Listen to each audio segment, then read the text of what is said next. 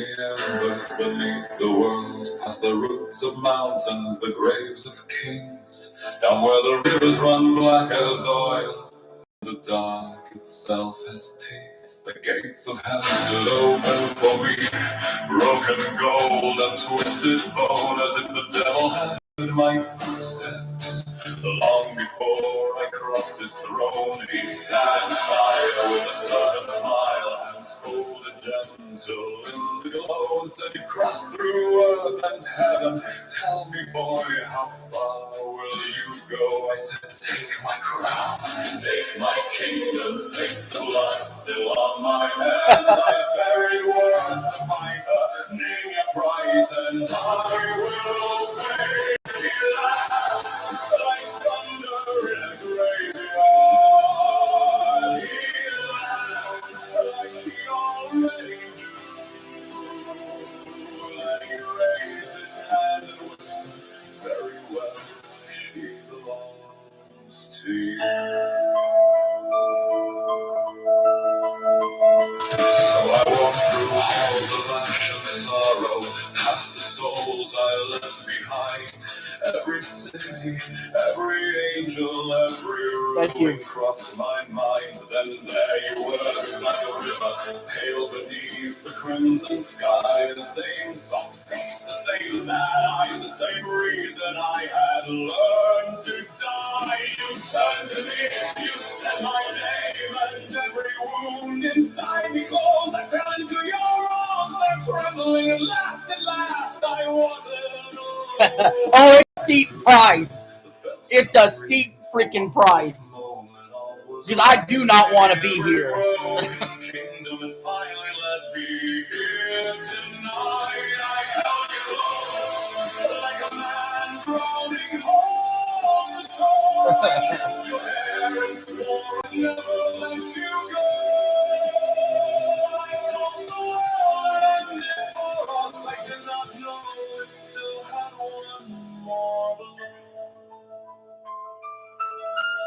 A flash of silver,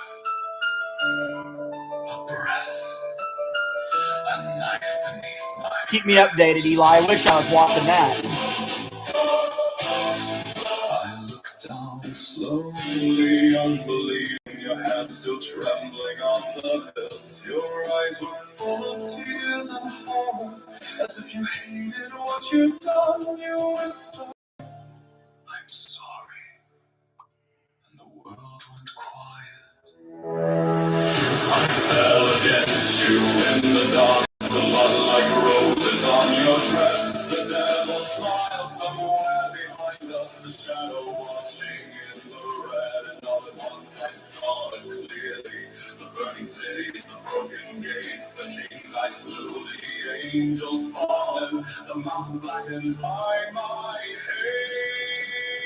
All of it for this, for a dream with a knife in its hand. Now I lie here in the ashes, in the ruin of a path I made, with your tears falling on my face like rain upon a shallow grave. And I don't know if I was wrong, or if there was ever any other road. I don't know if I was a monster, or just a man who loved too much.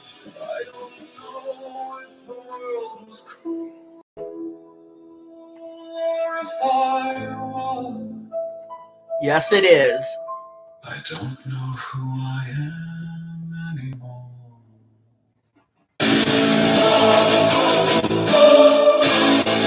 Was there ever anything left of me beyond you? Who am I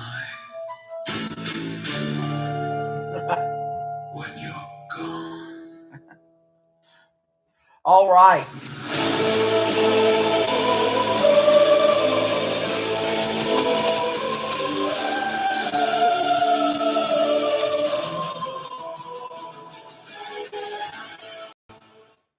That is it for the intro. Welcome in. Eli, I see you in chat. Saying hi to Doodles over here. See, we got little man over there on the bed. Hold on.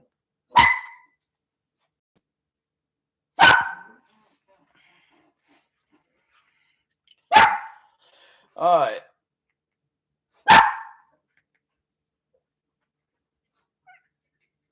So I have no hopes that this WrestleMania is going to be good at all. Okay, I'm just going to lay it out there. This WrestleMania is going to suck.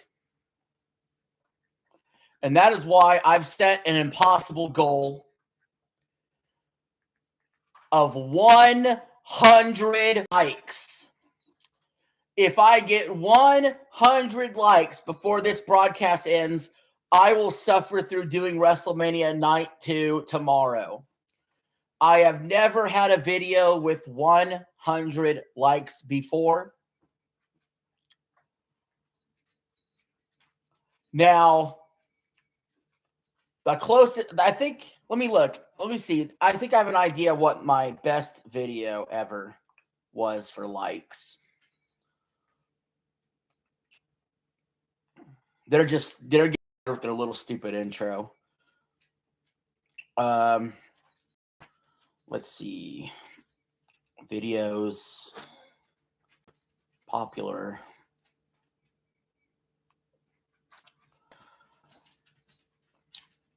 I need to be the host of LolCal Live video has 75 likes. The Horrible Women of POF video have 77 likes. Tonight, I want to make history. 100 likes. And I'll do Night 2. I absolutely can't stand WWE. So if you all actually support me with 100 likes, I will watch Night 2 also. And suffer through it. And my girlfriend will have to suffer through it. Me doing the live stream because she's going to be here tomorrow night. That's why the price is so steep. Because watching wrestling is like woman repellent. Okay?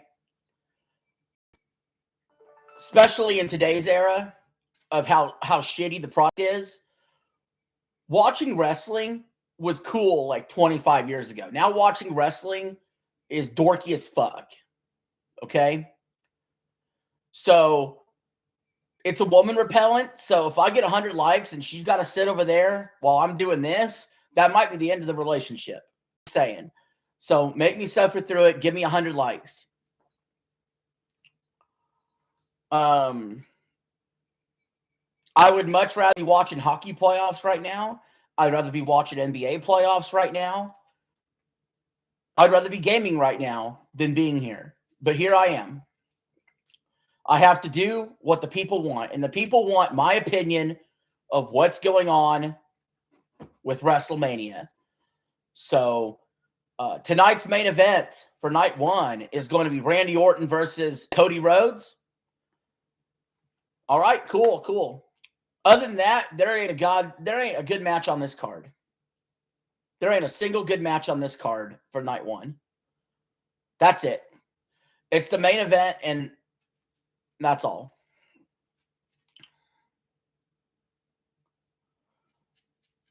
I bet you'd rather be watching. Yes, I would. How is that game going, by the way? How is the Timberwolves game going? Right before I came on, I was actually watching some of that Timberwolves game. It was going pretty good. That game was entertaining. What we're about to watch, is not entertainment. This is suffering.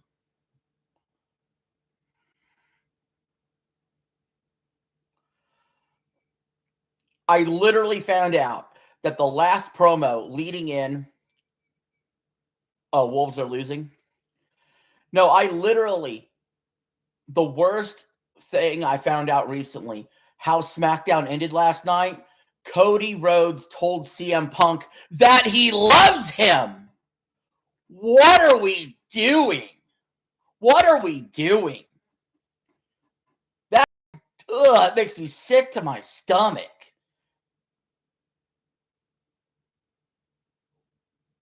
Cody Rhodes is in the ring crying. my dad respected you. I love you. I can't believe it. Are they both losing their belts? Probably. I would say Roman's definitely beating Punk tomorrow night. I wish Punk would win, but they're going to give it to Roman. I think Randy will win tonight. He should win tonight. John Cena is coming out. He has not been around since he retired.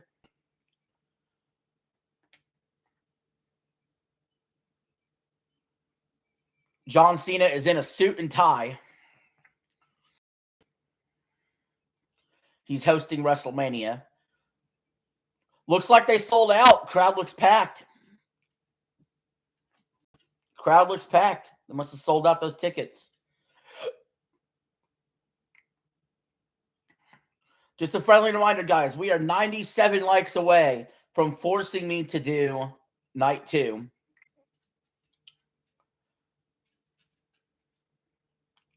Spam it to your friends and family.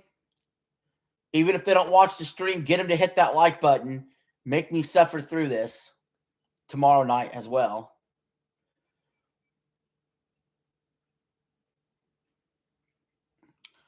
I don't like the 2-night format. Honestly, I'm done with it. Like, I thought I liked it for a little while there. I'd rather just get this over with in one day. Seriously. I would have rather this been a 6-hour stream one day. Let's go. But they double dipped. They double dipping. And now they're doing it with a lot of their shows.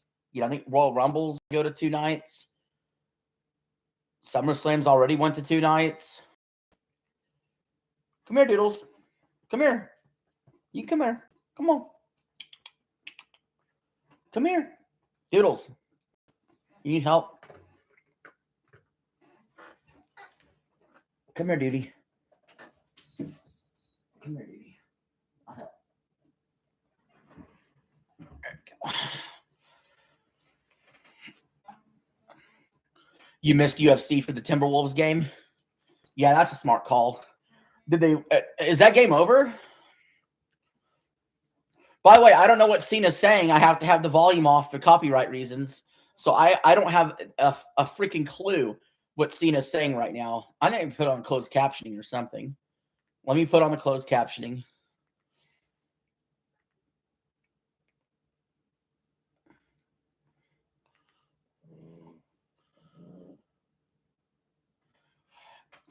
Here it has been a very, very vocal, one could say it's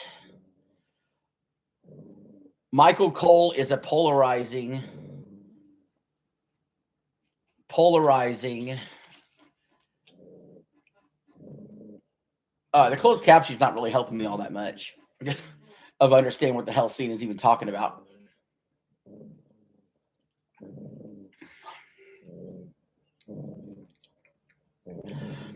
Cena says the time to talk is over. The time to deliver is now.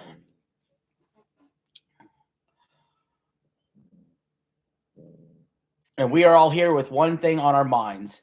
Who tonight will step up and deliver?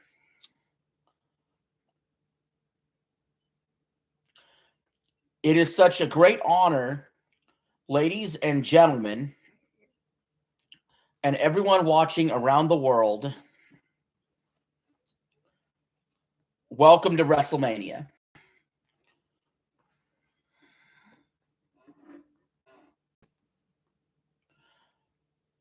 And now the Usos, Jey Uso's coming out.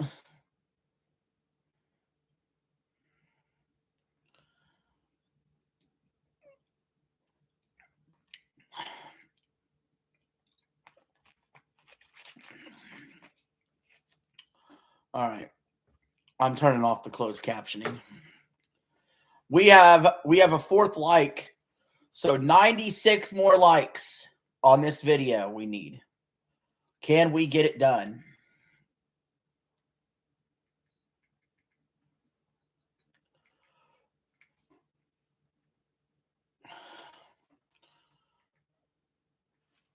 Can we get it done?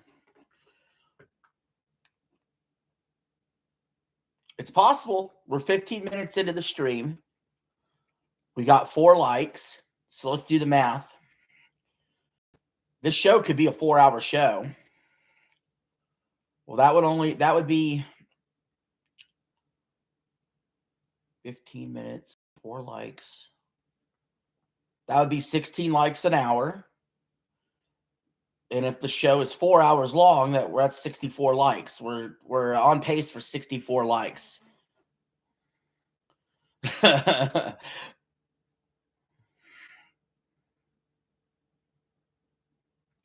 Jey Uso's out there yeeting, wasting time.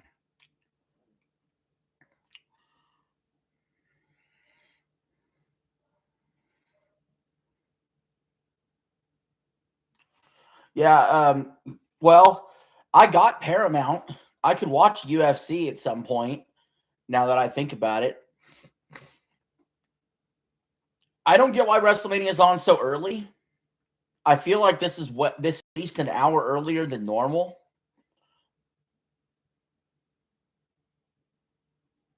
I just think it's weird.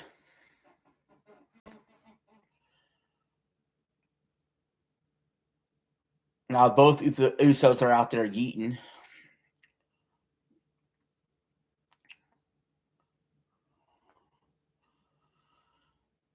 Is the Wolves game over? I need to know that. I need to know if the Wolves won or if the Nuggets won. I'm about to look it up.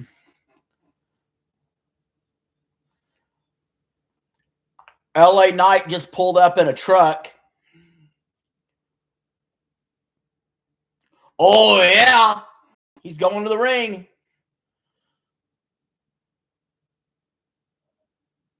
I wish so much better for LA Knight than the position WWE's put him in. He's actually one of the few cool characters in all of wrestling. And they put him in some of the dumbest matches. This guy should have the rocket strapped to his back. He actually has a personality better than a cardboard box.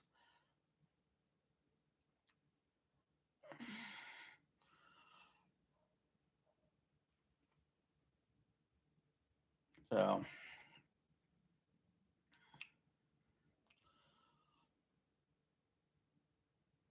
now, obviously,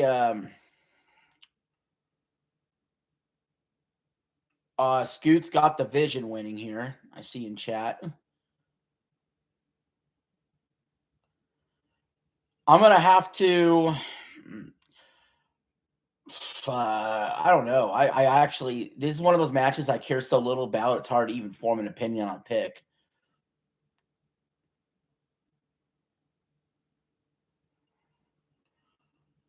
I don't know. Do you really want to start off WrestleMania with a heel group winning?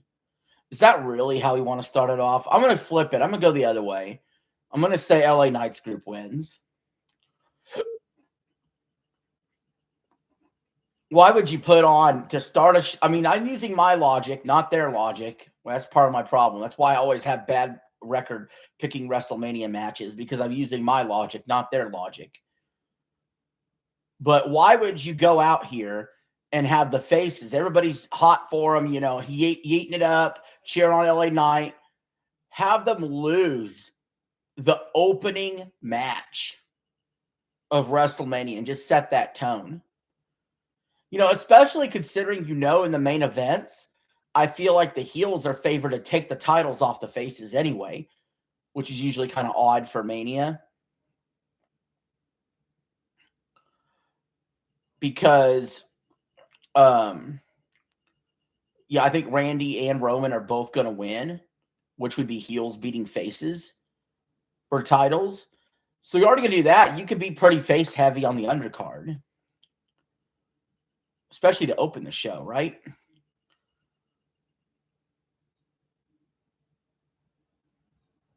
I Show Speed is out there with him. Yeah, I Show Speed and was that Theory and Logan Paul, the tag champs?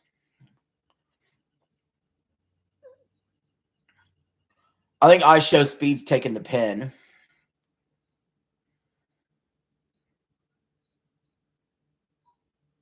Again, I get why this match is on first, because this is sort of like your your celebrity match. You know, because you got Logan Paul and I Show Speed. They're celebrities. They're teamed up with Austin Theory. They're going against the Usos and LA Knight. It's a dumb match. It's really dumb. But the first hour, I guess, is being broadcast on ESPN.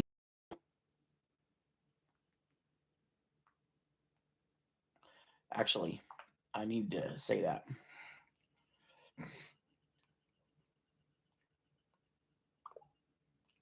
Hey, I forgot to tell you, if you turn it to ESPN2, I think they're broadcasting the first hour on ESPN2 where you don't have to have the app.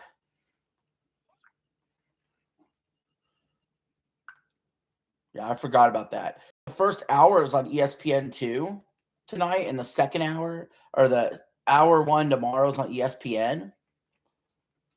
So this is like your mass appeal match. You're trying to get people to buy in the app. You know the smartest way to do that? If you're bringing Vince McMahon back and Vince McMahon's music hits 1 minute before they switch over off of the network and going to the ESPN app. All right. We're actually ready to get started now. We're starting the match with LA Knight versus I Show Speed in the ring. I'm just going to call him Speed. Speed's got him in the headlock. LA Knight is toying with him. Flips him over. Speed lands on his feet. Ducks the clothesline.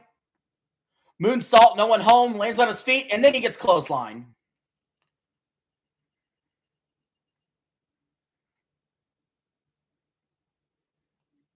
LA Knight kicks him in the midsection. Then he knocks Logan Paul's block off the apron. I Show Speed stands up. Body slam. Now he's celebrating. LA Knight gets up right away. Shaking his head at I Show Speed. Speed gets out of that ring in a hurry. Tags in Logan Paul. LA Knight drags Logan Paul into the ring. Throws Paul into his turnbuckle. Midsection kick after kick after kick. Refs having to break it up a little bit. He continues anyway. He's really putting it on Logan now.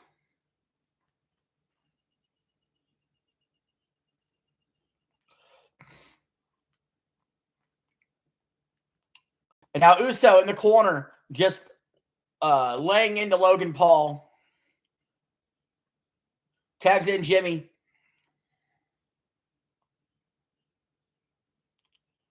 They're doing their typical double team moves. Jimmy goes for the pin. Logan kicks out at 2. No surprise there. We've yet to see Austin Theory get in the ring. Chop from Jimmy. Whips him into the turnbuckle. Logan hangs on to the ropes, kicks him in the head. Austin Theory tags himself in.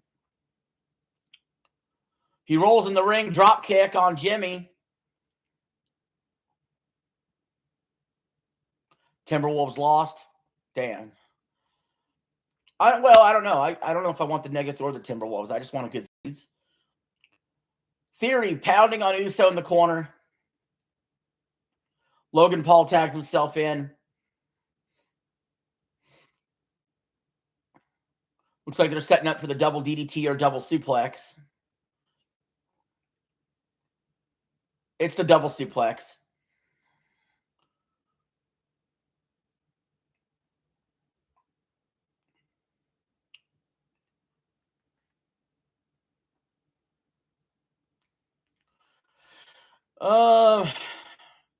Kind of just kicking at him. They're not really doing a whole lot right now. All right, they're going to tag in I Show Speed. Fellow YouTuber.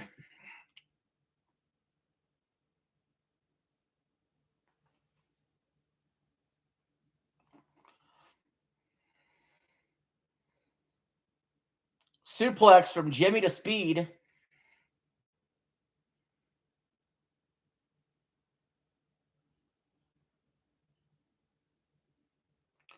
Speed tags in Logan. Logan runs over to the opposing turnbuckle and knocks down Jay and LA Knight. Now he's got Jimmy in the turnbuckle. Give him a knee and then a fist.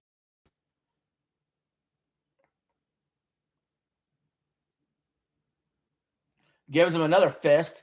Now he's doing a series of body shots.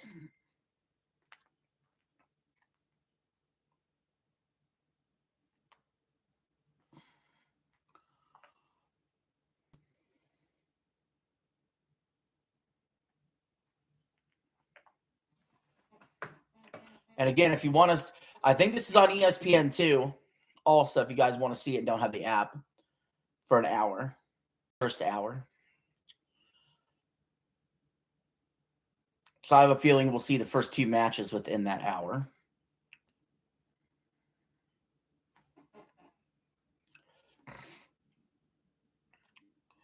All right, Jimmy hot tags Jey Uso. Now he's going against Theory in the ring. Hits him in the head. Jay's got the advantage right now.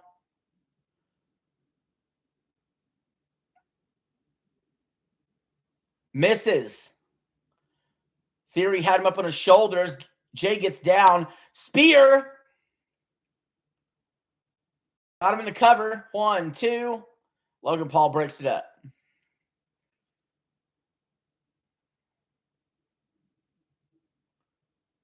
Slams down Jay. Jimmy kicks his head off. And Theory just knockout punched Jimmy.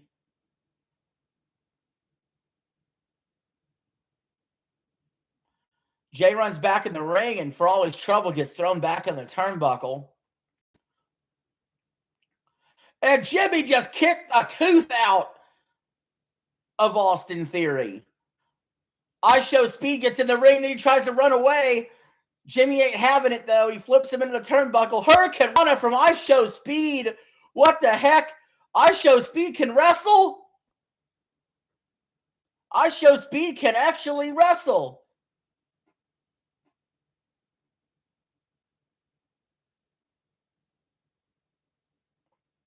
This goes to show you any Tom, Dick, and Harry could get in the ring and do this.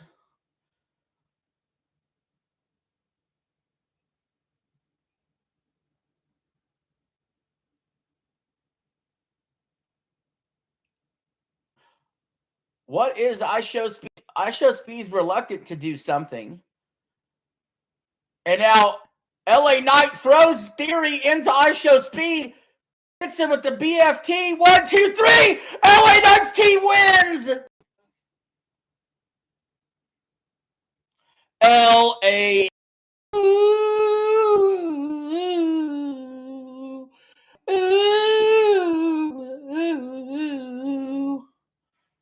We're 1-0, guys.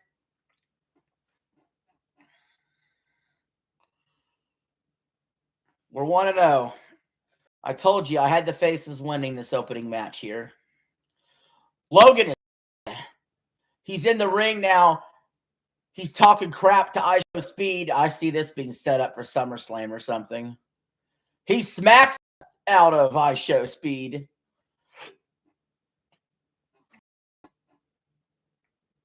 Logan is not happy.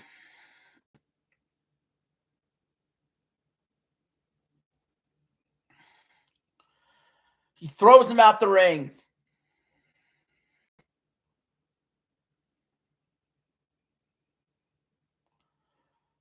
He's turned his attention to the table.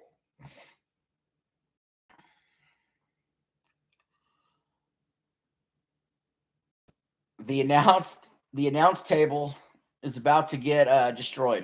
I hope he moves out of the way. I think Logan's setting him up for something or a splash.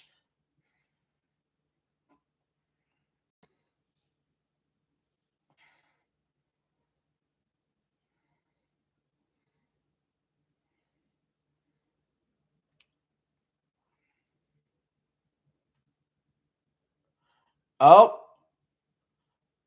The Usos and LA Knight came back in the ring to stop them. And they did.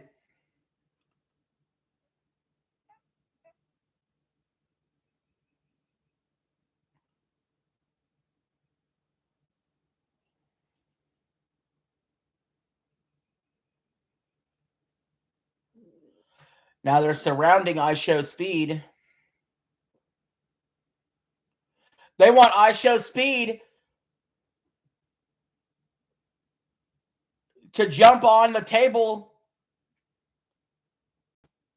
give Logan a taste of his own medicine.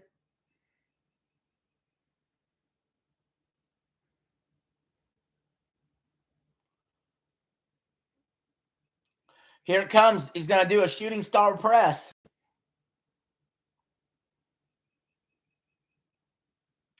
I Show Speed getting on the top of the turnbuckle.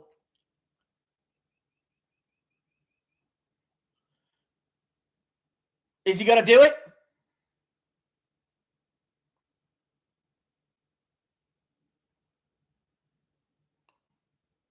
He did it! The shooting star press through the table!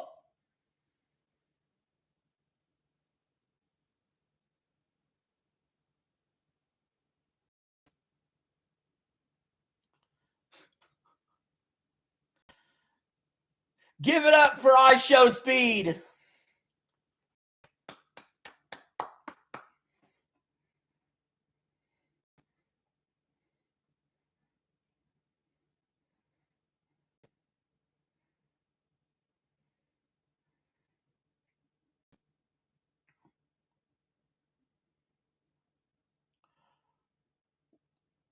Wait, they going to do it again?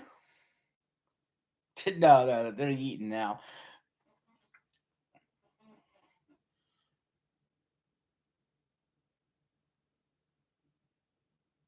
I guess that's how you kick off a WrestleMania, right?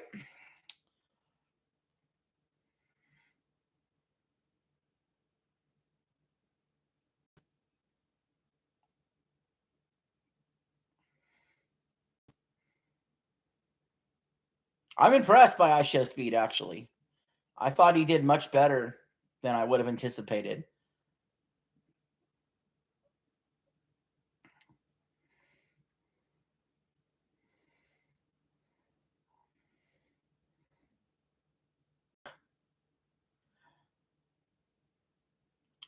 I don't know. What do you guys think? We're in between matches now. They're just celebrating.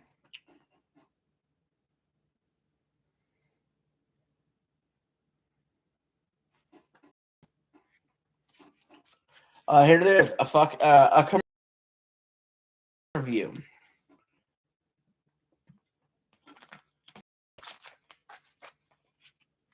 That would never, ever be a thing before.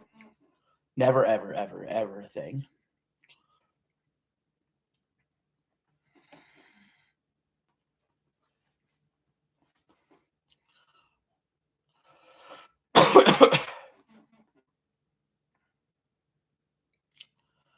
And don't forget, guys, while you're here, we got 4 minutes of a commercial coming up. But while you're here, hit that like button.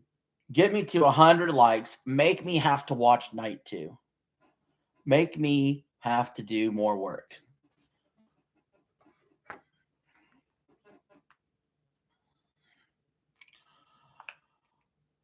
But we got 4 minutes of freaking commercials. It's ridiculous. You shouldn't have any commercials on a pay-per-view. Especially, this is the most expensive WrestleMania to watch ever. Because it's on the ESPN app, which costs $30 a month. Peacock was a lot cheaper. And the WWE Network was cheaper back then. And you could say, well, isn't this a cheaper WrestleMania than buying a 70 package of WrestleMania? Yeah, but not if you're paying for ESPN year round. $30 a month. Year round. is $360 a year. It's the same as Game Pass now.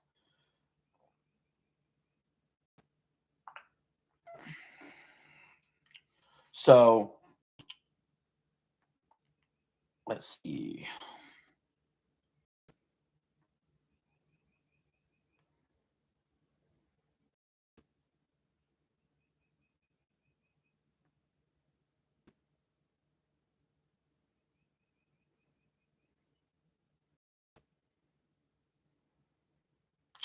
All right, we got a fifth like.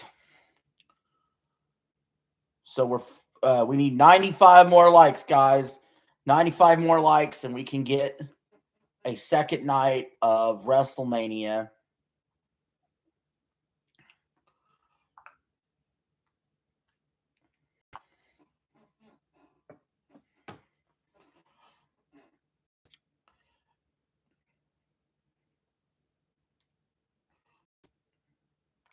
We got 363 subscribers.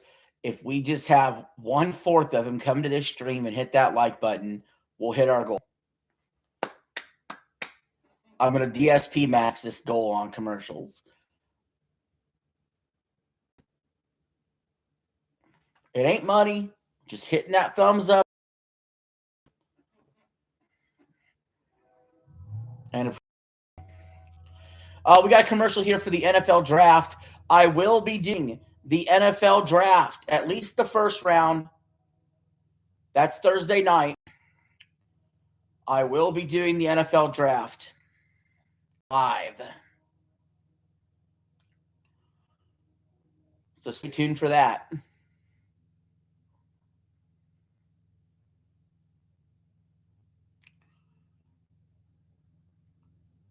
So I'm excited about it. I built out my mock draft already. So if y'all are interested in the NFL draft, let me know in the chat if you're interested in watching me do the NFL draft.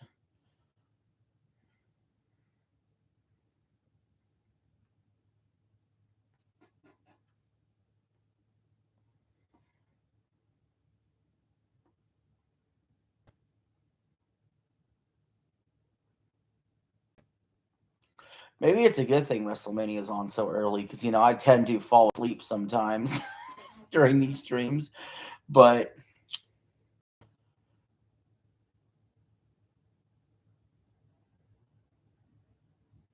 what can I say? Things happen.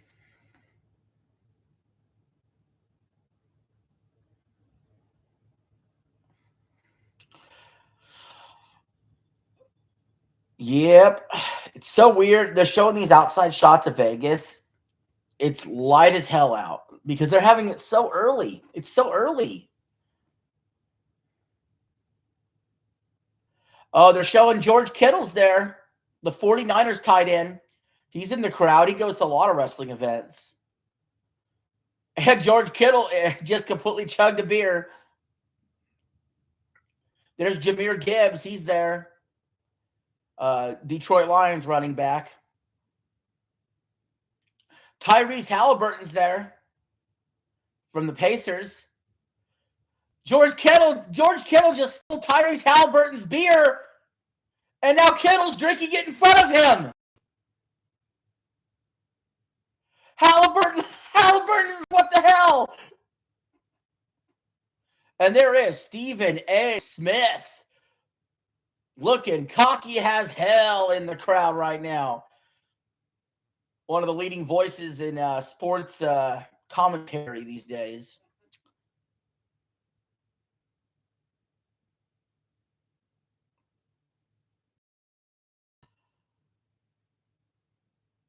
All right, I think we're getting ready to match.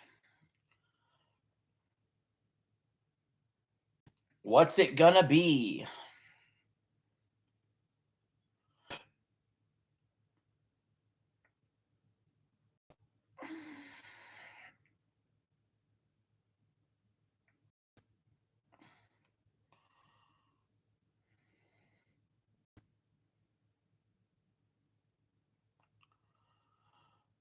Well, it's going pretty good.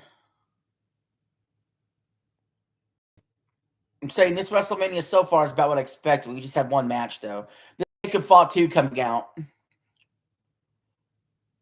So it looks like they're going to do the Jacob Fatu versus Drew McIntyre no DQ fight. That's what they decided to go with here.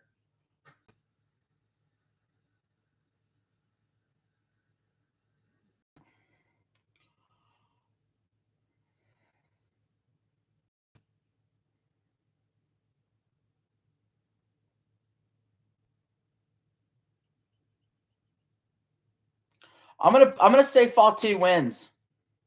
I'm gonna say Fatu gets put over.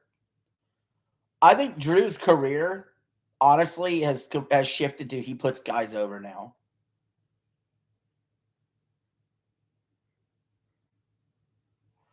He'll occasionally get a world title run here and there, but they don't look at Drew as the main guy. They don't. I think they're gonna put Fatu over.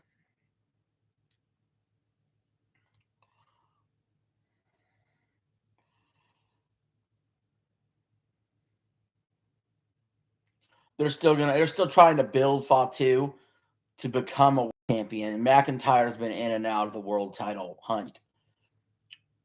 Put Fatu over.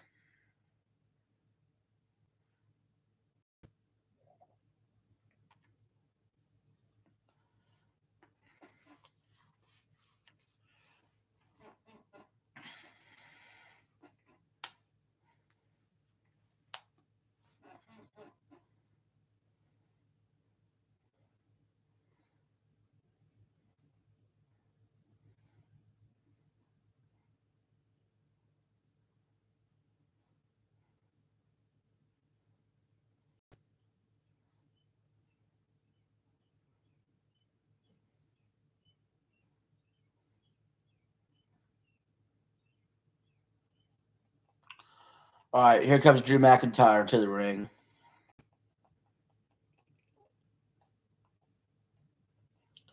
I would say so far they definitely put a lot of thoughts into the entrances this year.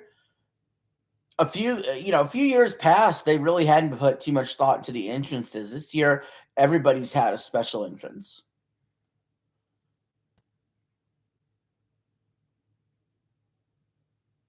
This one, it looked like McIntyre, like he cut open the door and he's bringing out a sword.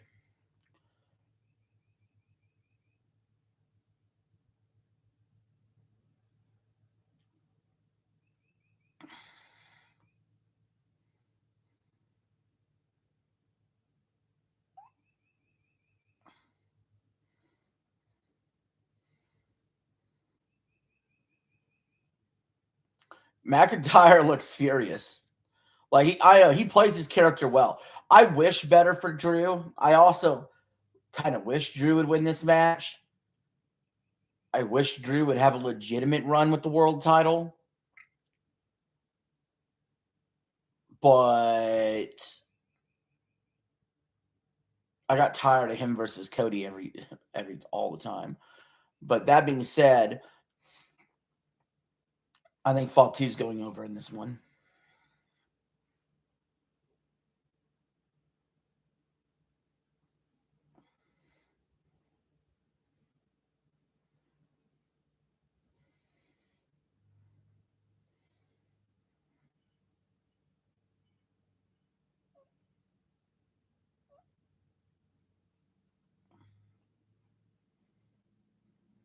Fatu jumps through the ropes, knocks Drew down outside the ring. We haven't really even got started. Drew still has his coat on.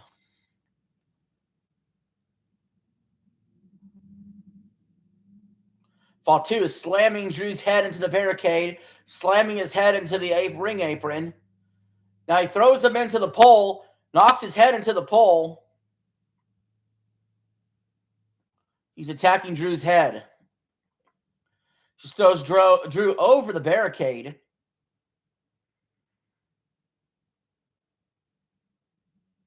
Now he's going under the ring. He's grabbing something. What is it? He's got a table.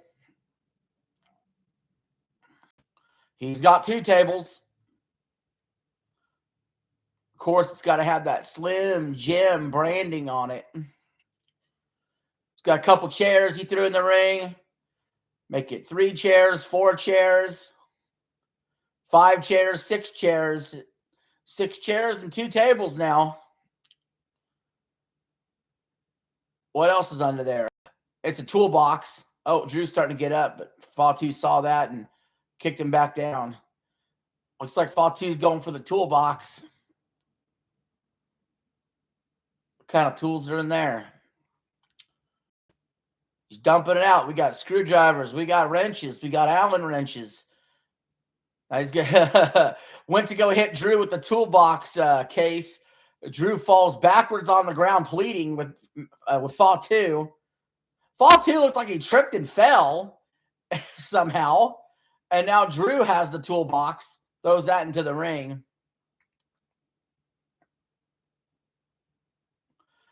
Drew now slamming the back of Fatu's head to the ring apron, the exposed ring apron. Sets up for a springboard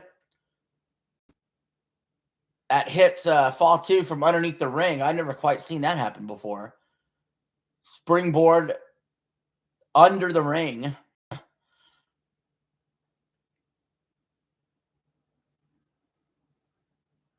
Now McIntyre is setting up a table outside the ring in between the announcer's desk and the ring.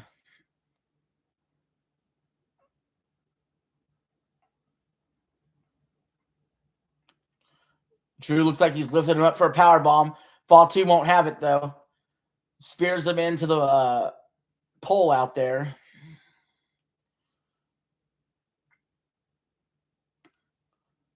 Clothesline. Drew to Fatu. Spun him around whirly-dirly style. Now Drew's picked up a cell phone.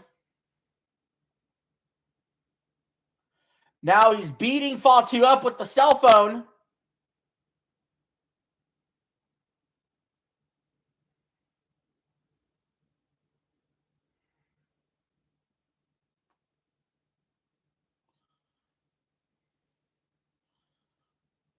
Throws Fatu into the ring. Drew with wrench in hand, ready to do some damage.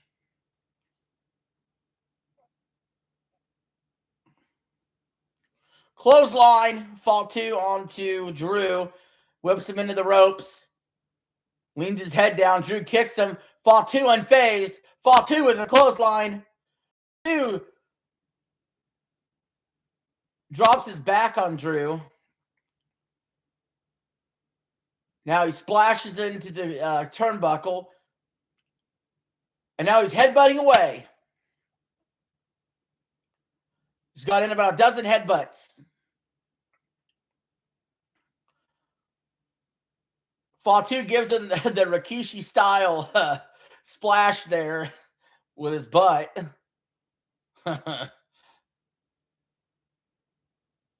Drew goes for a clothesline, misses. Fatu hoists him on his shoulders and lays him down. 1, 2. Kick out.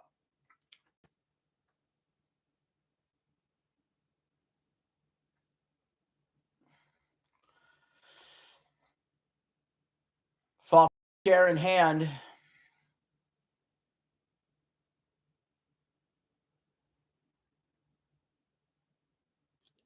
Line up. And Drew says no. He knocks Fatu down. He's got the chair now. Drew is setting up the chair in the turnbuckle between the second and third turnbuckle. Thank you for a 6th like, by the way. Appreciate it. We'll keep those likes going to hit our goal. So I'll watch night 2. Fatu goes to throw Drew into the turnbuckle. Drew stops, elbows Fatu. Fatu goes for a splash, misses, hit the top of the turnbuckle. And now Drew gets that suplex in on Fatu. Fatu roll out the ring. There's Drew looking menacing as usual.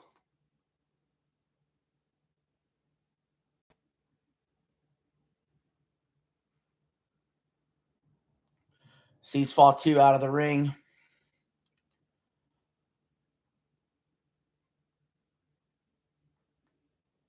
Drew over the top rope. Flips into Fatu.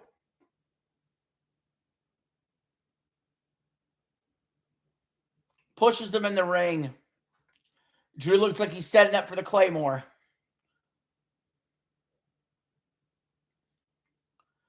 He misses. Fatu ducked it. Drew landed on his backside. Fatu grabs him, throws him into the turnbuckle with the chair set up. Face first. Sets up a backflip splash. 1, 2. Drew kicks out.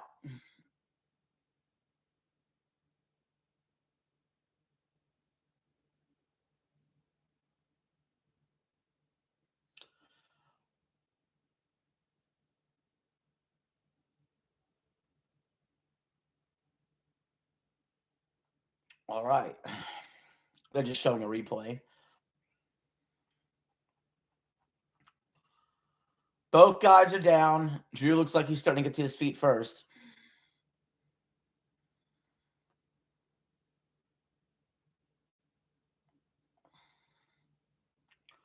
Drew is going for the wrench. Just hit Fatu in the knee. Now he's trying to bust Fatu open. He's looking to bust Fatu open. He's driving that Allen wrench into his forehead. You violent Scottish man.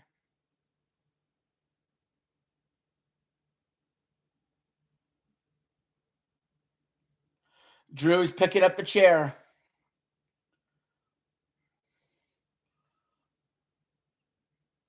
He set both of them up like he's seating somebody.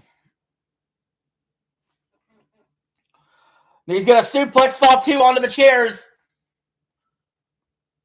And he does. He kind of misses most of it, though. Still, 1, 2, kick out. Those chairs were set too far apart. That spot didn't really look good. It barely hit one of the chairs, completely missed the other.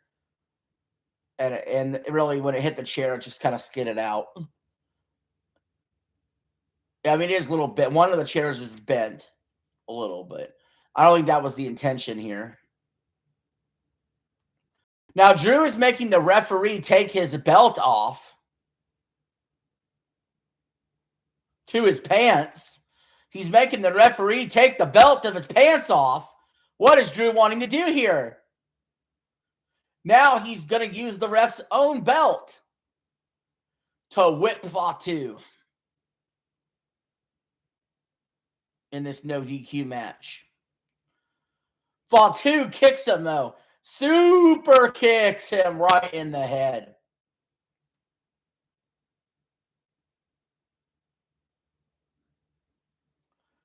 Hit him with the steel chair in the back. Threw it pretty much. Grabs another. Hits him again in the back. Now Fatu's belt. Oh, he's whipping his back with the belt. That hurts. Oh, you just know that hurts. He stings him. He hits him again. He hits him again. He's got whelps on his back already. You can tell this really hurts. You can tell Drew is in some pain. Fatu did not hold back. He really let a rip on those belt whips. Oh, man, that's got to hurt. Now Fatu's picking up the toolbox. Big red toolbox. Oh, Drew with the Claymore kick. 1, 2, kick out. This is why I think Fatu's winning. Drew doesn't believe it. Drew cannot believe he only got a 2. He grabbed the ref by the shirt, demanding what happened here. Drew got the Claymore kick through the toolbox and only got a 2 count.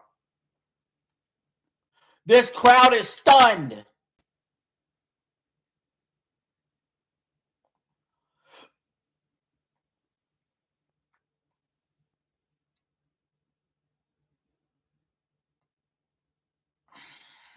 Drew and Fatu exchanging fists now.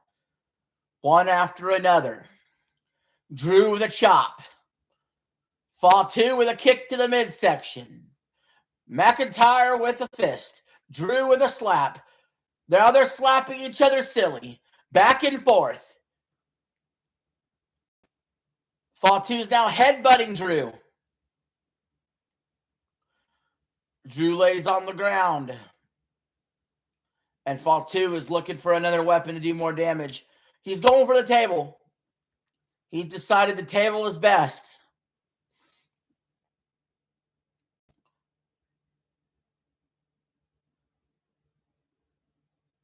He's setting that table up in the middle of the ring.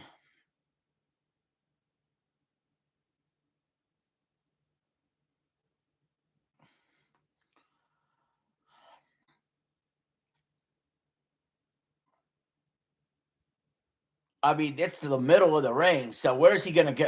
Where is he gonna jump from? I mean, that'd be quite a jump. Well, no, I could see. Yeah, he is a little bit closer to this turnbuckle he's about to use. This is doable.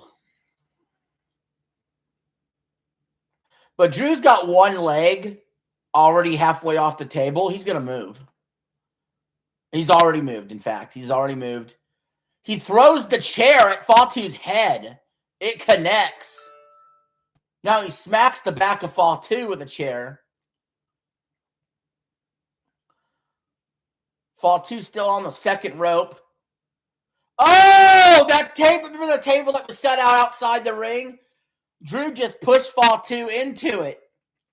Outside the ring. I forgot all about that table being set up out there. Good spot.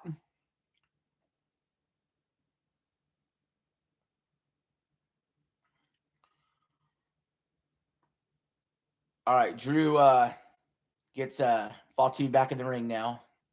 I think he's setting up for the Claymore again. Well, he went for it, but Fatu hit him with the super kick. Gets him with another super kick. Drew's on the ground now. Fatu's got the toolbox. Hits Drew right in the head. Drew is laying on the table. Fatu with a backflip. Goes for the pin. 1, 2, 3. Fatu wins! Fatu wins! I'm 2-0 on my picks. And Scooter is 0-2. Scooter is 0-2. I am 2-0 on my picks. Fatu with the win.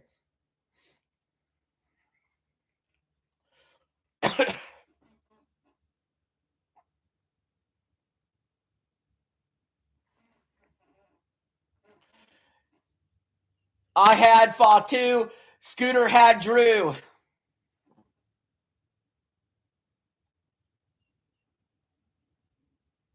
I don't see in the chat here where you picked. I'm looking at the chat, Scooter. I don't see here where you picked anybody actually for this match in the chat.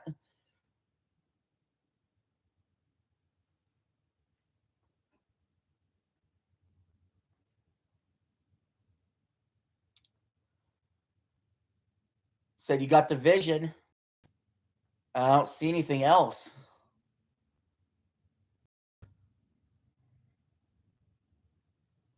Oh, I'm counting picks that are done on the chat, bud.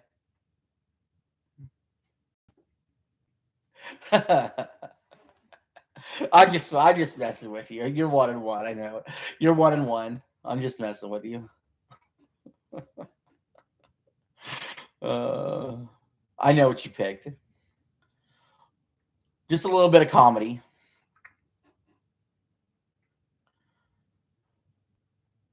Heck, usually there's been a lot of WrestleManias where, like single night WrestleManias too, back in the day, where I'd be like 3-8, or some stupid number like that. I'm already 2-0. This is better than most years. No, Don't tell. Hey, I was just teasing. I was teasing. You're 1-1. I need you to like all your what is it? All Filipino women, to hit like on this video. Make me watch night 2.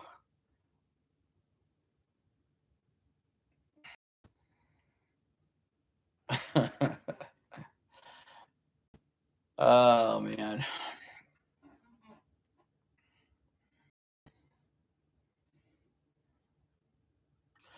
Well, tonight we are going to get Stephanie Van Kier versus Liv Morgan for the women's championship. We're going to get Cody Rhodes versus Randy Orton for the WWE championship. We're going to get AJ Lee versus Becky Lynch. I didn't see the other match. It went too fast.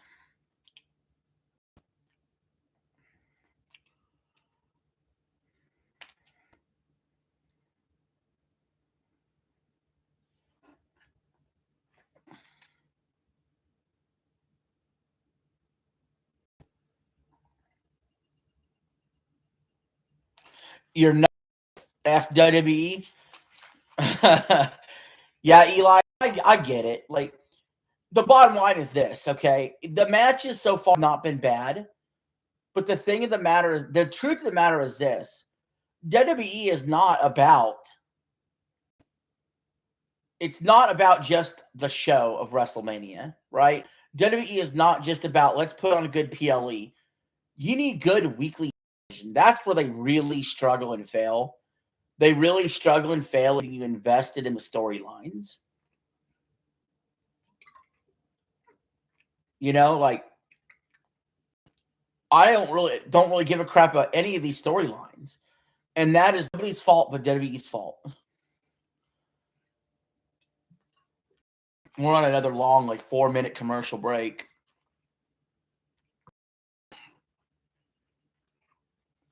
Bear with me.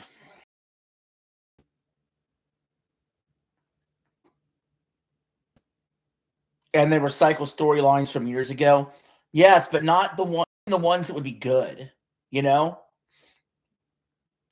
Like the storylines they should be recycling. They need to recycle the good stuff, They don't do that, though. I don't know why.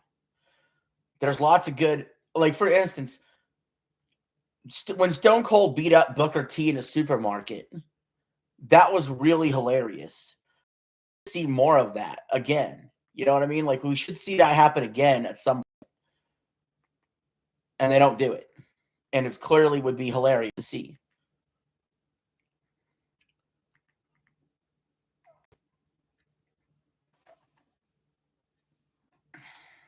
So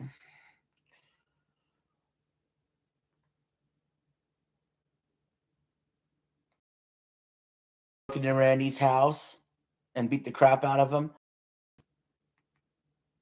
Yeah, you're way too young to remember this, but there was the Brian Pillman incident. And there was a gun involved, and they faded to black, and the USA Network had to apologize for running that storyline. They're not as edgy. That's the biggest issue. That's the bottom line, because Stone Cold says so. They're not as edgy as they used to be. Obviously, during the PG era, they went family friendly. John Cena, the PG era, they went more family friendly in general. But they're not edgy. Like they it's weird because sometimes they'll try to act edgy here and there, but then you throw all that out when you do stupid crap like Cody Rhodes telling CM Punk that he loves him.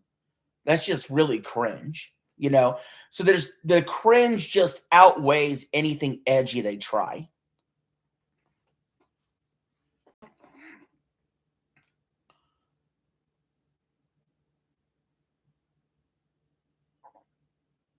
And that's the problem, really.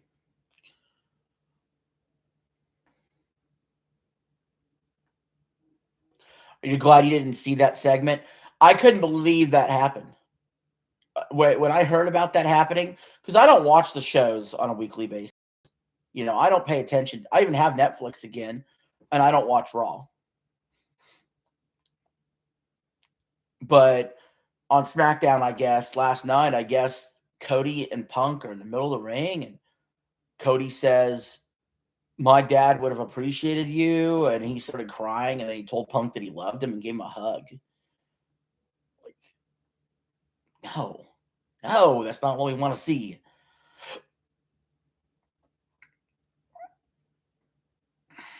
Why would it? Who does this benefit? Like, who does this benefit? Honestly, who would that benefit? That kind of segment. It makes Cody look like a sissy.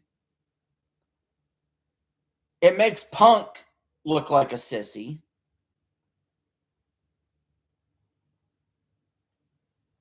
Who does this benefit?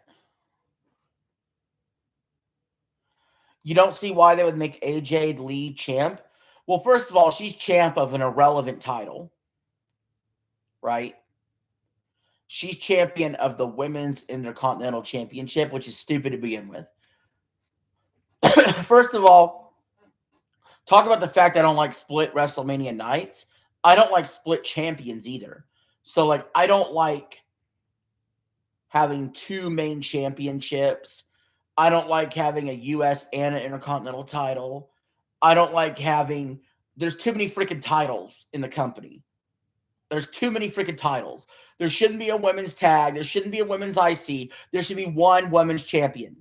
One women's champion. Maybe you could argue for a women's champion and a women's tag champ. Okay? And build your divisions off of that. And one main championship for the men, a mid-card title for the men.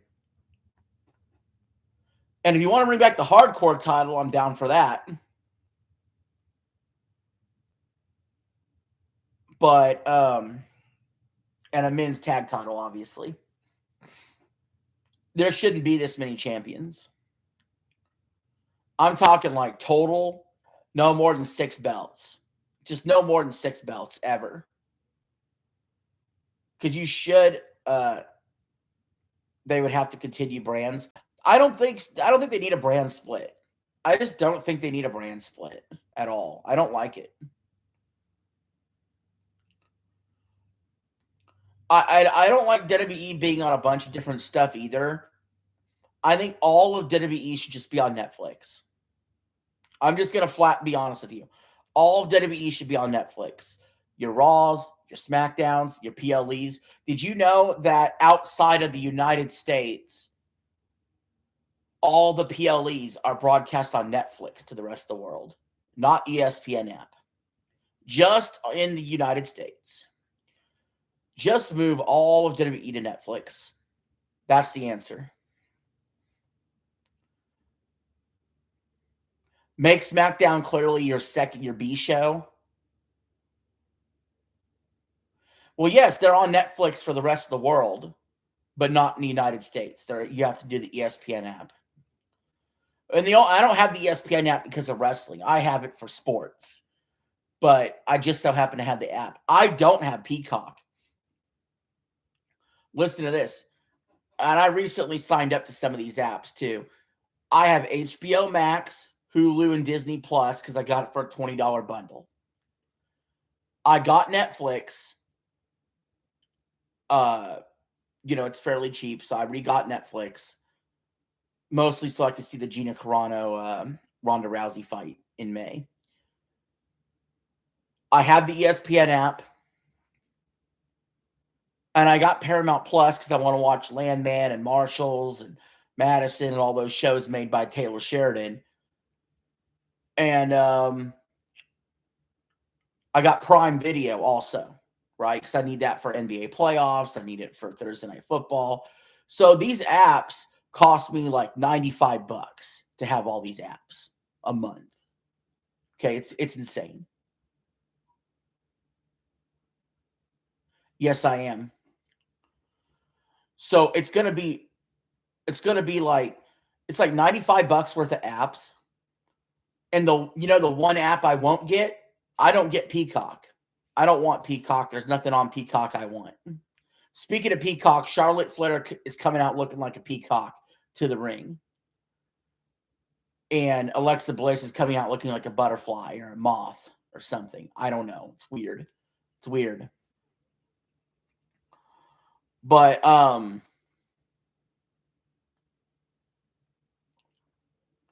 anyway, I don't get Peacock, and there's one other app that I'm gonna have to get in the future if I want to watch freaking what is it? If I want to watch Pluribus season 2 next year, I'll have to resub to Apple TV. These apps are out of control. These apps are out of control. Just out of control. And I don't think it's that hard to ask that WWE could just stay on one app and everything be on one app. I don't think it's that hard. Pick an app, stick to it. And it should be Netflix for them, in my opinion. And the NFL is going crazy over these apps too. They're putting games on all kinds of different streaming services. They're milking fans for every dollar they can. They're going international. WWE is going international. I'm just really annoyed with how things are going right now with certain aspects, They're lucky that I'm not struggling financially, because if I was struggling financially, I wouldn't pay for none of this. I'd be just as happy not paying a dime for any of these apps, and I'll just watch YouTube. I have done that before. So that's my little rant. I'm kind of, we'll move on with the match now. They're still doing entrances. I have Alexa Bliss and Charlotte winning. This is a multi-team match, so I really don't feel like it's a loss if I pick wrong, but it's still a loss. So that's another reason why my WrestleMania record's been bad, is there's so many multi-person matches, and if you pick the wrong team, you lose. And I see Scooter's got Bella and Paige.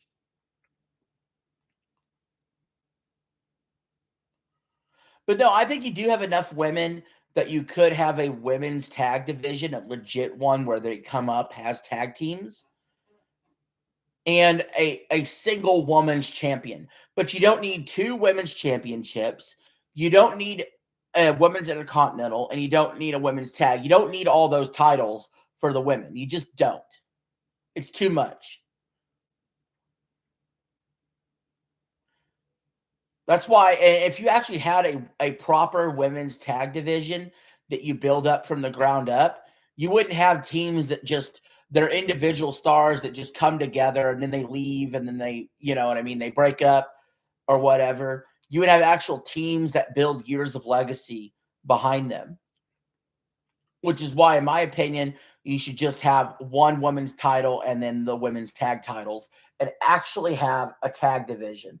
Just like with the men, the tag division is best when they're actual tag teams that are together for years and they actually get stuff done together for years. They're not just teams that are thrown together. You know, even when you think to the Attitude Era, we talk a lot about the single wrestlers.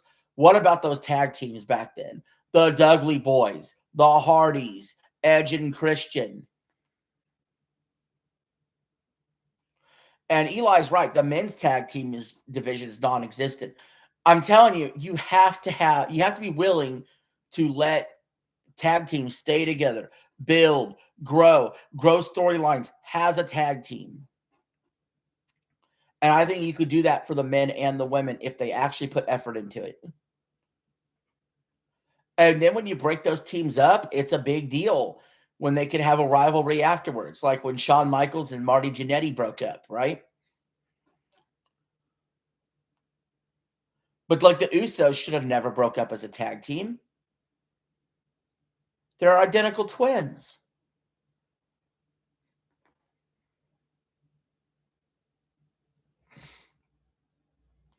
But none of the teams here coming out now for the women's division right now, none of these teams will be a tag team together in a year. Hell, even 6 months from now, none of these teams will be a team together. None of these teams. They will all be recycled with a different tag team partner, or they'll be singles wrestlers again. This is a thrown together match that lacks continuity.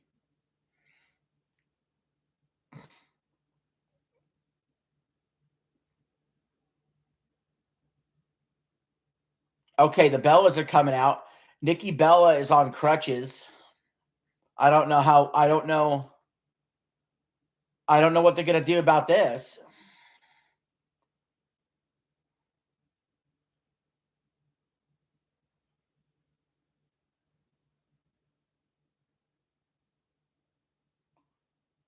Who's coming out? Oh my God! It's Paige! Paige has returned!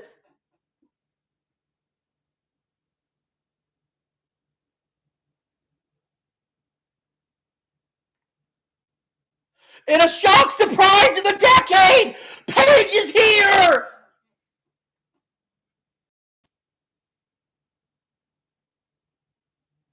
This is our first time hearing about this! That Paige is here!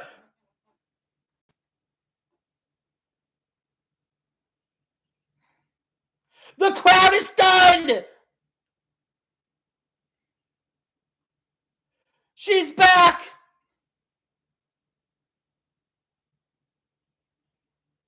Yeah, but people don't. Those leaks are usually wrong, so I didn't pay attention to it.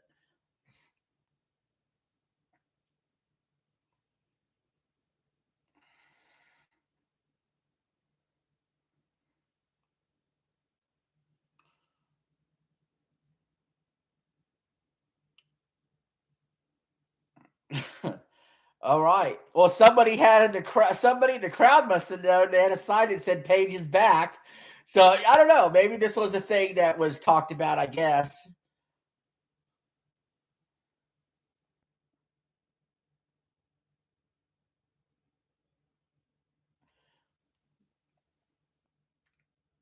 She didn't really work in AEW though, did she? Not really.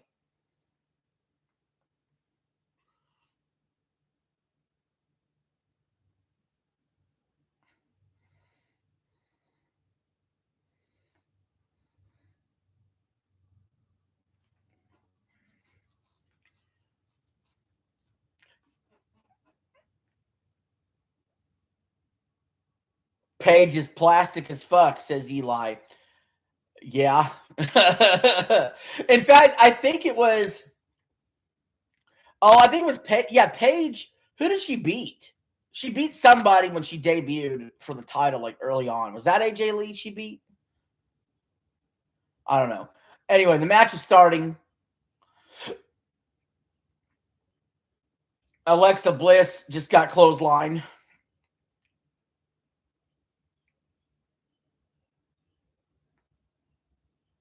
Yeah, that's right. It was AJ Lee.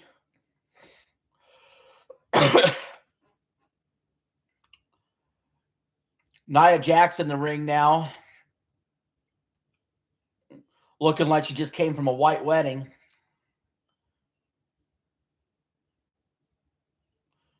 She's one of the worst wrestlers she's so bad in the ring, dude. It's a botch mania out there already. I can't even describe to you what's going on. It's just ridiculous. Charlotte Flair from the top rope lands it. Now she throws Nia out the ring. Now she gives Brie Bella a good old chop. 1, 2, 3 chops. AJ Lee tags in Valkyria. Charlotte try to get her in the figure 4. I don't even know who's legal. I don't even know who's legal. There's 3 people in the ring right now. I don't even know who's legal. I don't even know what's going on. These 4-person team matches are so stupid.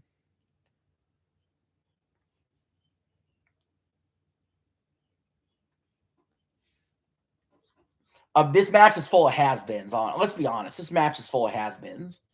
Charlotte Flair has been. Bailey has been. Bella's has-beens. Paige has been. Nia never was. And, all right, Bree's getting ready to tag in Paige. But Valkyrie grabs her by the leg. Then she gets a kick. Now Charlotte rolls her up, rolls her through.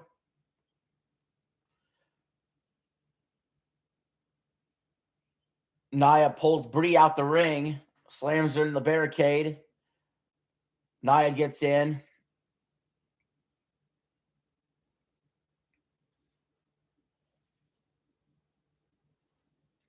Hey, that's Naomi, isn't it?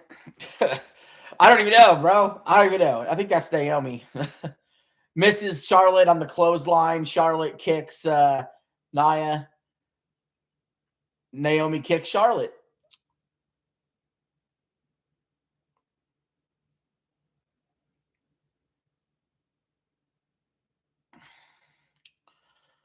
Charlotte kicks Naomi. Backbreaker. Tags in Alexa, the only person I care about in this ring. Alexa with the Whirly Bird DLT. Valkyrie comes in, throws Alexa in the turnbuckle, pounds her face, tags in Bailey. That's Lash Legend. Well, to me, you could have told me that's Naomi. I would have believed you. I would have believed you.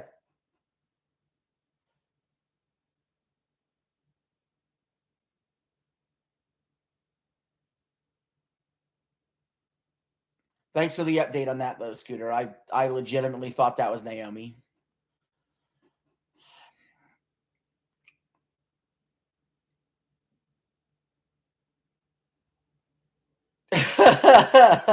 No, I think she looks like Naomi to me. Her hairstyle and how she looks. Valkyrie and Brie now on the top rope. Trick Williams will knock her up soon. Alexa and oh gosh, what's going on? I guess Lash Legend, the Naomi lookalike, is going to do a double power bomb there on Valkyrie and Alexa. Now Brie Bella from the top rope, drop kick.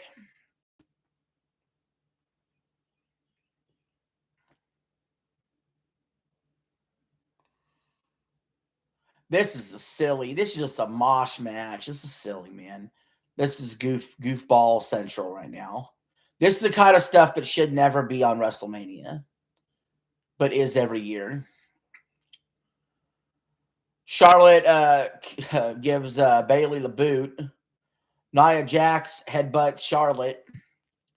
Brie tags in Paige. Paige gives a fist to Nia. Paige going to town on Nia now.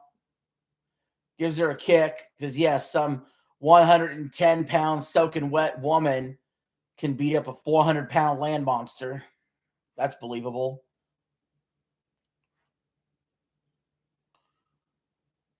Paige suplexes Bailey.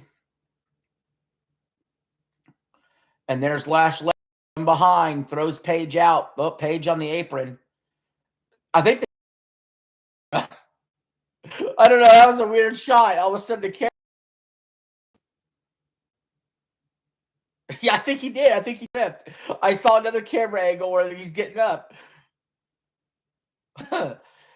Paige does a crossbody on Valkyrie. She rolled through it, picked her up, hoisted her on her shoulders. Going for the attitude adjustment, but couldn't land it. Now Paige with the Paige turner hits her with her finisher. 1, 2, broken up by Bailey there. Nia picks Bailey up, drops her on her back.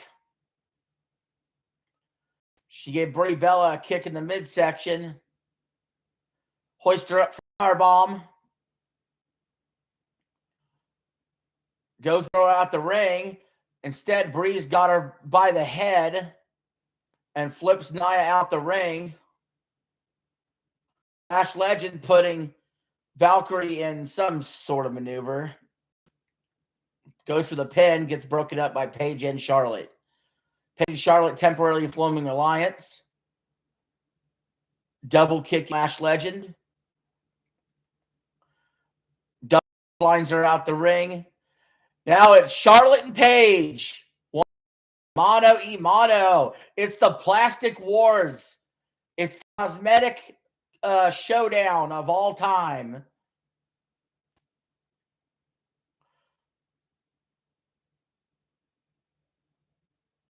They're still plastic.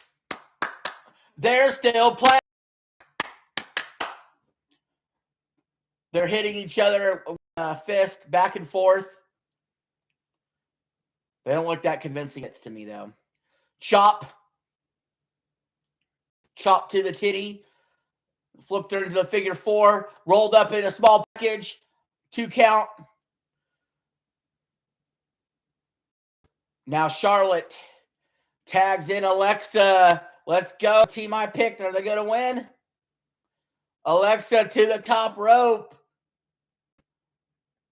Brie Bella pulls Charlotte out the ring, hits her with the crutch. For some reason, Alexa's not jumping. No, she could. Now she does. Paige gets the legs up off the Twisted Bliss attempt. Now Paige with a DDT on Alexa. 1, 2, 3. Come on. Come on. Fuck this. Dude. Paige just won.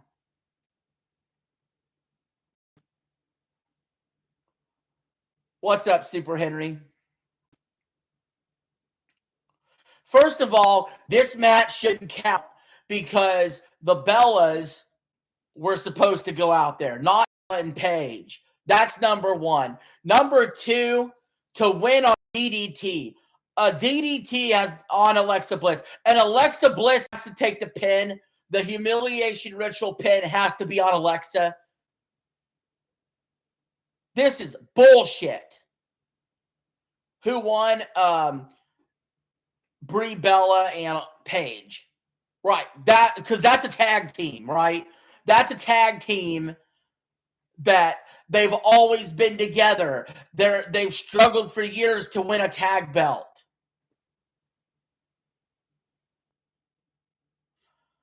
Hi, Super Henry. This is absolute dog shit. Yeah, I'm 2-1 also now. But yeah, make this make sense. So what happens when Nikki gets healthy? What happens when Nikki gets healthy? Is it still Paige and Brie? Is Paige going to give her title over to Nikki? How often is Brie going to be able to wrestle as a champion? How often?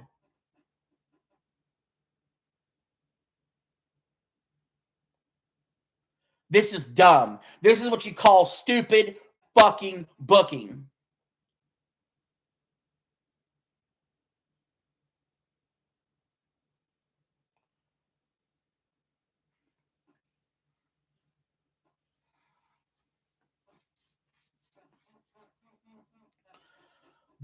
Boo. Boo.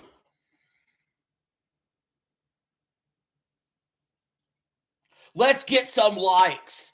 Let's get some likes on this stream. Make me watch night 2. I need 100 likes to watch night 2. I got 6 so far.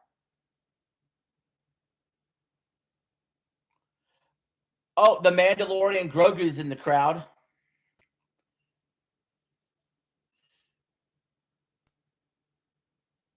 Oh, they did that just to show the commercial now.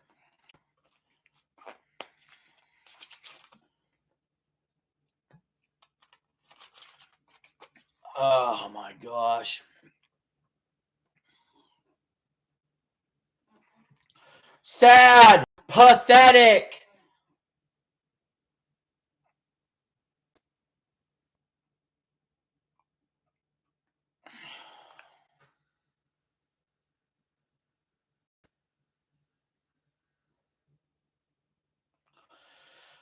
Man, now we get a bunch of ads. That's great. That's awesome. Just what the doctor ordered, right? Advertisement after advertisement for a show you got to pay $30 for.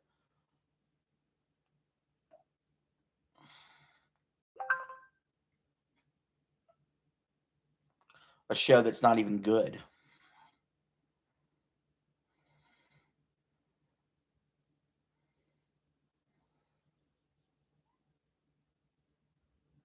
So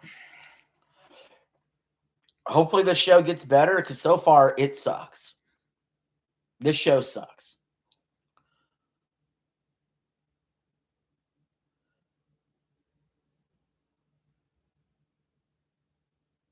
There's ways it could have been worse. If LA Knight's team had lost, that would have been worse.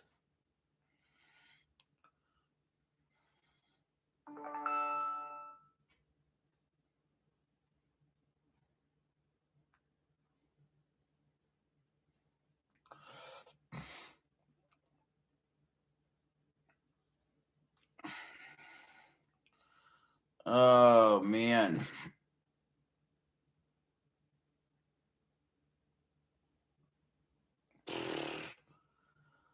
I just Debbie Downer me bad, man.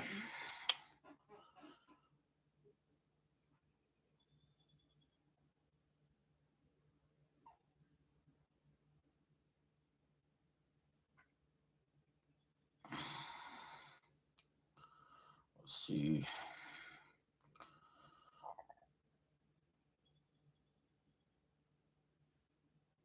Passenger. Okay.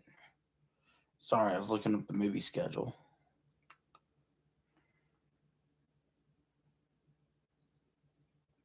No, I think Alexa deserved to win.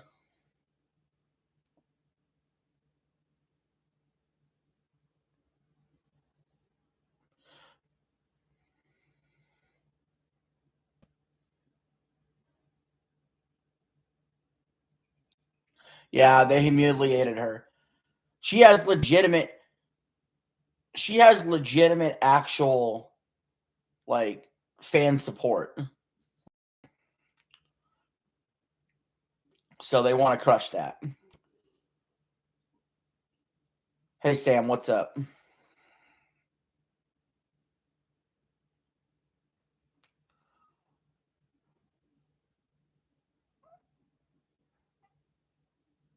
None of them should win. Well, I don't know how you booked that, Eli.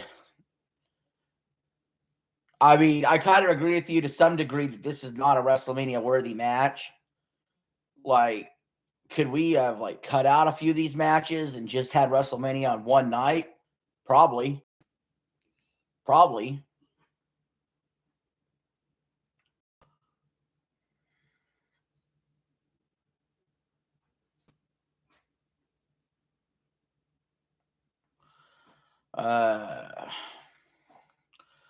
All right, I'm going to update you all on some NBA scores while we're waiting.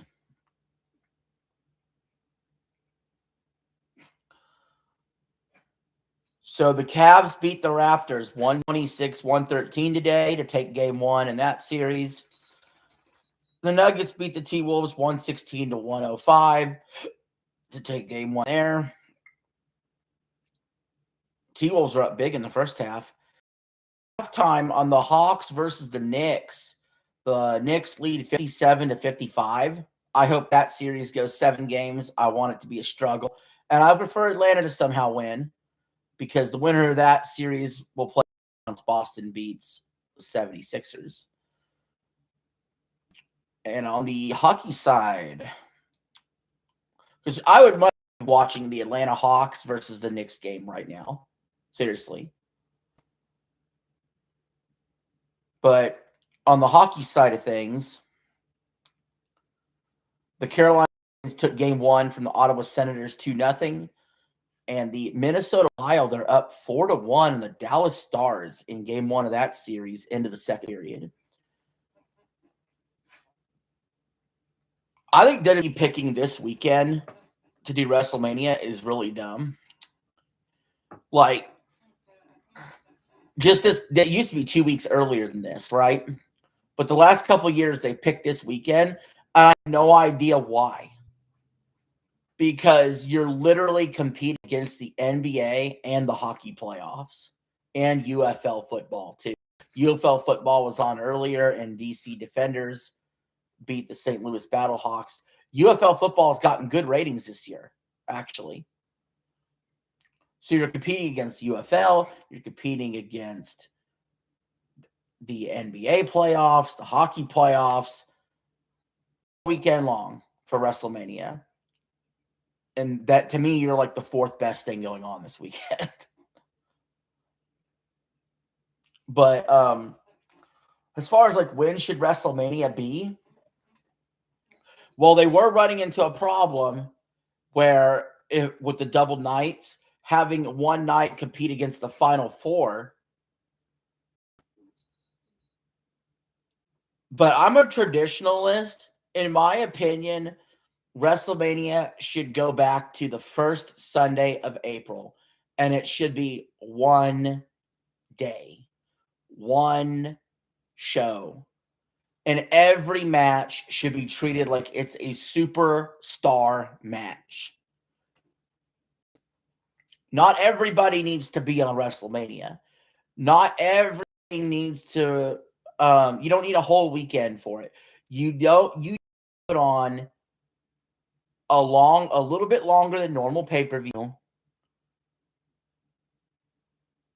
but have good matches. And when matches end, instead of all these advertisements, you need to get the next match out. Keep it moving. You know what I mean? Like, there's no reason to wait 5, 6, 7 between matches.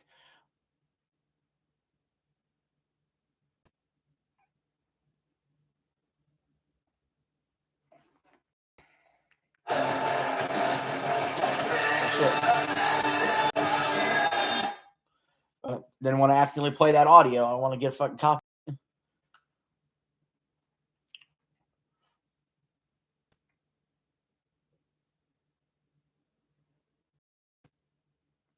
Eli says UFC is more entertaining than WWE. I am going to look into doing some UFC commentary as well.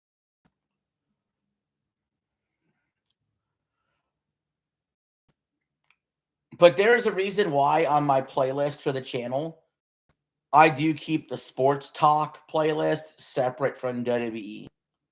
Because I don't consider WWE a sport. It's a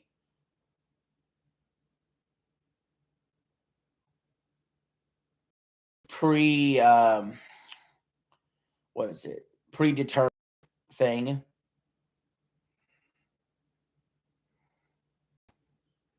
Now, if I get some sort of copyright for accidentally playing that audio for like 3 seconds, I'm going to lose my fucking mind.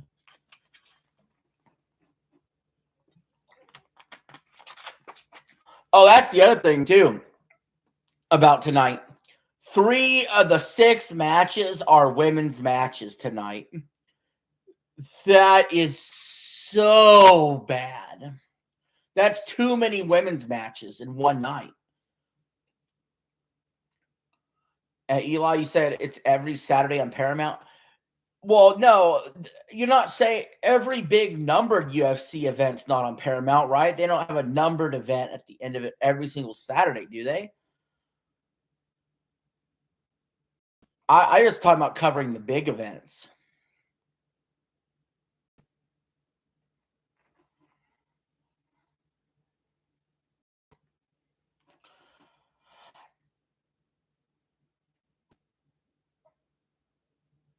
AJ Lee is coming out.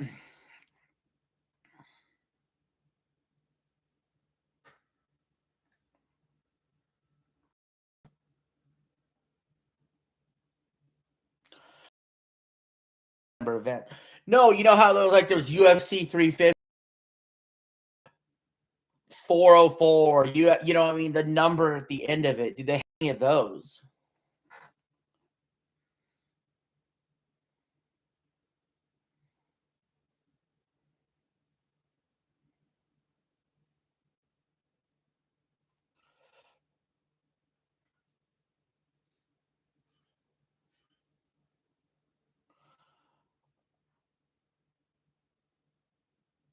Yeah, I'm going to have to agree with you, Scoot. I think Becky's going to win.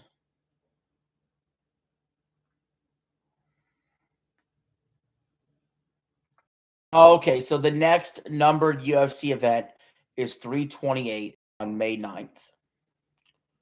Okay. Yeah, that's the only one that are covering is the numbered UFC events. And that all depends what else is going on. But no, I think WrestleMania would be best served on a Sunday. First Sunday of April. Like it used to be. One night, one main event, one main champion. You kind of get my theme here. Get back to the basics. You got to get the basics down before you all this expansion they've done. It just papers over the fact that of it's quantity over quality with this product now. I would rather see 8 well thought out matches on a single night of WrestleMania than pooping out a half a dozen each over 2 nights. So, and there's a happy middle there. I mean, not letting it go to midnight like they did back when they were on one day before, when you got like 15 matches in one night and they did like till midnight. There's a happy middle between doing that and just, hey, why can't we have a show from like 6 to 10? You know what I mean? And put on like 8 good matches and call it a, you know what I mean? All right, well, they're wrestling now. AJ Lee's got Becky in the armbar.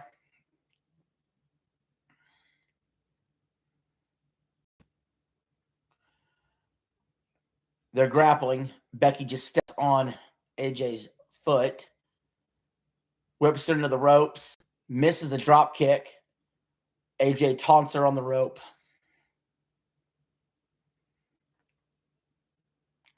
Small William in the chat, guys. Small William's here. Small William is small, but when Big will wrestle Big Bear in Valley or best salmon or moose in woods or best berries.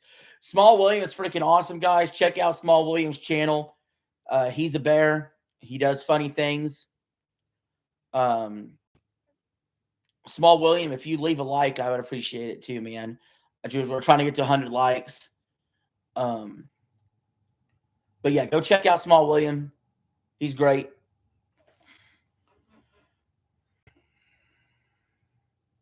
Small William brings sunshine for Razzie game. Thank you. Thank you very much, Small William. And thank you for that like.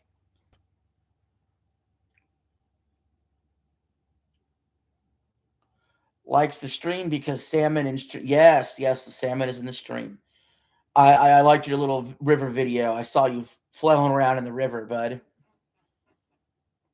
Hey, Small William, real quick. I'll show you this. See this? There you go. All right, so back to the action. Becky's pounding AJ's face into the mat. Becky's loosening the turnbuckle,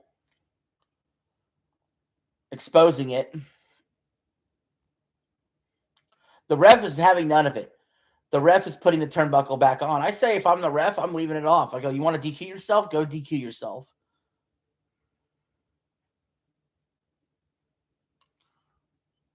Small William meets small deer friend or baby moose, maybe. You think this is a little deer? Is that a little deer? Yeah, she kind of looks like a deer, doesn't she? Small William, you crack me up, bud. It's dog. It's a dog, bud. AJ Lee to the top rope, spinning DDT. They collide into each other. AJ Lee gives her the elbow. Goes for the clothesline. It didn't work. Now Becky runs into AJ. Side Russian leg sweep under the ring.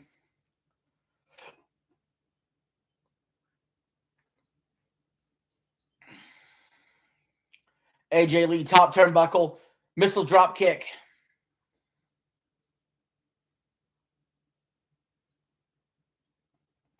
Got the 2 count. That's it.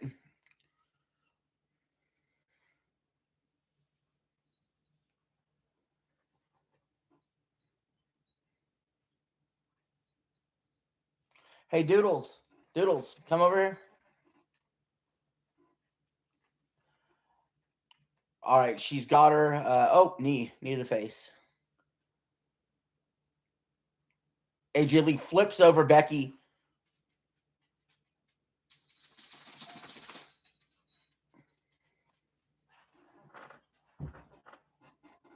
Hey, Small William, I got something else to show you if you're still here. You see this?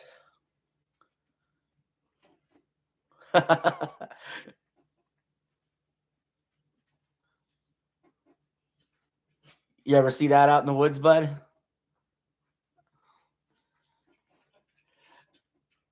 Do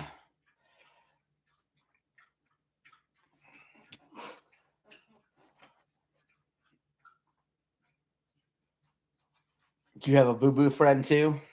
That's good. Becky Lynch hoisting AJ up. AJ flips her over.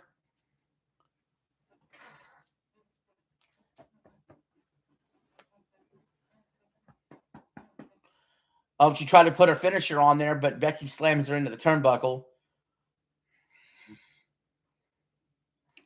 Come here. Come here. You hop up. Come on. Hop up. Hop up. There you go.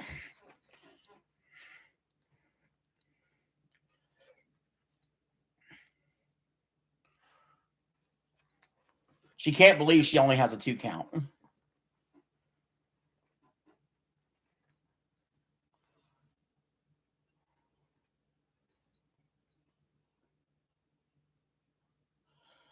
Good luck. Hope WWE you like wins. Cute weenie dog and long hair cat. Well, thank you, Eternal Wizard Virgin. I appreciate you as well. And thank you for the like. We need 92 more likes to force me to watch night 2.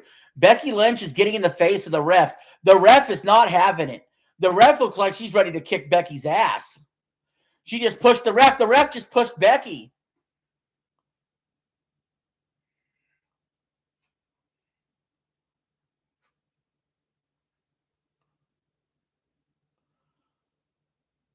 AJ Lee hits her with the rock bottom. 2 count.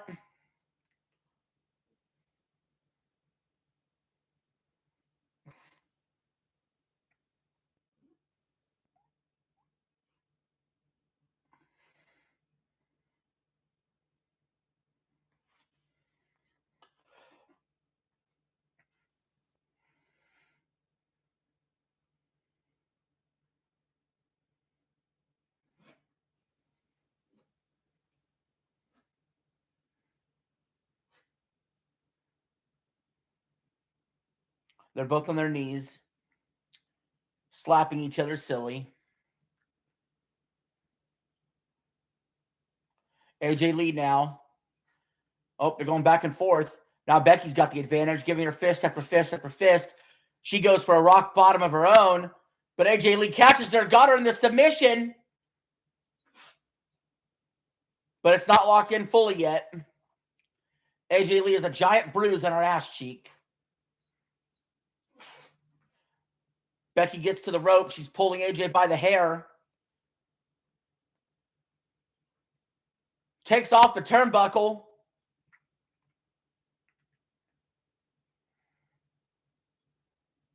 She moves the ref in the way. And AJ Lee hit the ref. And AJ Lee now gets thrown into the exposed turnbuckle. And then there it is, the rock bottom by Becky Lynch. 1, 2, 3. Becky wins. Small William has bedtime now, but comes back tomorrow.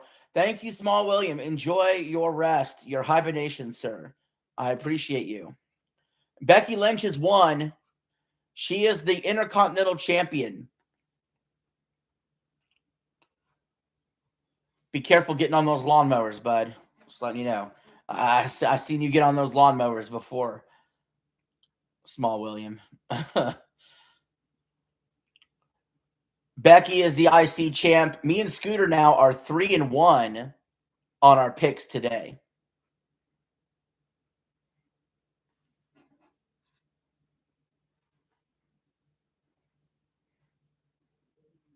So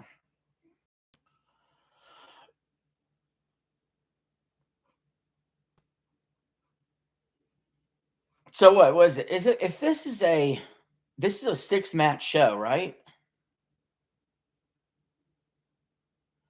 If that's true, if this is a 6-match show, let me think about this for a second here. I just realized something.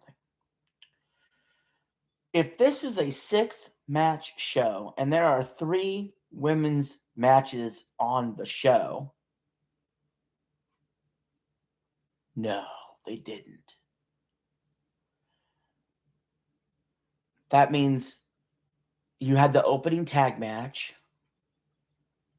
You had the McIntyre. They didn't.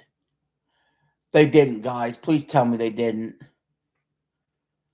You had the women's 4-way tag, the women's IC. The next match is probably the women's championship with Stephanie Van Kier versus Liv Morgan. Oh, man. Why would you do that? Why would you book 3 women's matches in a row? You can't do that. Oh, that's horrible. You can't do it, guys. You shouldn't have 3 women's matches on a 6-match show to begin with, but you can't book all 3 back to back to back. You can't do it. No.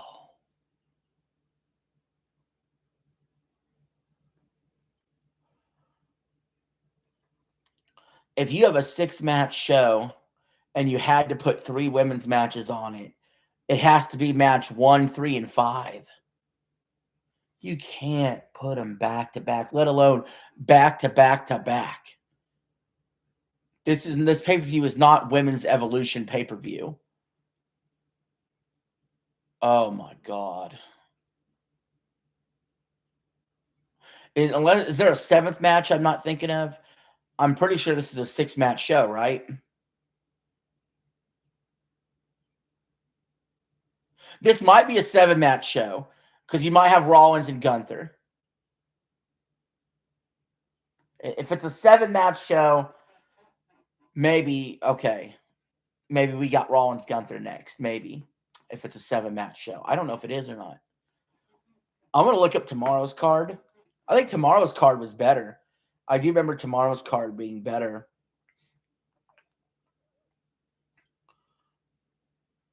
By the way, guys, we are up to 8 likes. We need 100 likes, and I will do night 2 tomorrow.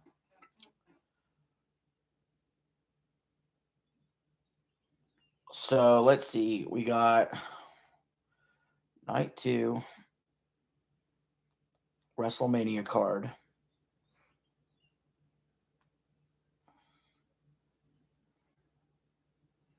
Okay, so there is Gunther versus Rollins as well. Still, 3 matches being women's matches out of 7 is bad. Sorry. I'm not apologizing for that.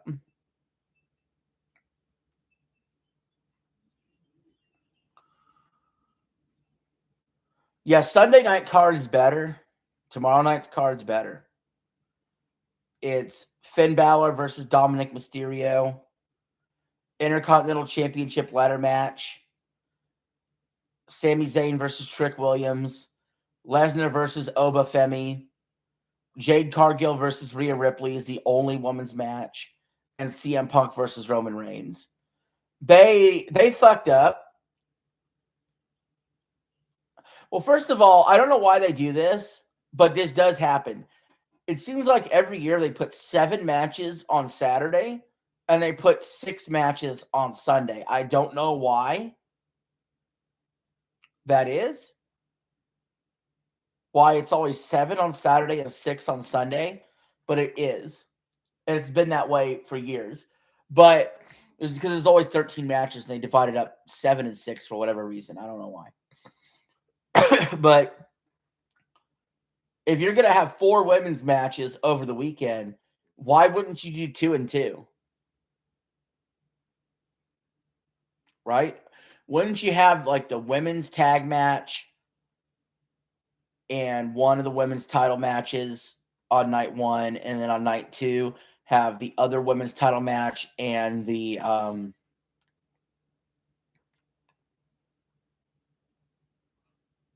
IC women's title match? Wouldn't you split it up 2 and 2?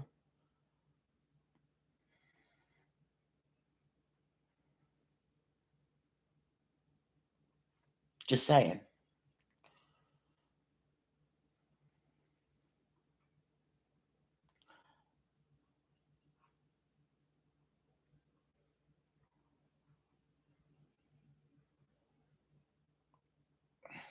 Well,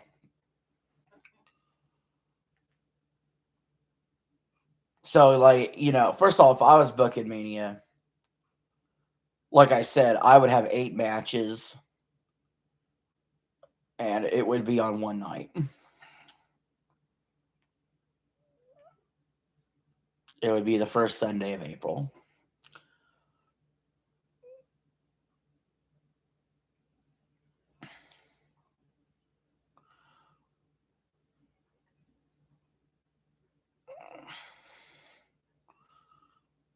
So if you look,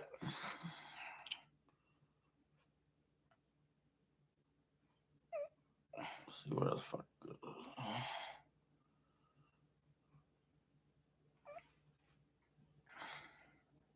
Let's see. If I was running the show and I had an 8-match WrestleMania card, but let's say there still is the same amount of championships or whatever, right? If I just have to pick the matches I'd want on the card, I think you would go with Punk, Roman, you'd go with Cody and Orton. You would go with Obafemi versus Rock, Gunther, Rollins, McIntyre, Fatu,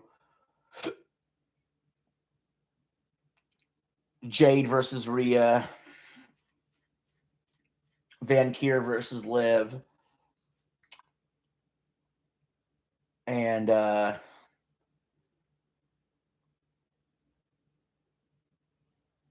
8th match,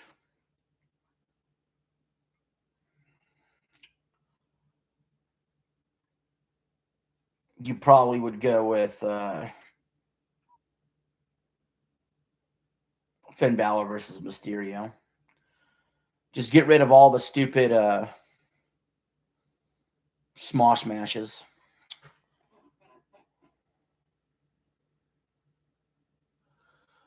Well, that's good, Eli. Just tell me all about it, man. Gunther's coming to the ring. We're getting Gunther versus Rollins now. That makes sense. You're not going to have 3 women's matches in a row. But still, you're going to have 3 out of 4 matches. That's a mistake.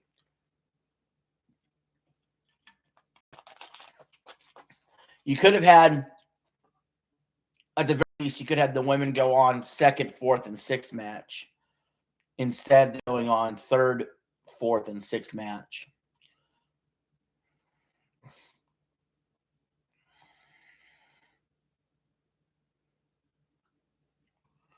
Gunther has entered the ring.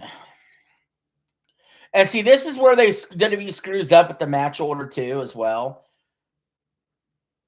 Or with involved with the presentation. They could have involved Gunther in some way with Cena, retired him. Like Gunther in the back could have been walking or something. And then, AJ Lee could have lost her title right before CM Punk's match tomorrow night, for instance. And AJ Lee could have gotten hugged by CM Punk on his way out and his way out and her way out. Hey, don't be nipping at him.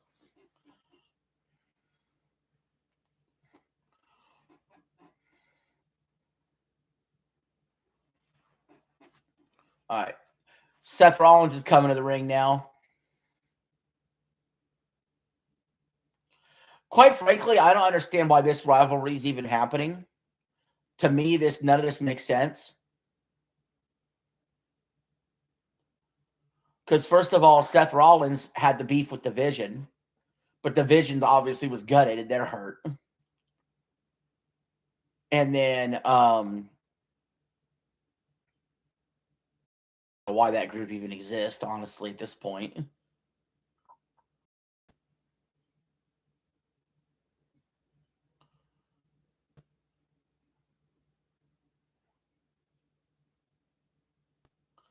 But then on top of that,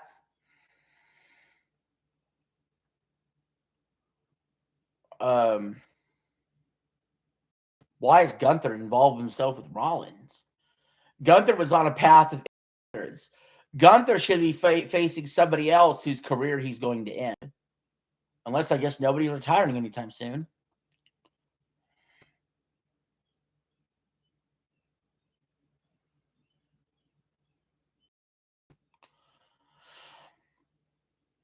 Seth Rollins has coming out of his jacket. He's ridiculous.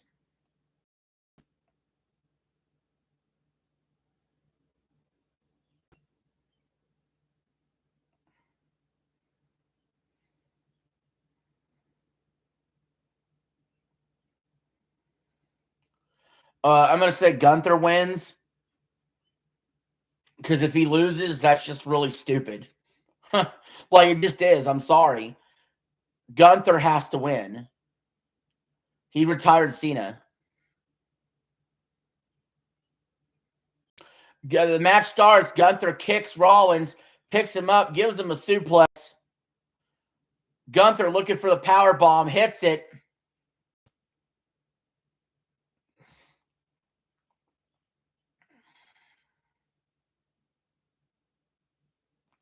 Yeah, if you're trying to build up Gunther to be the best heel in the company, you can't lose this. It's already disappointment, in my opinion. This dude didn't have bigger plans for Mania after retiring Cena, number one. And number two, it's also disappointment that he's not capitalized. After beating Cena, he didn't win the Rumble. He doesn't capitalize on what he's done. He doesn't fight Cody or Punk at Mania. Right? It's got to make zero sense and be disappointing as hell. Gunther, again, not in the main event scene.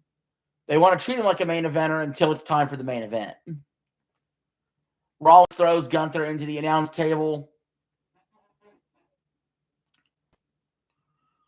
Over the top of the other announce table. Is kicking him. Yeah, I have Gunther as well. My God, could you imagine if he didn't win go over? Rollins throws a chair. He's got another chair. He's throwing it at Gunther.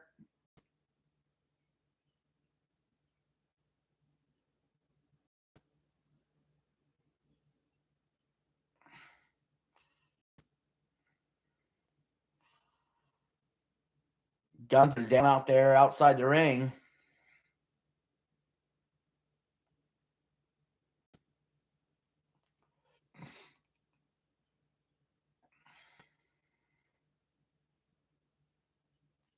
Oh, Rollins floating the bird. Now they're back in the ring. Bell finally rings. They're punching back and forth.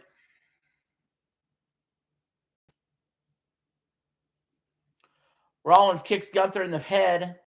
Gunther kicks Rollins in the head. Rollins kicks Gunther in the head. Gunther kicks Rollins in the head. And he kicks him again. Rollins down.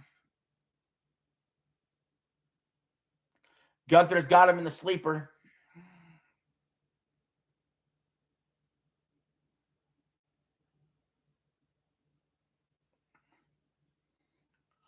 Flips him over. Rollins lands on his feet.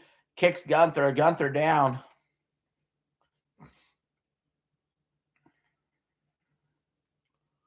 Gives him a little love tap there with his heel.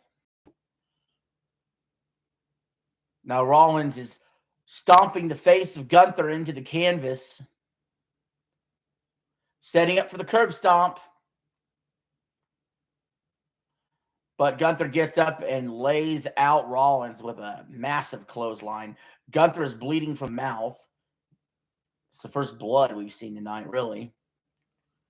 Fall 2 and McIntyre should have had blood. That was ridiculous. They didn't have blood in that match.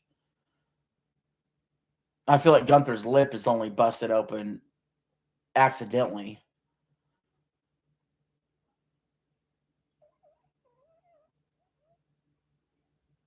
Rollins is down still. Gunther's setting him up for something. Right now, he's just kind of kicking him in the head and toying with him a little bit. He delivers a chop. Gunther with another chop. Knocks Rollins all the way to the ground.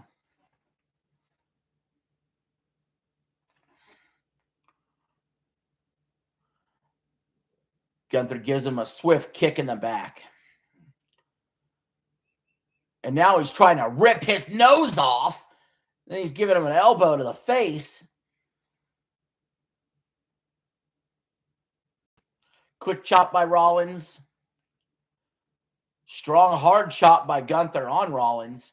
Now a knee to the midsection. Another knee to the midsection into the turnbuckle. Another chop out of the turnbuckle now. Rollins falls to the ground again. His chest looking like hamburger meat. Rollins and Gunther exchanging slaps. Rollins falls to the ground. Gunther stomping on his head, holding his head down.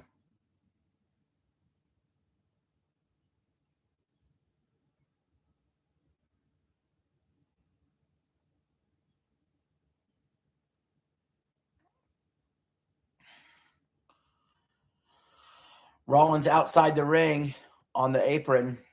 Gunther inside.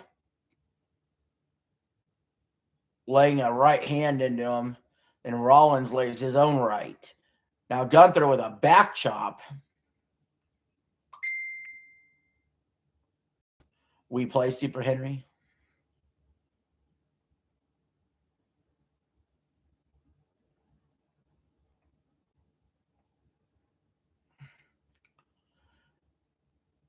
Gunther now setting up the suplex.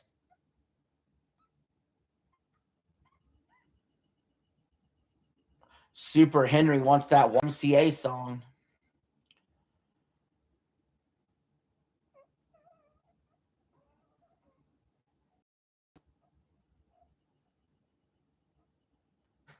Rollins gets out of it.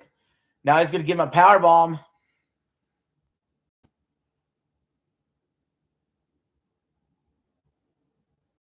Gunther looking concerned. It's going to be a buckle bomb into the turnbuckle. He nails it. Rollins going for the curb stomp. Misses. Gunther out of the way. Suplex. Rollins up. Gunther misses. It's flipped out of the ropes, but this is with the clothesline anyway. Rollins hits Gunther with his own clothesline. Both goes down. Well, Eli, you can't find that karaoke stream because YouTube took it down. Because of music. Music is the one thing. That is the one freaking thing that YouTube keeps taking my videos down for. So, yeah. Every sports game I play, any video game I play that's going to have music in it in general, I'm going to have to go to the settings and cut that music out. And, you know, unfortunately, that means with the karaoke streams can't happen. YouTube won't let it happen. Even though I did transformative work, I sang it. I sang the song.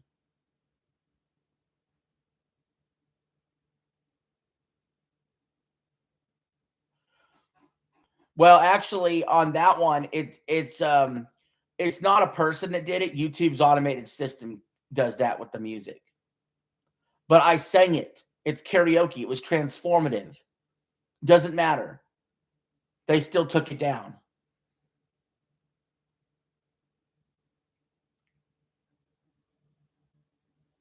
And yes, I've had music play before and during like sports games, and I've gotten copyright without it taken down. But just to be safe, but baseball got its stream taken down once too, remember? But just to be safe going forward, I got to try to cut out all music. Anyway, Gunther's chopping Rollins.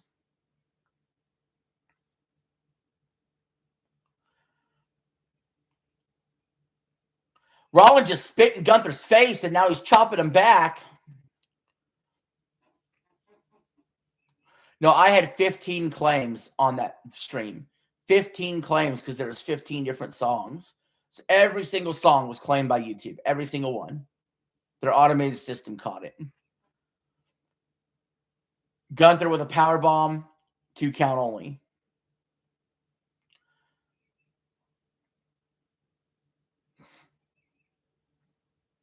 Yeah, so for the 400 subscriber celebration, we got to do something different.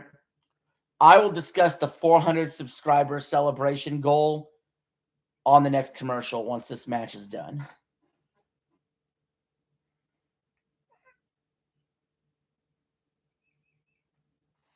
Maybe, Eli. I had a couple different ideas we can go over. Right now, Gunther and Rollins is laid out in the middle of the ring. Refs counting. Gunther's on one knee. Looks like he'll get up before Rollins.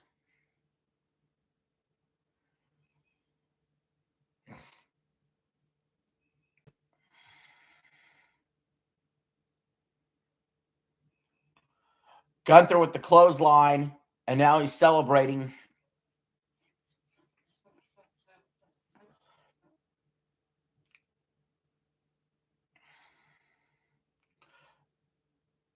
Gunther gives out another clothesline.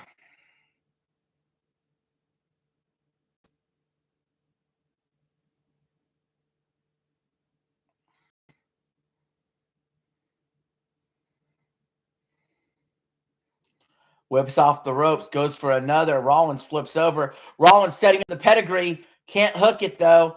Gunther flips him on his back. Rollins with the super kick. Rollins with a knee. Now Rollins setting up for the pedigree. He goes to hit it, don't get it.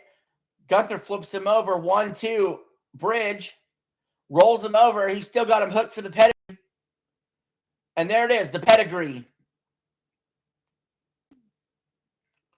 Now Rollins going for the stomp. He hits the stomp. 1, 2, kick out. And that is rare. People do not kick out of the stomp. Now, that move used to be more protected than it is, but it's still generally pretty protected as a finisher.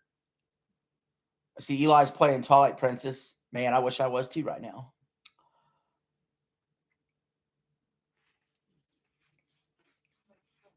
That's probably the only 3D Zelda that I've beaten twice.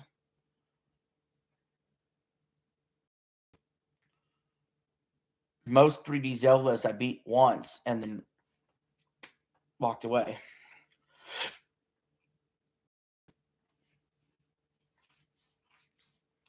Once per release, I should say.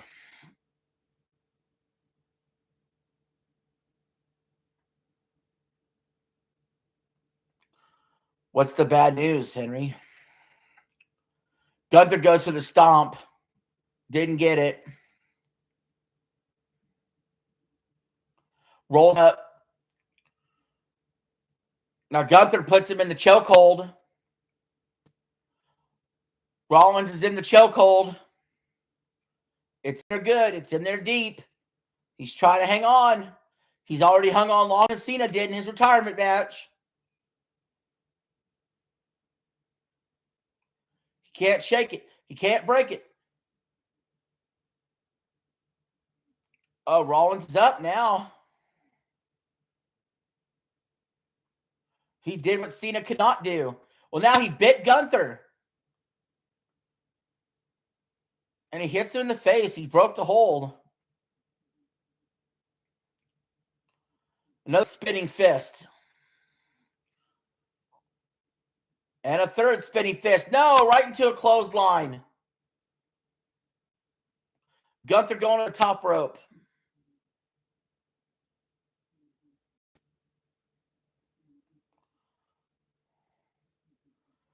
Rollins rushes to the top rope.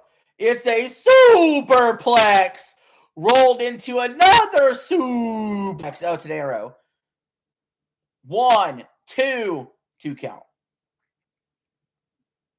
Now Rollins put Gunther into the chokehold. Remember, Jey Uso beat Gunther last year at WrestleMania in a chokehold in 8 seconds. Embarrassing. If Gunther taps here, I'm going to lose my mind, dude. Gunther puts his foot on the rope. That'll break the hold. You've never beat Twilight Princess, Eli? So that means if that's your favorite 3D Zelda, that means you've never been able to beat any of them yet.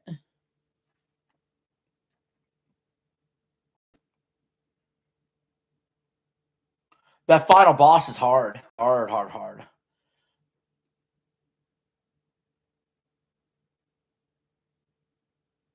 In fact, the Skyward Sword final boss for Legend of Zelda is the hardest of all of them. But there's a cheat that you could use that I did use where you could potion yourself to be invincible for basically 36 minutes, which you almost have to do to beat the boss. So it was an exploit is the only reason I beat that. Because that boss was actually the hardest boss. I had to go without the potions. But there was potions you could make that make yourself invincible. So I broke the game, basically. Rollins now jumping out of the ring. Gunther catches him. Power bombs him into the apron. Power bombs him into the table. Table does not break, the announce table. Now Gunther is getting all the crap off the top of the table. Looks like he's setting up Rollins to powerbomb him right through. Rollins gets out of it, sets up the pedigree, and he pedigrees Gunther through the table. The table does not break. The table did not break.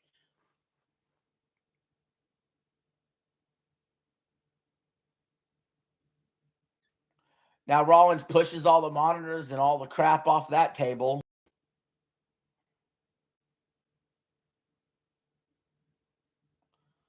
He's going from one table to another.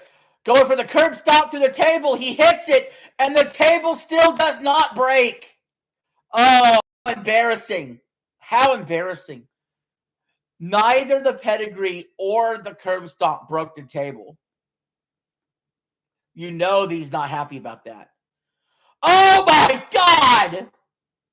Out of nowhere, Braun Breaker with a spear. I'm very confused right now, and I will be ranting about this here in a second.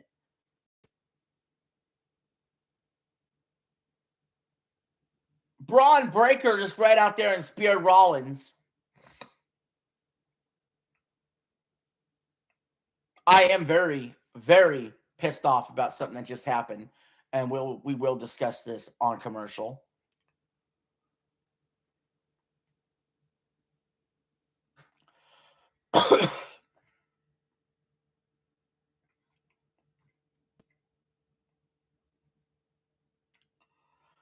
Gunther now. He's got the chokehold in. This will probably be it.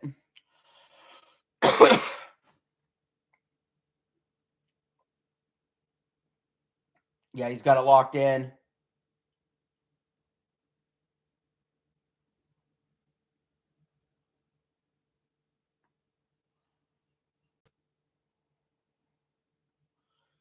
Is he going to tap out or pass out? Looks like he passed out. Something that Cena had to tap, but Rollins can pass out. Yeah, Gunther wins. Match is over. Me and Scooter are 4-1. Oh, you've seen Let's Plays? Yeah, it's a good game. Dude, okay, I'm ready to go off on a rant now. Okay? I want somebody to fucking explain this to me. If Braun Breaker is healthy, then why the fuck is he not facing Rollins at WrestleMania? To begin with.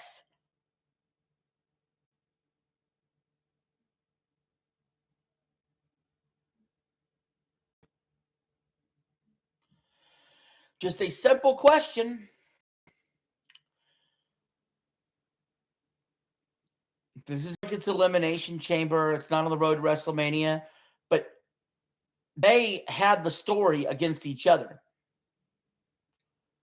This WrestleMania, you don't set up for future events. This is the payoff pay-per-view. So why is Braun Breaker is healthy enough to go out there and spear Rollins and be in physical shape to do that, but yet because he was hurt, he's not fucking hurt. He's right there. He's not hurt. Look, he's running to the ring and he spears him again.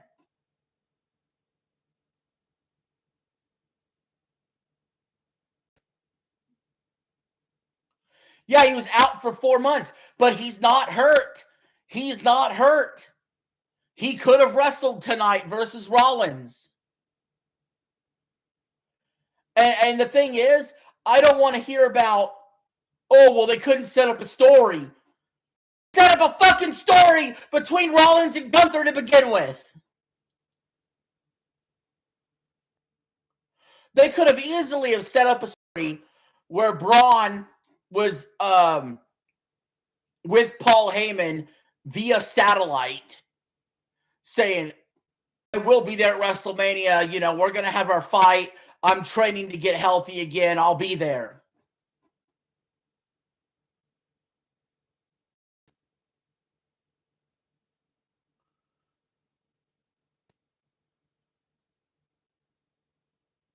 So again, I have the question is, why couldn't Braun have wrestled Rollins at the show? Why?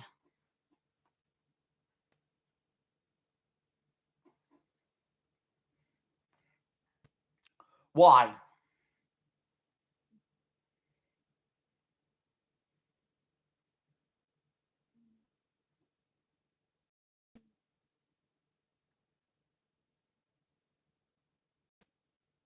That's simple.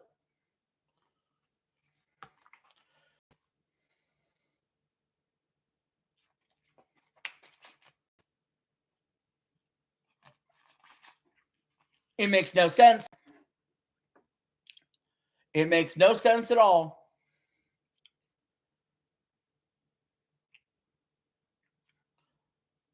Nobody can justify this. Nobody. Why would Braun Breaker come out and spear up Rollins, but he couldn't wrestle him tonight?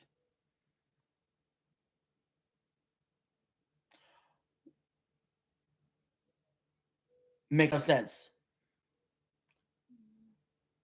This is boneheaded. This is absolutely boneheaded decision. Their pay-per-view. Fine. This is WrestleMania, though. This is WrestleMania. This is your biggest payoff pay-per-view. And one of your biggest storylines all year was Braun Breaker versus Seth Rollins and what happened between division. No. Instead, they pass it off to Rollins versus Gunther, and they're going to give a special little cameo to Braun Breaker there. When he could have been in the fucking ring wrestling Rollins to begin with. This is inexcusable bullshit. What's it? Yeah, this is the kind of shit that makes WWE look fucking stupid.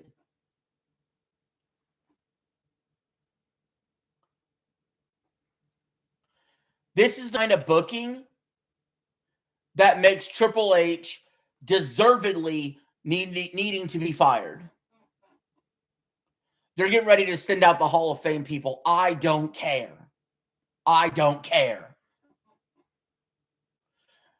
Eli, Braun Breaker does suck, but that's not even really the point.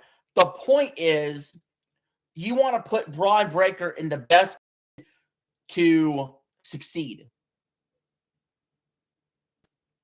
Shawn Michaels would just do the same things that Triple H is doing, just a little differently. No, I don't think that's who needs to be in charge either. You need to make the call to Vince Russo is who you need to call. Vince Russo needs to be in charge. That's my opinion of it. But of the booking at least. But no, the point isn't what about Regal? Sure, Regal can be in on it. But no, the point is not that Braun Breaker sucks, so I guess it doesn't matter what he does. The point is you want to try to make him not suck. And what sucks is him attacking Rollins mid-match. And you ruin the match. You ruin the match that Rollins and Gunther were having, number one. And number two, and more importantly, basically, you're taking your show you're supposed to pay everything off, and now you're extending the storyline between Braun and Rollins. When the storyline could have been blown off at WrestleMania. Right? Braun beating Rollins should have been how you blew it off, right? That was the plan all along originally. So why couldn't you stick to the plan? You had to make it whole.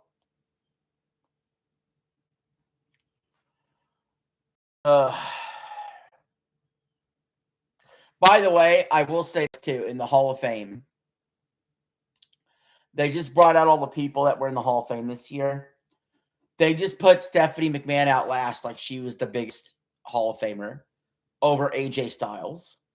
They just treated Stephanie McMahon like the bigger star than Styles. That's so wrong. That's just so wrong. Ridiculous. And did you notice in the Rollins and Gunther match, Rollins did the pedigree and attempted the pedigree multiple times?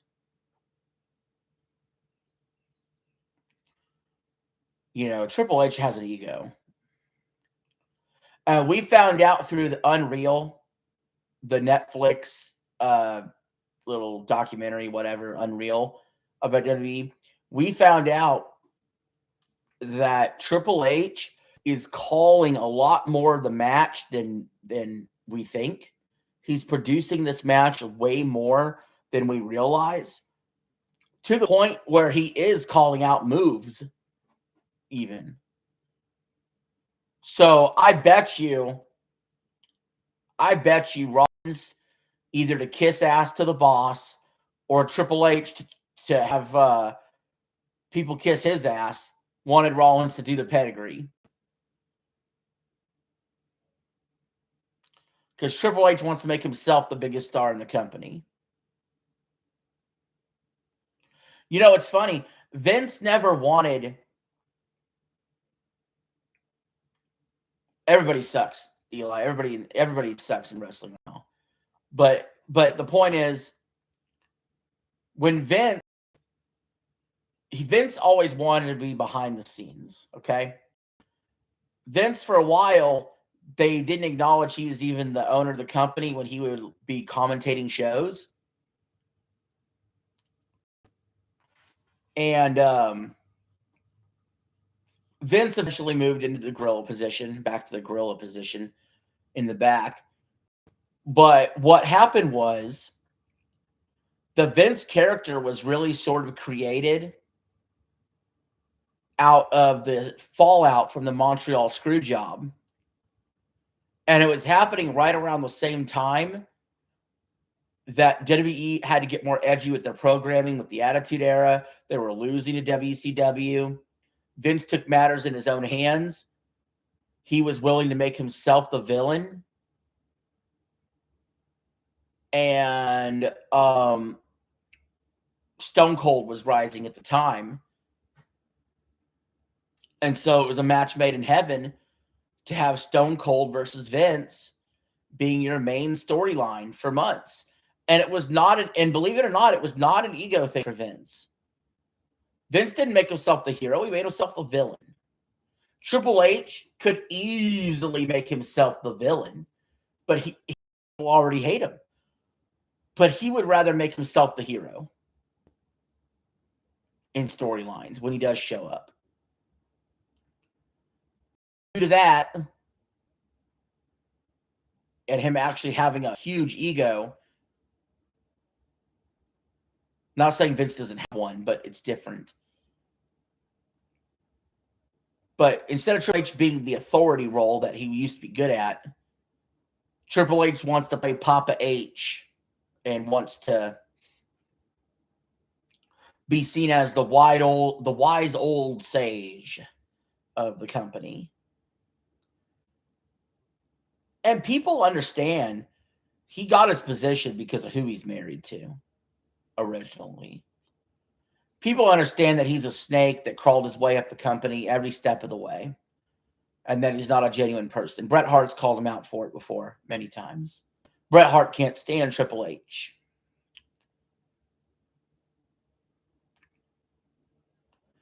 Eli says they're obsessed with older stars. Yeah, that's why they're obsessed with older stars. So this is the chicken and the egg theory, okay? Either WWE, because they can't create new stars, latch on to the older stars that still draw, or is it because they latch on to the older stars that don't draw, they don't make any new stars? Either way you look at it, they don't make new stars. And they try to latch on to the old stars. And a lot of those old stars are either gone, they're retired, or they're going to be retiring soon. Mostly being retired by Gunther soon, right? He's already got rid of Cena. They already got rid of Styles. How long does Lesnar have? How long does Orton have? How long does Punk have in the tank? You know, and you want to take even further than that, Cody's older than you realize. LA Knight's older than you realize. Roman's older than you realize. SummerSlam is announced for Minneapolis Saturday, August 1st and Sunday, August 2nd. We probably will stream both days of SummerSlam because at least SummerSlam is happening when nothing else is going on. There's nothing happening in August. August is the worst sports month of the year. Like, legitimately the worst sports month. Like, starting in January. January, you got NFL playoffs. You got the Australian Open, right? February, you got the Super Bowl. You got Daytona 500. March, you got college basketball, March Madness. You know, April, you got the Masters. You got NBA playoffs, hockey playoffs through May also. June, you got the NBA finals, the NHL finals. You got the French Open. July, you got Wimbledon. You got the British Open. Usually, right after the British Open in third week of July, it's dead. Because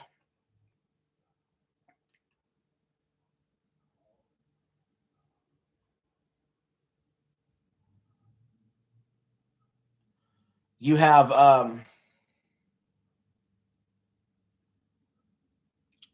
in August, you got what? NFL preseason? That's it. Baseball's going on still, I guess, but not a lot going on in August. They even don't even have a golf major in August anymore because they moved the other golf major to May. So they got April, May, June, July.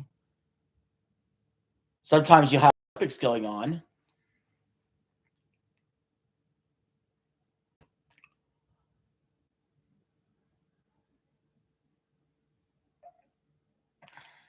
And then September, October, November, December, football. So yeah, SummerSlam, we might be able to do both nights. Oh, and I said I was going to talk about the 400 subscriber thing. Okay. Liv Morgan's coming out. She's got a special entrance. I will say that's the only positive they've had is everybody's got a special entrance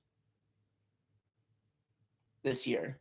Everybody's got a special of some kind.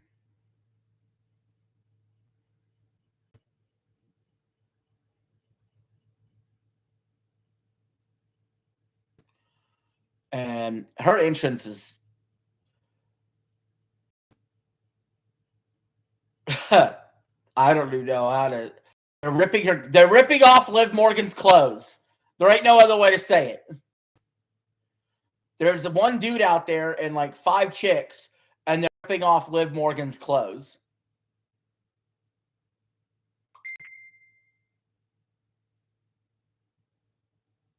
I'm not kidding. Down to her wrestling gear.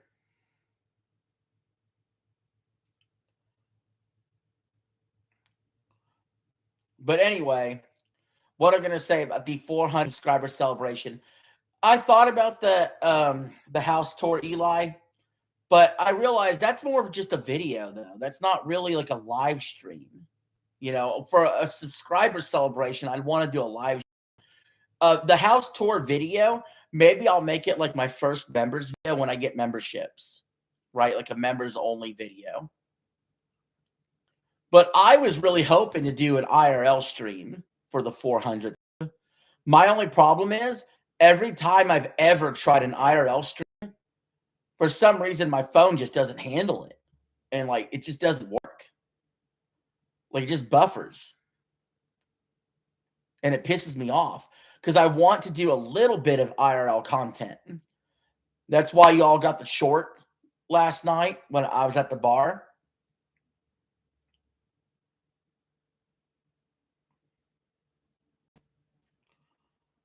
By the way, both me and Scooter are 4-1. I'm going with Liv Morgan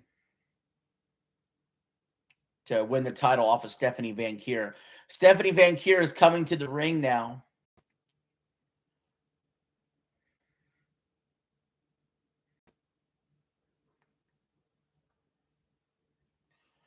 I remember when Stephanie Van Kier won the belt.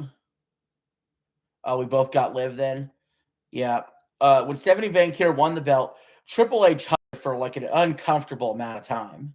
An uncomfortably long amount of time.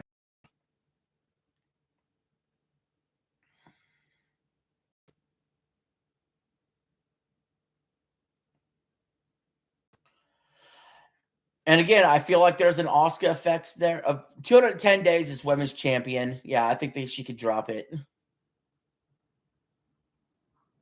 Hey, Sam, what's up? Yeah, she could drop it here. That's fine. I don't think Stephanie Van Kier has taken any steps, in my opinion. I think wrestlers, I'm sorry, this sounds racist as hell. I don't care. If you don't speak English in WWE, if you don't speak good, fluent English for your promos, you can only go so high in my book. Like the Asuka effect. You know what I mean? Like you get in the ring, Your character could be good, but promo skill to me is so important. And if you don't have it, you don't have it. So you can't find Brandon's Wii Fit Plus videos. Sorry about that, man. But no, I'm considering IRL stream for the 400 sub. If it doesn't work, I'll have to go with a plan B. But I'm thinking about House Tour as the first member-only video once I get memberships. So we're growing this channel fast. I could foresee us. I think we could get monetized before the end of the year if this keeps up.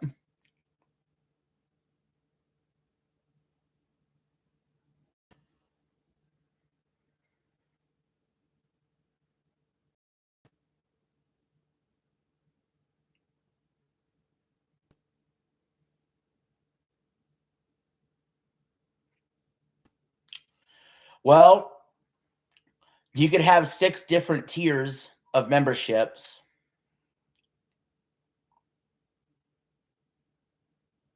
So I could go multi-tiered. I could go single-tiered. I haven't decided yet.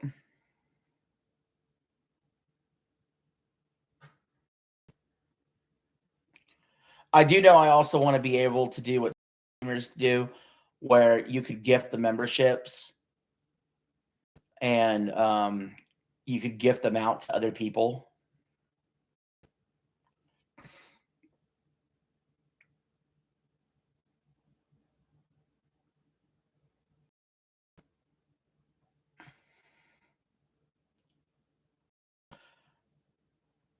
Like I said, on one hand, I'm like, just because there's 6 different tiers of membership options you can do, on one hand, I'm like, I don't really want to have to overthink this shit. You know what I mean?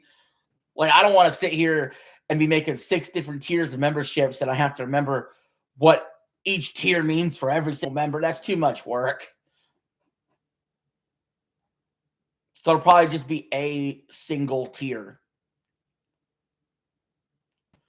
I can tell you it won't be more than $5. All right, the match has started. So if I do memberships, it'll be like a weekly video. And the video will be like, it'll be just like the house tour. There'll be more personable videos. There'll be more behind the scenes, more stuff like that. Van Kier hits it on the turnbuckle. Double knees into the turnbuckle. Yeah, well, like memberships, I'm thinking like priority reply, like what I typically reply a lot anyway. Emojis, member only videos, member only chat when applicable, which probably will never have a member chat.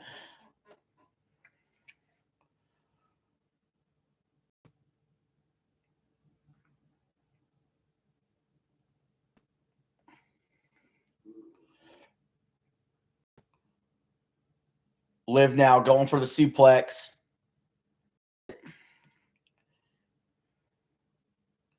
Another suplex on Van Kier. She's doing the 3 amigos. She's going for a 3rd suplex. Got it. Got the 3 amigos.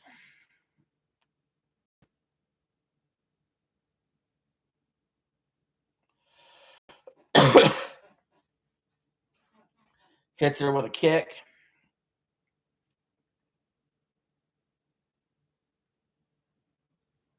She's going to the top rope. And Van Kier puts up double knees. Water.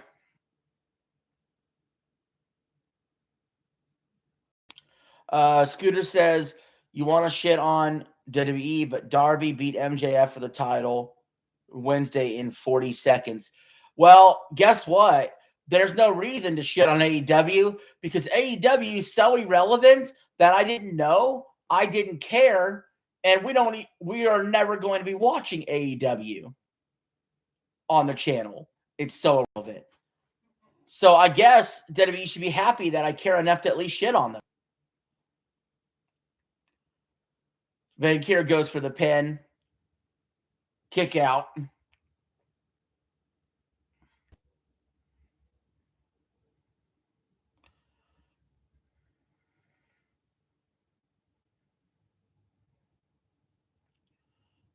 Now Vancouver setting up what looked like her finisher, but Liv Morgan gets out of it.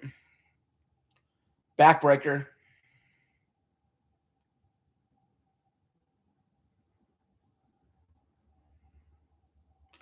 Now Liv Morgan smacking her across the face over and over again.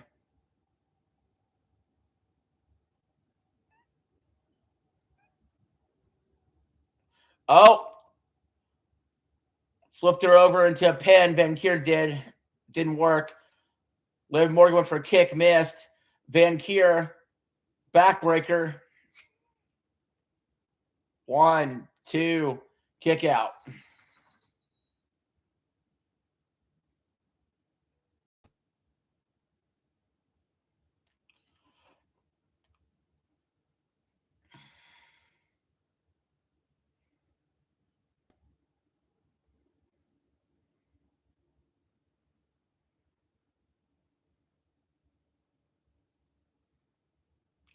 By the way, I will say this about AEW. The only 3 talents worth bringing to WWE is probably Darby, MJF, and Kenny. So Vancouver just lays out Liv. 1, 2, kick out.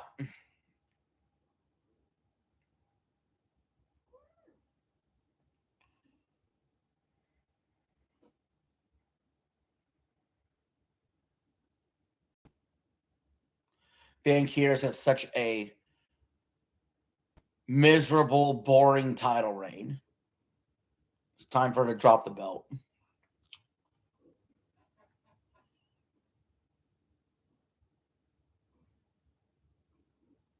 Whoa, somebody just came to the ring. They're on the apron, distracting the ref. And now somebody else just pulled Vancouver down and hit her with a finisher. 1, 2, kick out.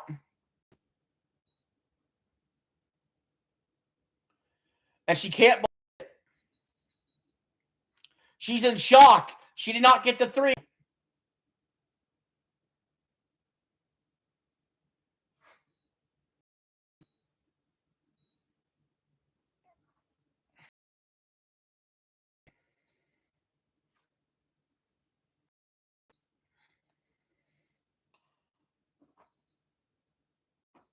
Vancouver kicks her in the stomach.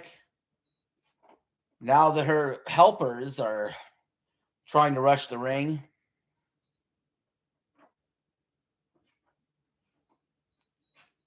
Liv went to go after Vancouver. Instead, she lowers the rope, sending her out the ring. Vancouver to her feet. She flips onto the top rope and jumps into all of them. Well, Liv's out of the way, though. She celebrated, even though Liv was right there, stupidly. And now Liv knocked her in the steel steps. And Liv hits the code breaker on her. Flips her back into that finisher. Hit her this time. Again, 1, 2, 3. There it is. Liv Morgan wins. And in tears, Liv Morgan is your new Women's WWE Champion.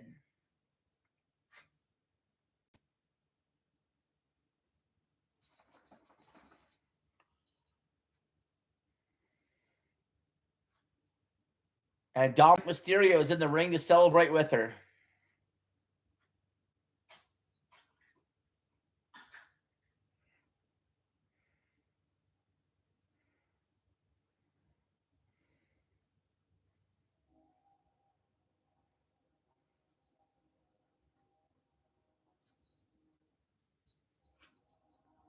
So Me and Scooter are 5-1 with our picks, bro.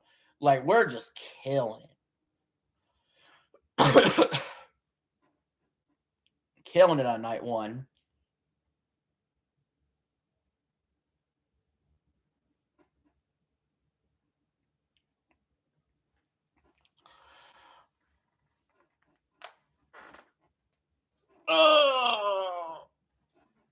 Yeah, we just got one more match left. Hi, Duty Bear.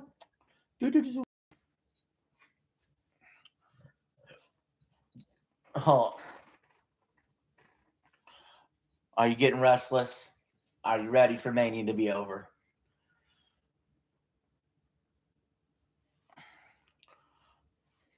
What do you think? Do you like WrestleMania tonight so far? Yes?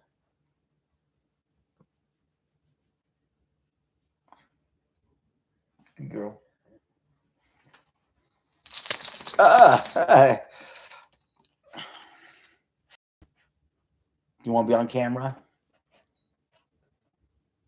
Are you good, girl? All done this. All done to the dad.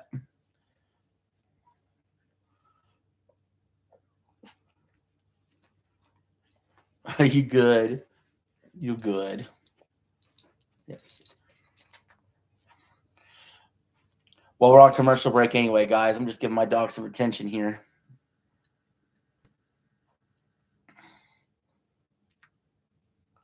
So we have 8 likes. That's still pretty good for a live stream. Some of you guys, really helped out here hitting that like button. But we're way short of those 100 likes.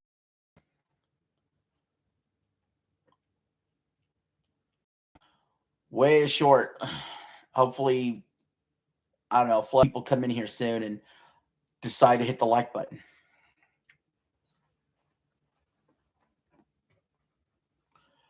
But, I mean, while we're on a break here,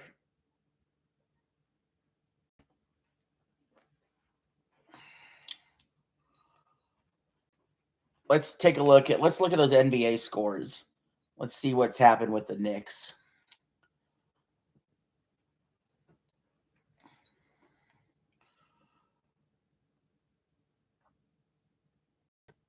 Looks like the Knicks and the Hawks game is just now wrapping up. The Knicks are up 112, 102 seconds left.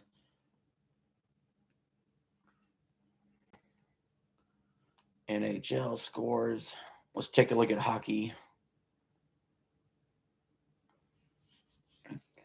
And hockey news, the Minnesota Wild did defeat the Dallas Stars 6-1. The Flyers and Penguins game is in the first period still 0-0.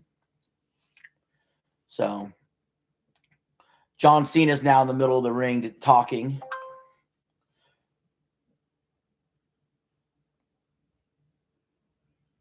I won't be able to hear what he's saying because I can't have any sound of anything, or it gets copyright around here.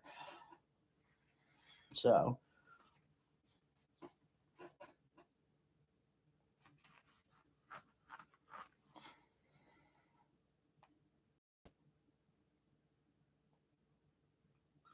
oh, and by the way, it looks like I lost a subscriber since I started streaming this. I went from 363 to 362. Thanks. That's great.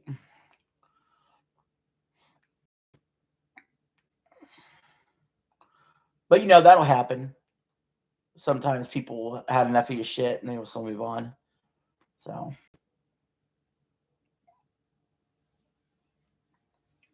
he's announcing tonight's attendance: 50,816 people. Sure it is.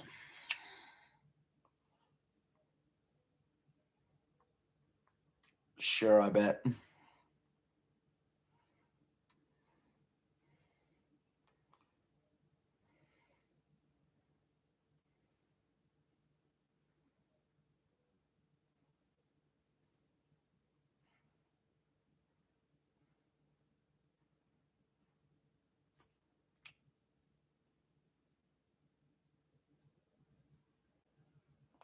Wait a minute. What did I just see there? Bianca Belair is coming out. I don't know what for.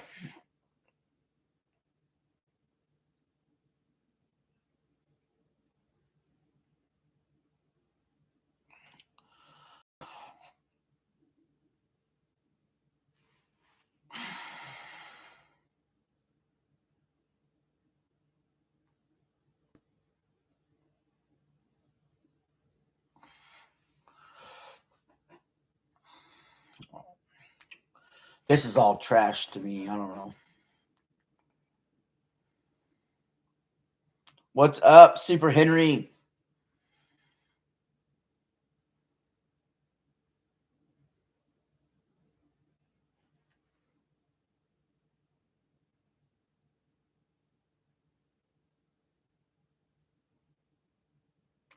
All right, I do have some breaking NFL news.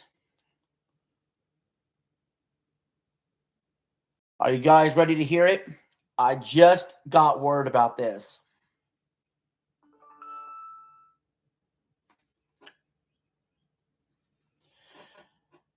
Are you ready? The New York Giants are trading three-time Pro Bowler, defensive tackle Dexter Lawrence to the Cincinnati Bengals in a deal that will include the 10th overall pick draft. According to ESPN sources, the Giants now have the 5th and the 10th pick of the NFL draft, which I'm sure they'll use both players as well. The Bengals just the Giants will have the 5th and the 10th pick. My bad. The Bengals get Dexter Lawrence. This helps the Bengals a lot. I think this is a win trade for the Bengals because they lost Trey Hendrickson. This is a win for the Giants, too. It's a win-win trade. The Giants get younger. They trade for more. I guess Bianca Belair just announced she's pregnant.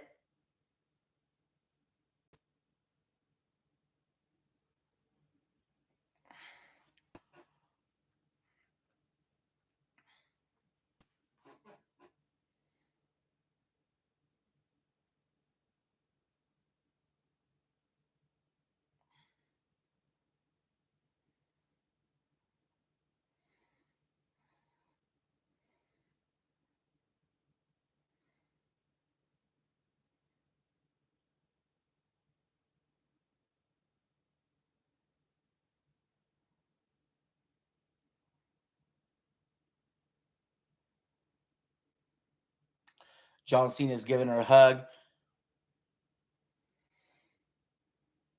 This is all filler bullshit.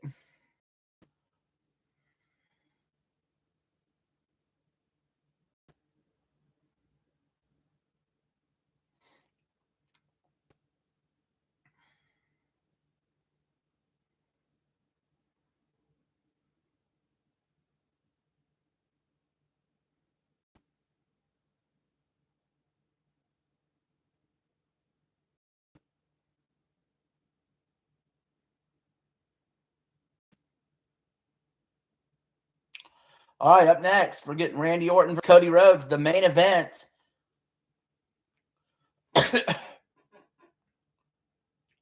For the undisputed WWE Championship. Cody Rhodes has main evented now 4 WrestleManias in a row. Remember, there's 2 main events now because it's 2 different nights. So this is the Sunday night main event. Sunday night's main event is CM Punk versus Roman.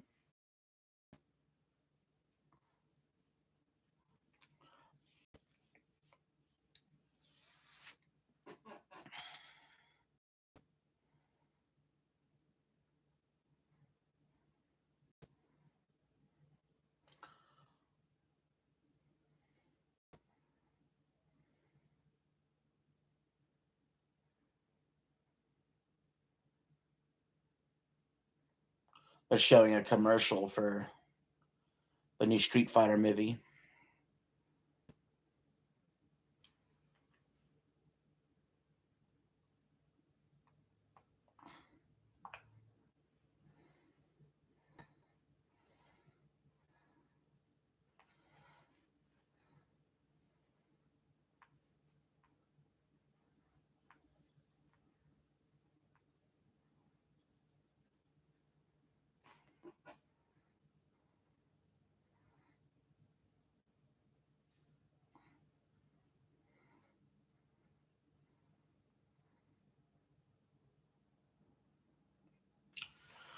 Oh, commercials.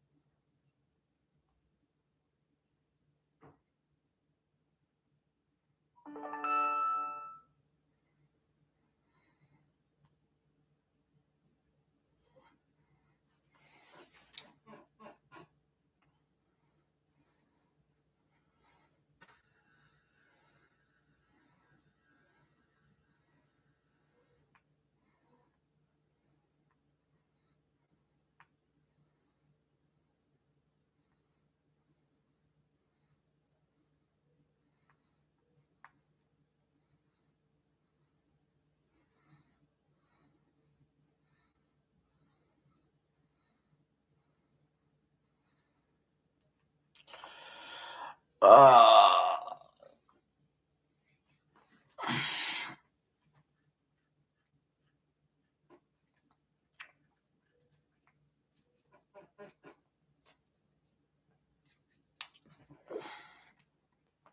hey,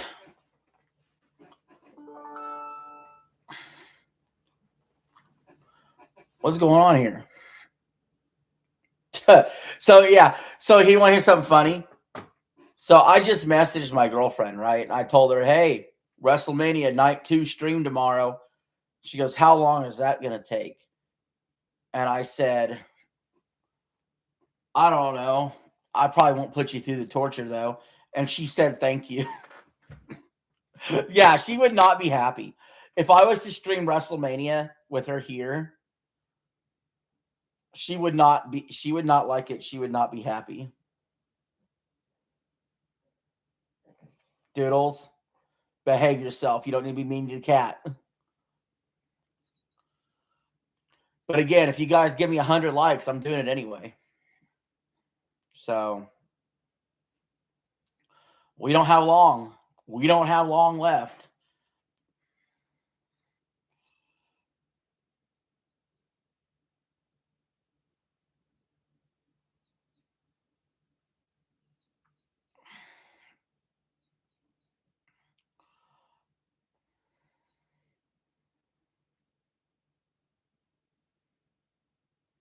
Nah, I'm gonna be missing all kinds of freaking sports tomorrow because I don't know. Sometimes it's what you do, you know. You want a girlfriend, you know, you know, gotta go drive out there, gotta go get her,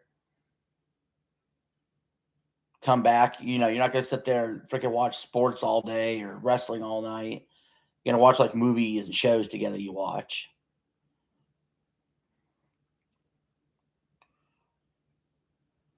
Now, if it's a football season, I don't give a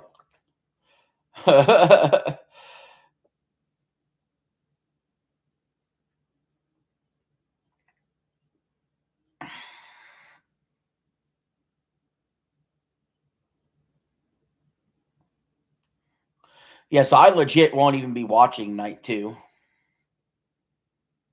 assuming I don't get the 100 likes. I'm not even watching night 2.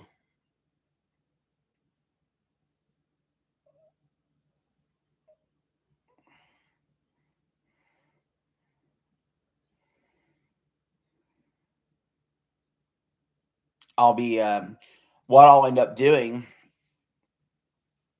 is if we don't get the goal and I don't watch night 2, then what's going to happen is come Monday morning, I'm going to have to read the results and then maybe I'll do a video about night 2.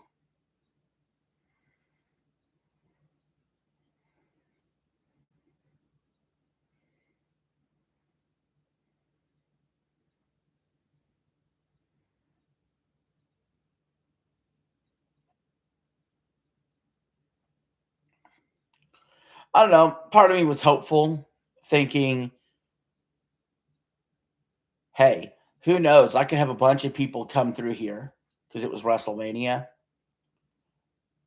and maybe people would have hit the sub button. Not the sub button, but the like button.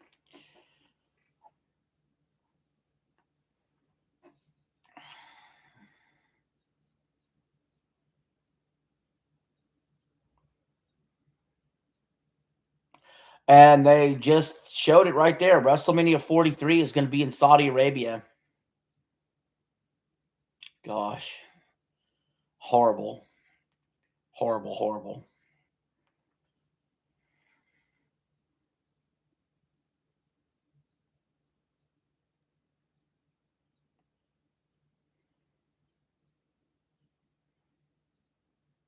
Should never, ever be out there. That's just a crying shame.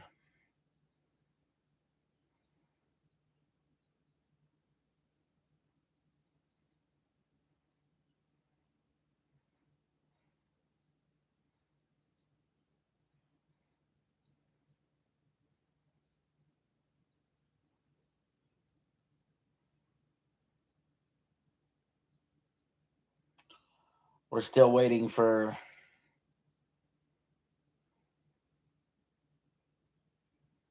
Cody Rhodes and Randy Orton to get out there.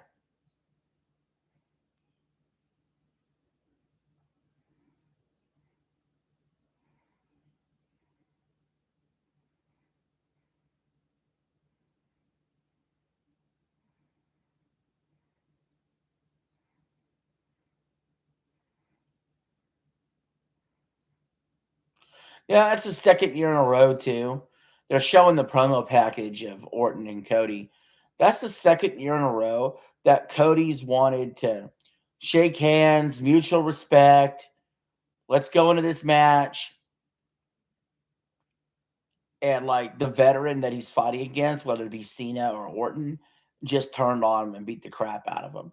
Like Cody is such a freaking gullible do-gooder, like almost obnoxiously so.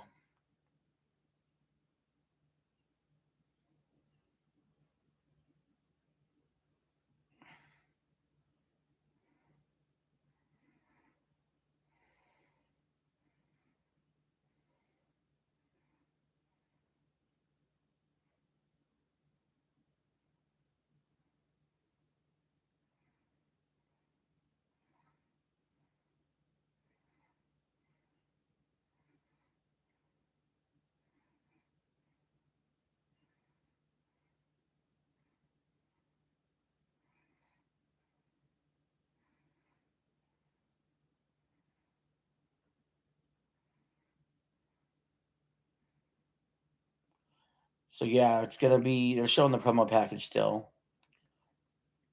I'm going with Orton. I think Scooter's gonna take Cody.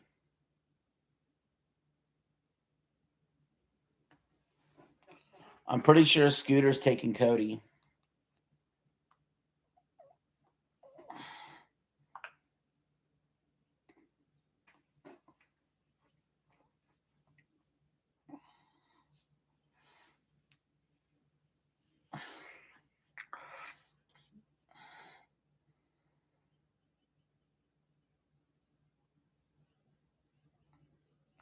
Let me double check.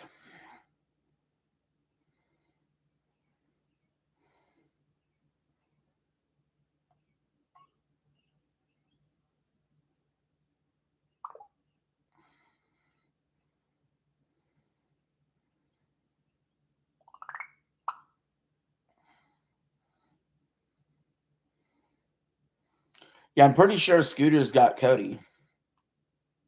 And I got Orton.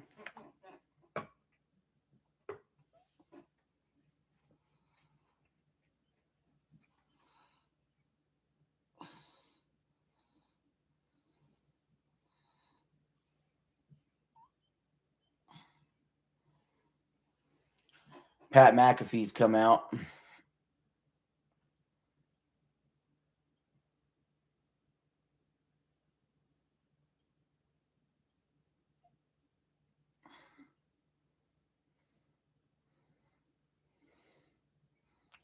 Flipping off the crowd.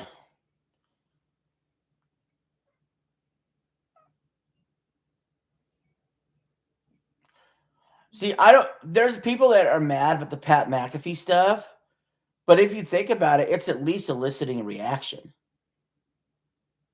Like, it's dumb, but how are you going to make Randy Orton a heel where you actually dislike him? And Pat McAfee's the conduit there. Pat McAfee being a jerk and doubling down on him, what he does, makes the crowd boo. Call me crazy. I believe in this. We live in this world where we want to boo the heel and not just cheer the heel and the face. Call me crazy. I mean,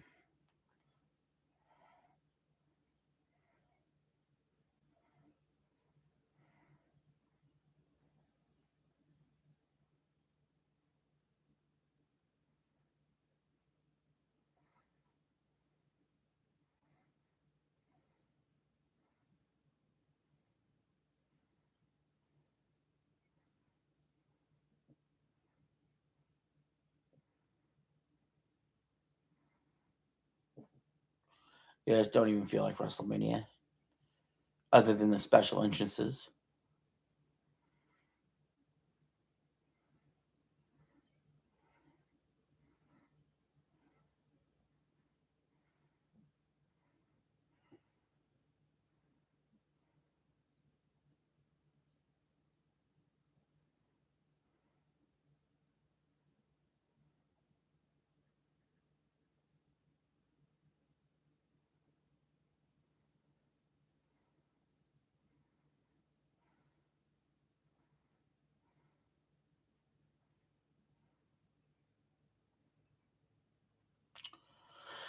All right, should be Randy Orton coming out.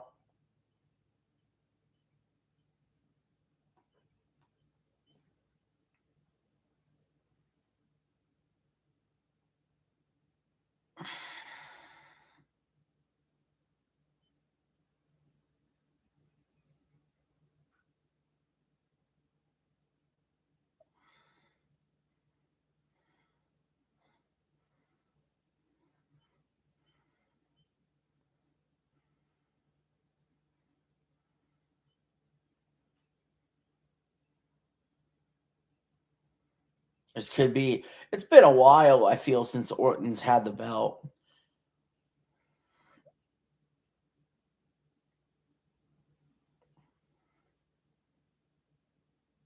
I think he's due for another run. And I don't know if they have any thoughts or ideas of Orton maybe passing Cena one day with an 18th title. That's got to be on the board. And for that to be on the board, Randy's got to start winning a couple more belts.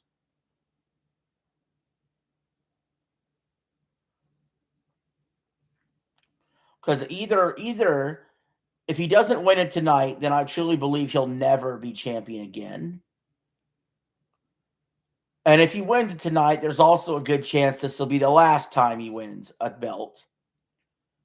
Because, see, that'll move him above Triple H. Triple H has 14. Orton has 14. That move Orton to 15. Flair 16. Cena 17. And that may be it for Orton.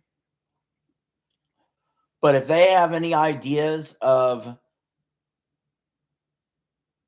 thinking about him, if he wins 16 at one point, he's winning 18. That's all I know. If he gets a 16th, he's winning 18. Because that means they're willing to have him tie Flair. Then they would be willing to have him tie Cena and then willing to pass Cena. This is his 21st career WrestleMania match, third all time. I'm pretty sure the only people that have had more WrestleMania matches, I know Undertaker's one of them, but I don't know if Cena's had more Mania matches than Orton. Triple H might be the other guy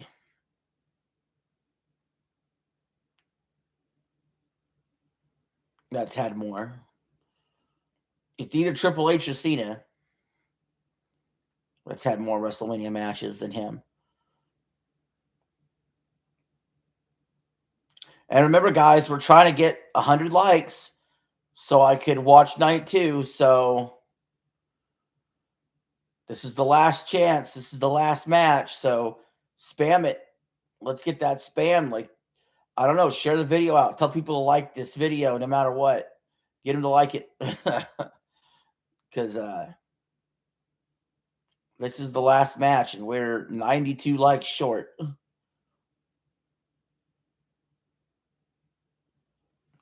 I still 8 likes in the stream is nice. I would love to get that every stream. I'd love to make it a habit if you guys don't mind it. When you click a video, when you click a live stream, hitting that like button helps send it out. It's free, and I just appreciate likes.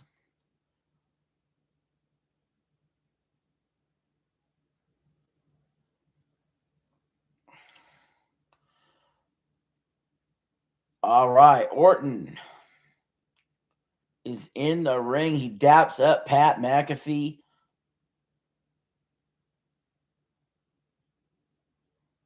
He looks ready to go.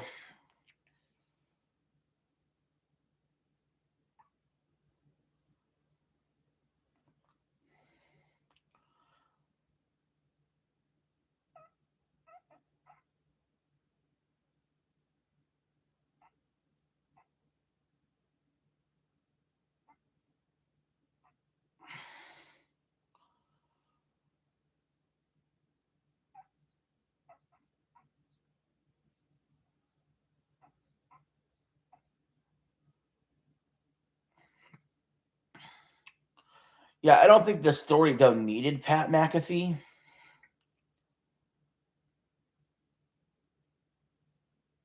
But yeah, I got Orton. I'm pretty sure Scooter's got Cody. I don't know for sure, though. He's not in the chat right now. I'm going to assume he has Cody. He's a big Cody fan.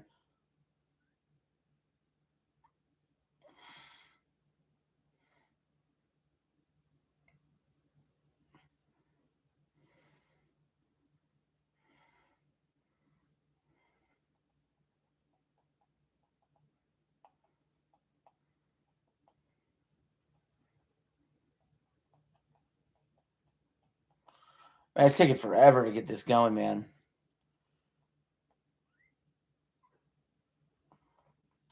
Have I heard of Mouse PI for Hire? Yeah, I noticed that that was out here this week. It's got some reviews on it. So does Tomodachi Life Living the Dream came out too this week. But I sort of chose to cover Pragmata instead of either of those games.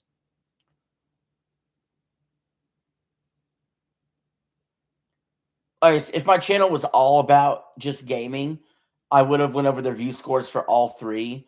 But we know we've definitely expanded the scope of the channel to include so much, and I value talking about Pragmata higher than either of those other 2 games this week.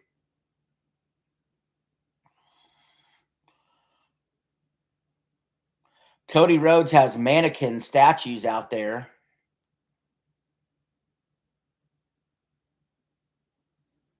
Wearing his old attire from over the years.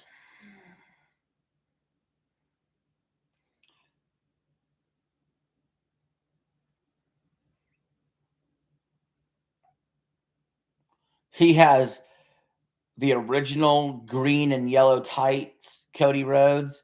He's got Stardust Cody Rhodes out there. He's got Dashing Cody Rhodes with the mask out there. He's got his current Cody Rhodes American Nightmare attire out there.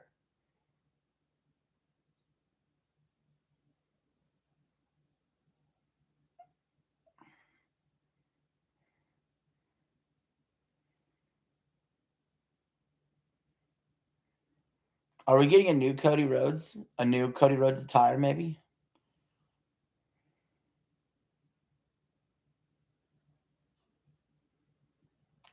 Mafia, the old country.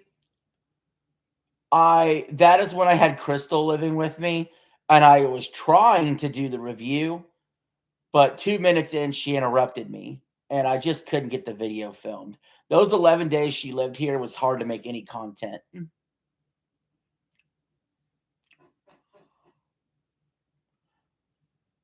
Cody Rhodes is coming out in a badass gold mask and gold trench coat.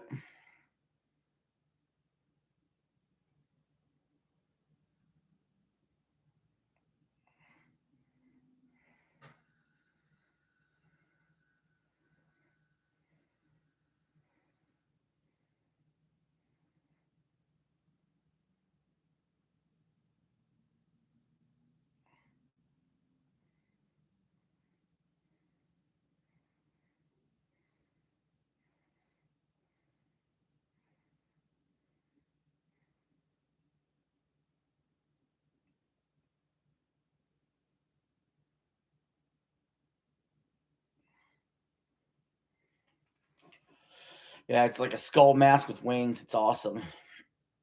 And he's got like a gold robe on. It's shiny and gold, and it's freaking cool, dude.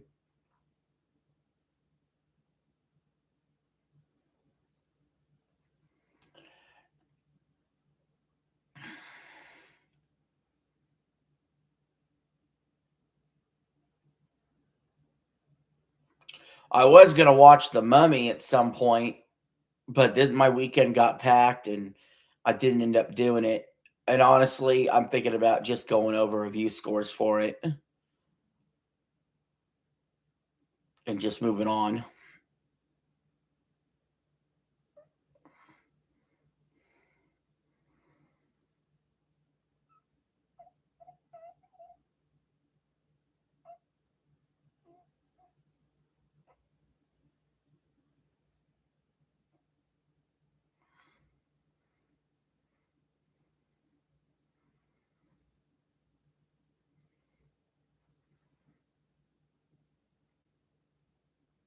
So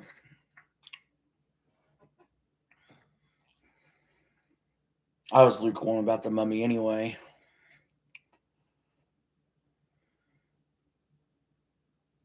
I don't like the fact that it's like 2 hours and 15 minutes long. It's too long for that kind of movie. I'm way more interested in some of the other horror movies later this year, like Obsession and Passenger and Backrooms.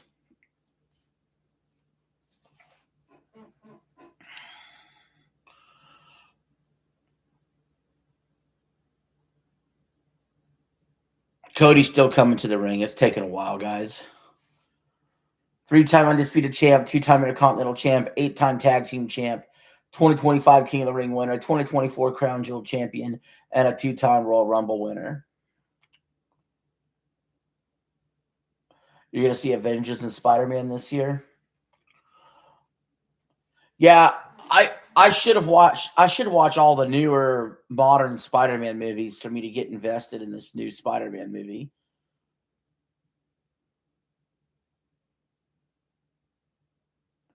But I don't know, that new Spider-Man movie where everybody's got amnesia. I don't know if it'd be better or worse. Well, see, I don't know if it'd be better or worse to just watch the movie going in blind because everybody's got like amnesia about Peter Parker for some reason. And I don't know if it would be like better to just watch the movie going in blind, like I am somebody that has amnesia too about that version of Spider-Man, and just watch it as is, or whether it'll be better to watch them all first and then pick it up.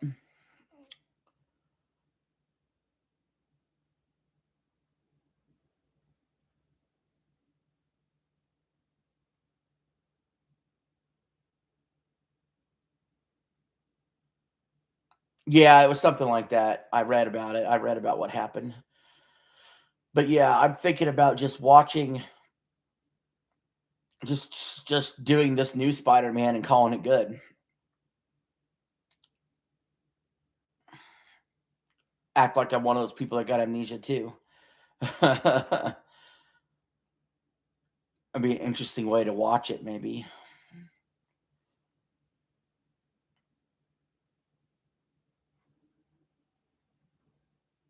Oh, so see, it is an intention of the. Okay, so the intention is to start a new trilogy because they wiped the memories. Okay, so it is a good entry point. Yeah, I found it to be a lot more. I found it to be a little more adult than the other trilogy. Maybe the tone of it a little bit, but that's still Tom Holland's Spider-Man, though, isn't it? It's still Tom Holland, right? McAfee's introducing Orton.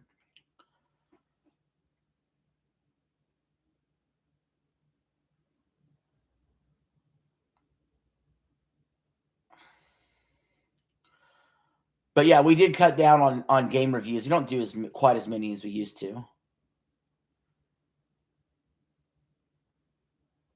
Yeah, you get the whole second trilogy. Yeah, I think I'll just jump right in at that point and call it good. I won't miss it. I forgot what the release date is on it because I'm so focused on movies the next couple months because there's going to be a bunch of movies this month, next month, June. So I don't know the release date. Cody Rhodes is being introduced.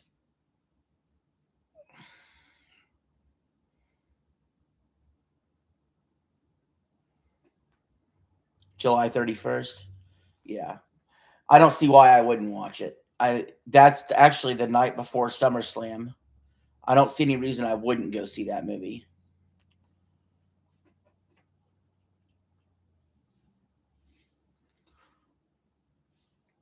But yeah, we've cut down a little bit on, oh, we got to review a movie every single week. We have to review two or three games every single week. We cut down the amount of reviews a little bit, make room for other content.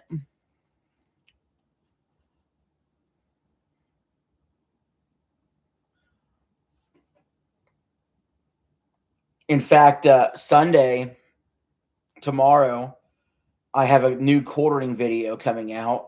I know you guys probably tired of the quartering, but we found out he lied about his Rumble deal. And we found out he's been botting not just views, but subs, and he's botting comments. He's botting comments, and he has alt accounts, and he's botting likes on videos, and it's just ridiculous. And there's a bunch of quartering news I'm going over for tomorrow's video. And more than likely, there won't be a live stream because I'll be busy with my girlfriend, and we don't have 100 likes in this video. So,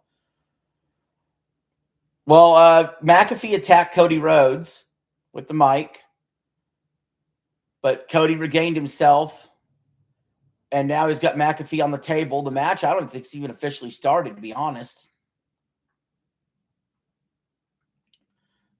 Jelly Roll is out there. Jelly Roll just flipped off McAfee, and he gave him an elbow through the table.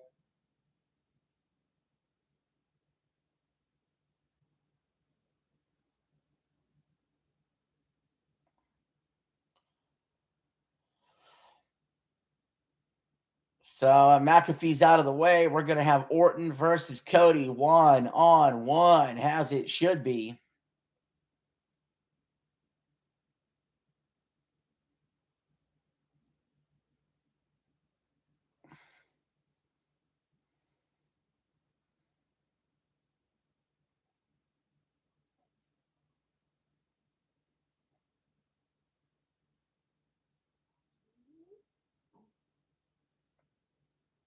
They're getting out the stretcher for McAfee. He's actually hurt. Jelly Roll actually hurt McAfee. Pat McAfee's actually hurt, guys. This is not a work.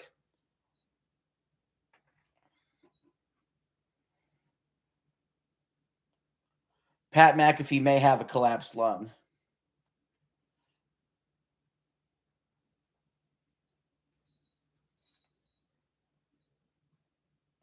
Like, those are actual real EMTs out there. Those aren't the fake phony ones they usually bring out.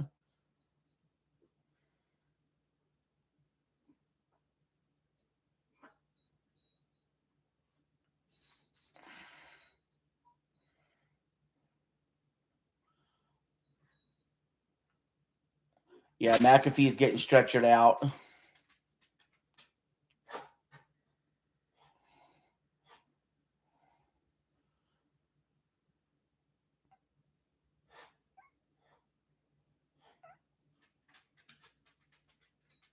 That's crazy.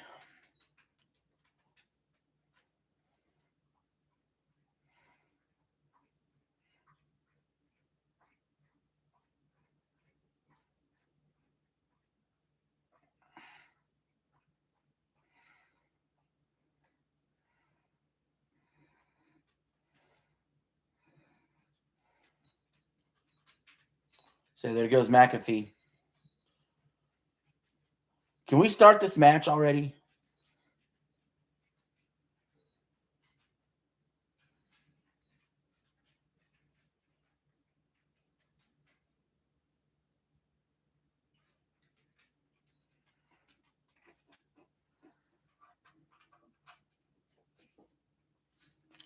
All right. Finally, Cody versus Orton. 1-on-1. Mano e mano.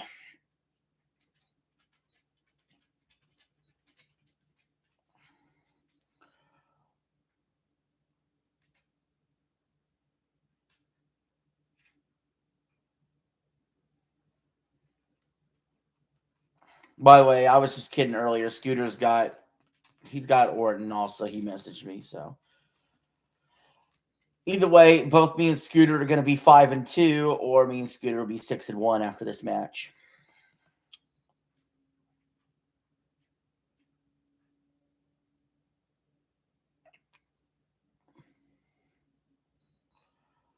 Tie up.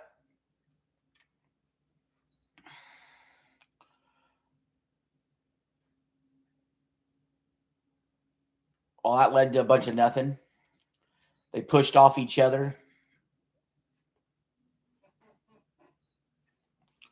Orton's got him in the headlock.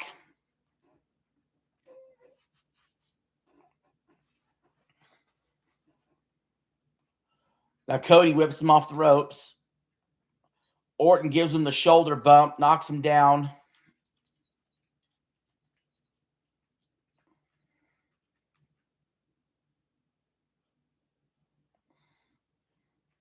Tie up.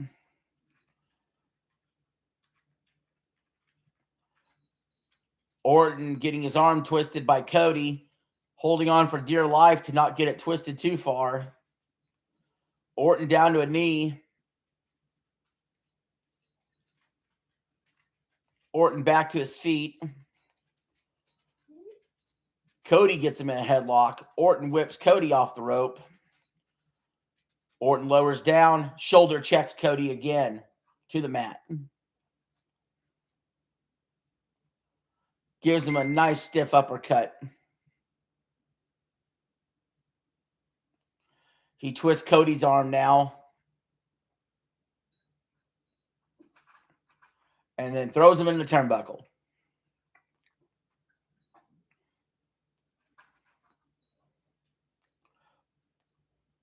Orton gives him another Cesaro-like shot.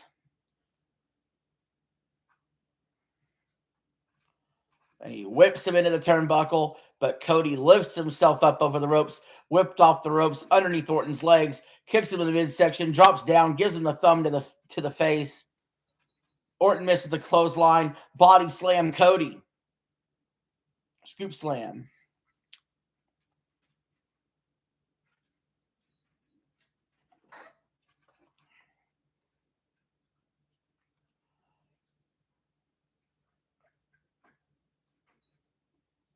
Cody lurking behind Orton. Goes for the disaster kick. Orton catches him.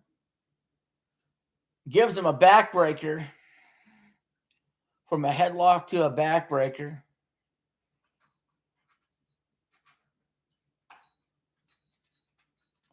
Or Orton's a little ginger on his leg there. Calls the ref over. Cody comes over and gives him a thumb to the eye. I think Orton might be legit hurt. He's not moving around as well. Orton's got Cody in the headlock.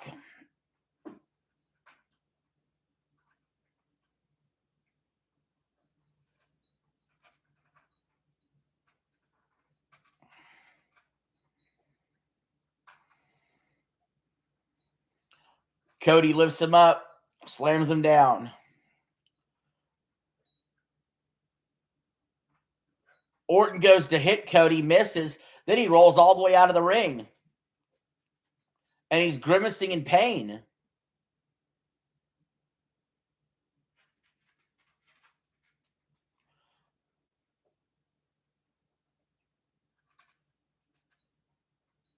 Orton kicks Cody in the midsection.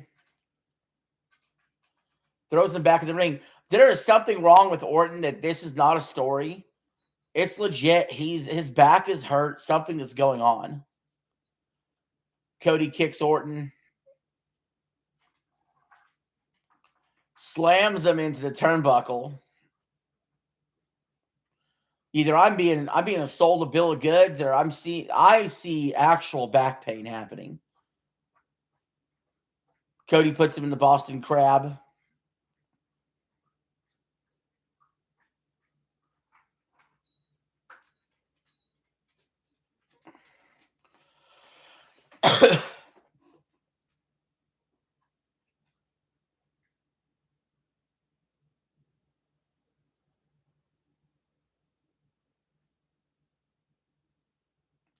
Then he slams on Orton's back.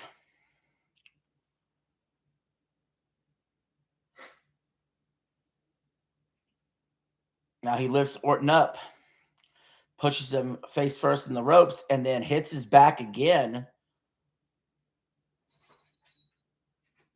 Now he puts a knee to the back.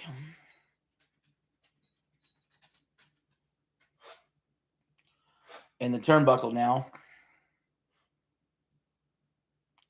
Twist Orton's arm and flips him into the turnbuckle.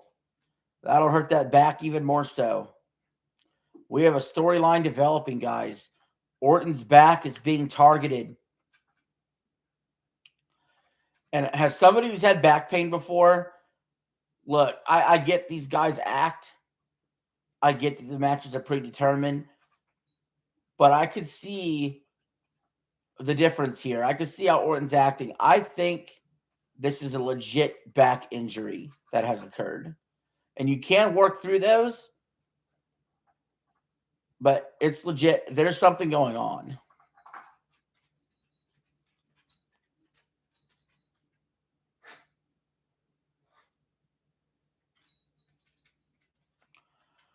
Cody is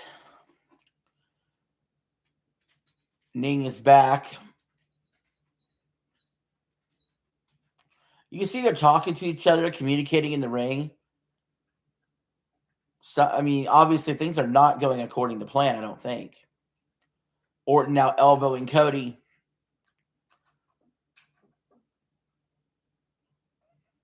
Orton whips Cody in the rope, but Cody jumps up. Now he springboard, rolls up Orton. That's 2 count. Kicks Orton in the midsection. Pushes Orton face first, the ropes again, and hits him in the back again.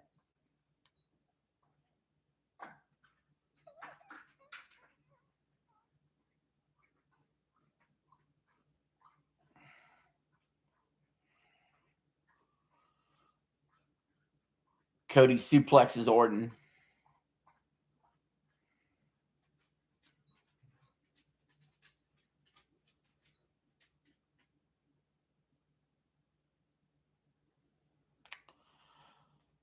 Looks like Cody's on his feet. Orton's down. Cody's been dominating most of the match.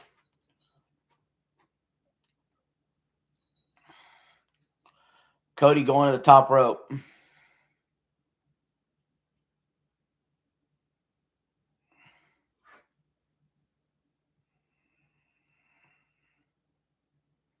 Orton to his feet.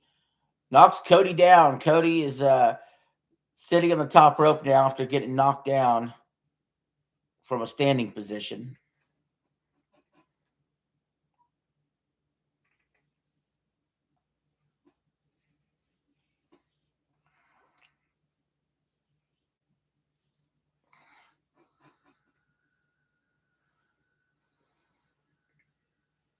Orton goes to the top turnbuckle.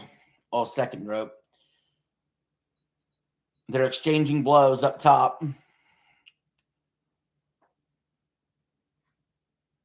Orton off the turnbuckle now. Now he's getting back on it.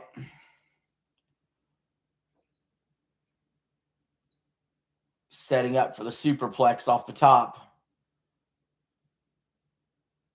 And he nails it.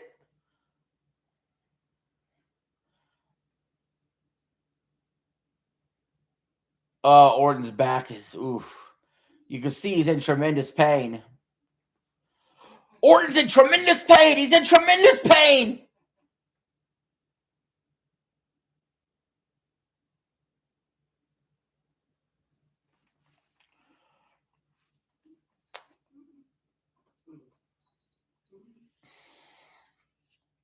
Orton gets the clothesline on Cody.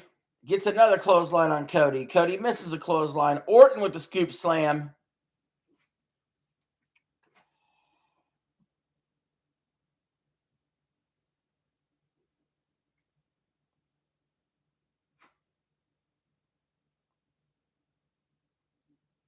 Orton setting up for a DDT off the ropes. Vintage Orton. But that back is still bothering him.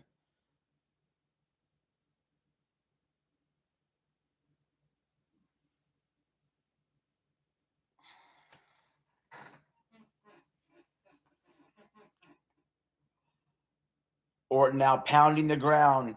Could be setting up for an RKO.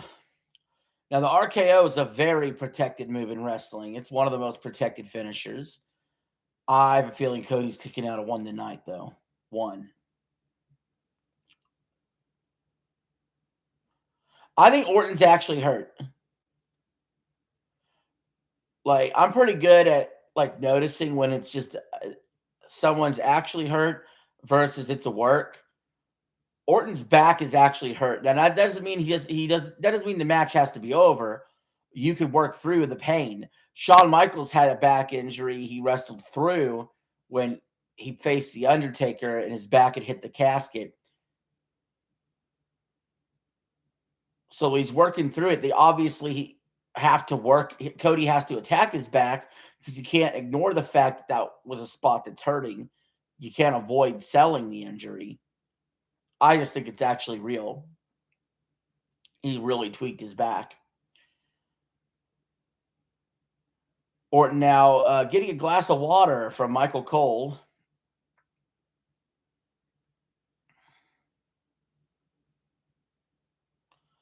They're on the outside of the ring. They just passed by where the championship belt is laying. Cody just pushes Orton right into the pole.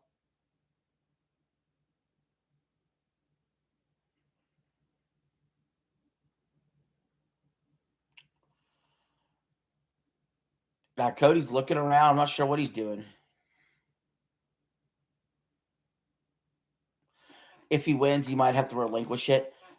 Not really, because I don't know. It depends on what's going on. It could be, Orton's busted open. He's bleeding like a stuffed pig. But no, it could be one of those things where it's tweaked, but it's not a serious injury. Plus, people don't defend their titles every 30 days like they used to. But yeah, Cody opened up Orton. We got blood. He's bleeding like a stuffed pig.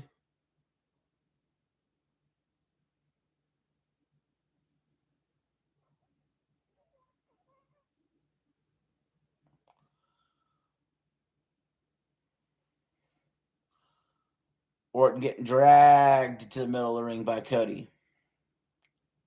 Cody has dominated most of this match.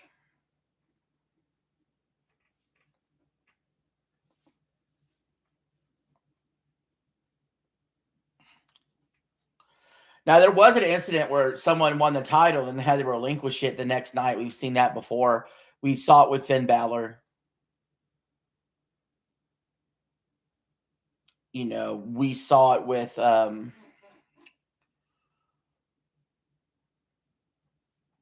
didn't we see that with Edge? Edge when he retired. It's happened a handful of times. Cody just keeps busting open Orton more. Disaster kick right to the head. Orton down. Cody going for the pin. Orton kicks out.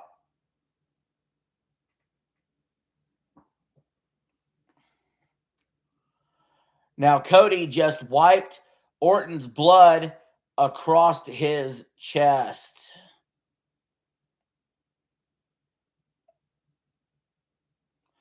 I'd be more impressed if he licked it.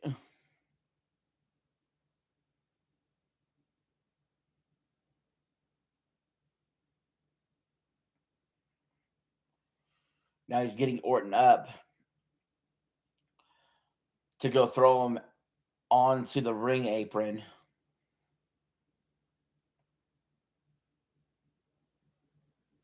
Orton just collapses on the apron.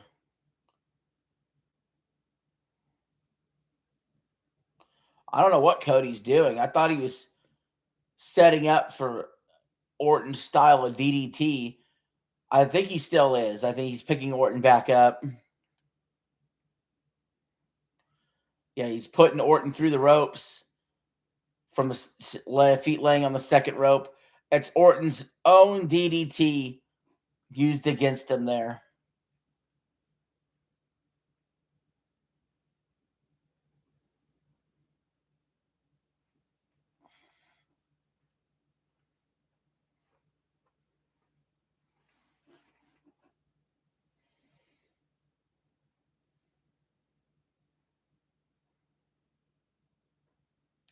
Orton just laying on the ground.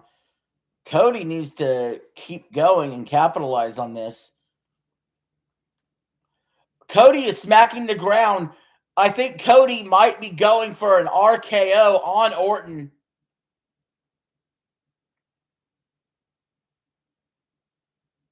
He wants to beat Orton with his own move. It doesn't work. Wait, Orton grabs Rhodes. Orton's putting Cody in the crossroads. 1, 2 count.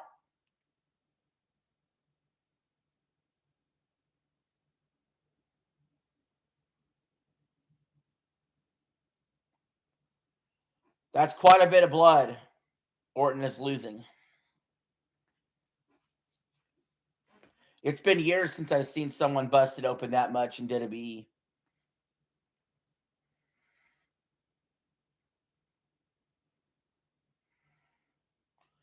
The ref is trying to towel him off right now.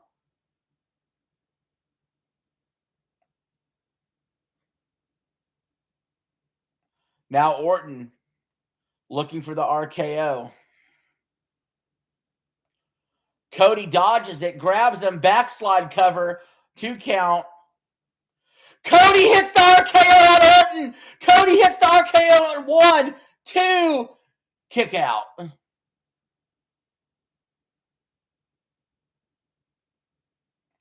Cody tried to beat Orton with his own move. Both gentlemen have tried that already this match.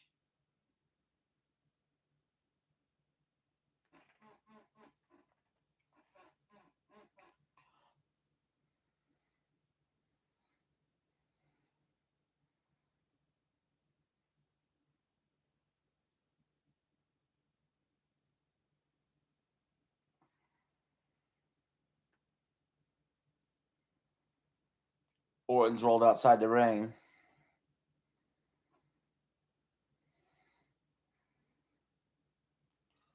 Cody's going after him.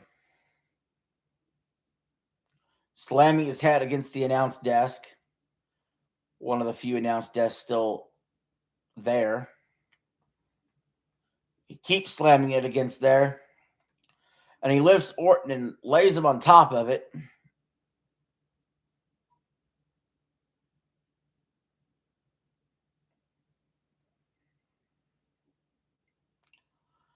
All right, now he's putting Orton back into the ring.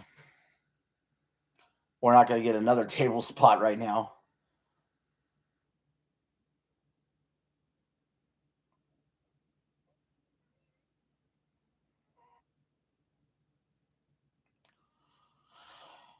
Cody's feeling it. Like that. Cody looks like he's going for an RKO, but Randy gets him with the RKO instead. 1, 2, kick out. Cody Rhodes is kicked out of the RKO.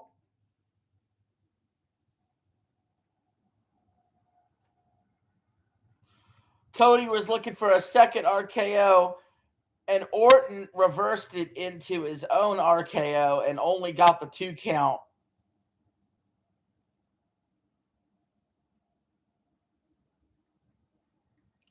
You don't see that often. You do not see people kicking out of that RKO very much. I can't even really think of other times it's happened. It's so far and few between.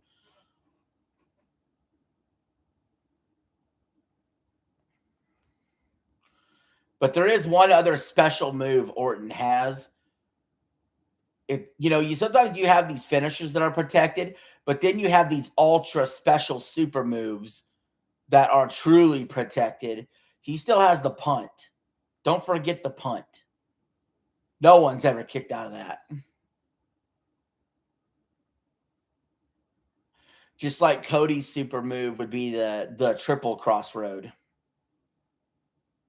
Yeah, the punt kick, Eli. His punt kick, that's his super special move. And then Cody's is the triple crossroad, where he does it 3 times in a row. Oh, Randy just RKO'd the referee.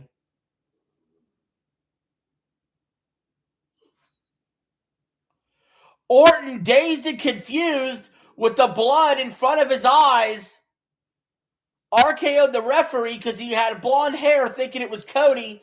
Both wrestlers are busted open. Cody is busted open as well. Orton went to go kick Cody in the balls. Cody blocked it. Cody kicked Orton in the nuts. Cody does a heel maneuver. Cody has kicked Orton in the nuts. This crowd is stunned. Cody Rhodes has turned heel. Cody Rhodes went for a disaster kick, and Orton catches him. RKO. No ref, though. Cody's bleeding worse than Orton now. And here comes Pat McAfee. He's back with a neck brace, wearing a ref shirt. 1, 2. Cody kicks out. Even though Pat McAfee came out there in a ref shirt and tried to quick count it, Cody kicked out anyway.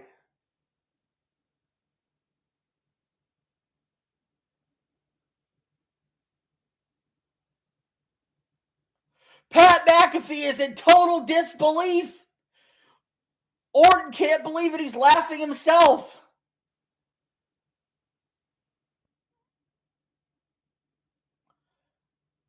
Pat's telling him, go get him, go get him. What the hell? What the hell? Orton just RKO'd Pat McAfee. And then Cody Rhodes crossroads Orton. 1, 2, 3. Cody Rhodes is still your champ.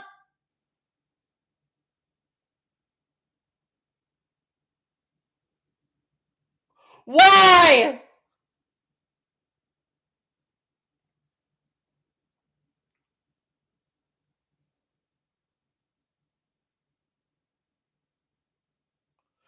Why?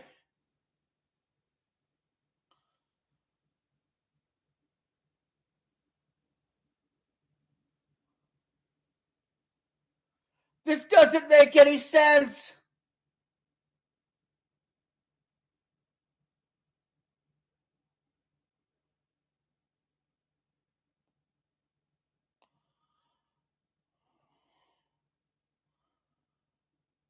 Wow.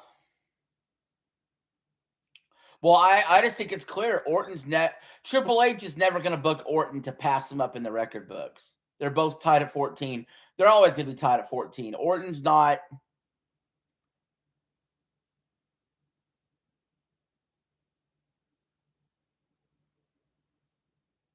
I don't understand this ending, though. I don't get it. Orton RKO'd Pat McAfee.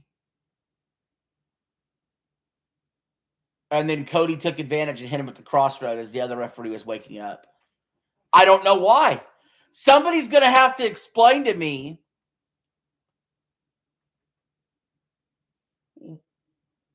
Well, Orton just took the belt from Cody, and now he smacks Cody in the face with it.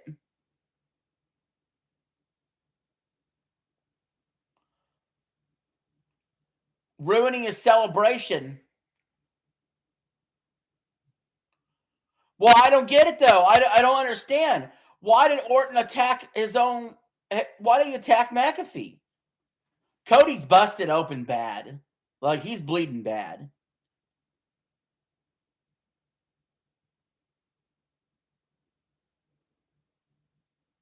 I don't get it. I don't get what Orton's doing here. It's like, okay, now I'm attacking Cody some more. But you lost the match, dude. Orton just threw the title belt away. Like, he doesn't care about it. Now he's going to punt. He's going to punt Cody, and he does. Cody just got punted.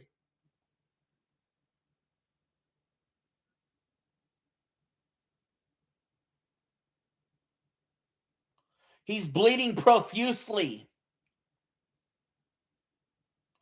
And now Orton is setting up for a second punt.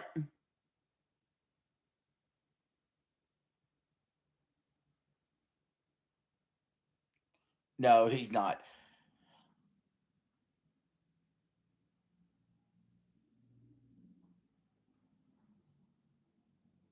All right, Orton's holding the title belt like he just won it, but he didn't. This, I'm sorry, this ending made no sense. I'm sorry. That's the end of the show.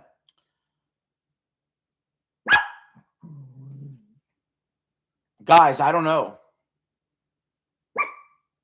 I honestly can't tell you why things ended the way they did. Why would Orton attack McAfee?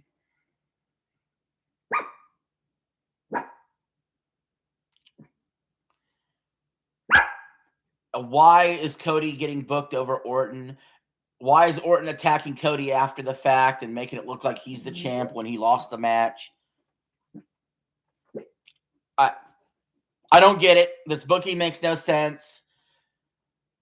I mean, just basically, I'll put it this way. The in-ring action was fine. Just fine all night. But the booking decisions don't make sense. No. So let me explain this ending so you understand just enough, okay? So Orton has the clear advantage. All right, McAfee tried to count in a ref suit. He tried to count. First of all, is that even legal that McAfee's just in a ref suit and going to count? But he tried to count. Cody kicks out. Okay. Orton still has the clear advantage.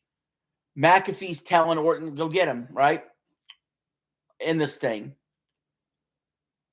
For some unknown reason, Orton decides to just give McAfee an RKO. And that being a distraction enough, right after that RKO, and Orton gets up, Cody gets him in the crossroads. Right at the same time, the ref that got knocked out earlier wakes up. Cody hits the crossroads 1, 2, 3. So basically, Orton lost the belt because he attacked his own ally, Pat McAfee, for no good reason. And it distracted him and let Cody get the win. I cannot even begin to describe how stupid that is for an ending.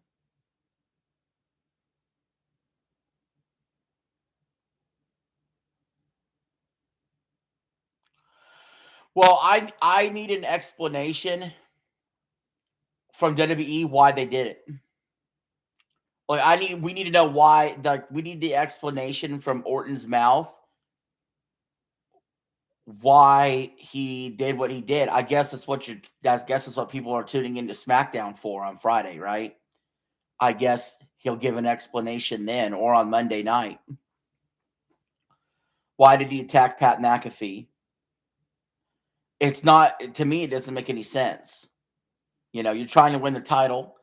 You rode with Pat the whole way. You're literally seconds away from winning the belt. And instead of doing so, you're just going to attack Pat. Why? What's stupid? It's dumb. I mean, come on. I mean, that's up there with, that's got to be up there with what happened last year with John Cena and Cody when they had stupid Travis Scott come out. Eli, you bring up a good point. Maybe they changed plans on the fly with the back injury. That's possible, except for the fact that this sounded like this is what the finish was going to be regardless. But if the finish was to be Orton winning and they changed plans, then they would just have Cody go over Orton clean, wouldn't they? Why make it convoluted by attacking your own ally? That's what I don't get. Like, if Cody was booked to win, then you're booking Cody like you booked Cody 2 years ago, where he overcomes the odds of the interference and he wins anyway, right? But they booked Cody to win because Orton attacked his own ally, a heel. I don't understand it. Even if you're going to flip-flop the winner for injury, let's say, like I said, there's a lot easier ways to go about it,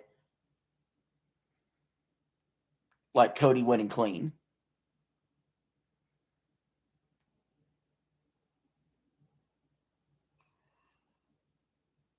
So,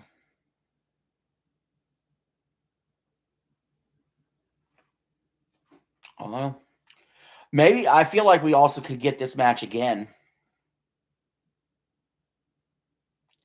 Yeah, I like the wolf mode in that. I know some people don't like it. I think it's fine. But no, we're gonna have to find out, I guess. I don't think there's any explanation that's gonna satisfy me though. Personally, I don't think this made any sense. I don't like Cody winning the match to begin with, but the way he just won it made it even worse. So yeah, they could have a backlash rematch. In fact, and if that happens, Orton could win it there. But again, why not have the payoff at Mania? Like what? Just give Cody another Mania main event win, and then he could drop the belt to Orton a month later. Sure, fine, whatever.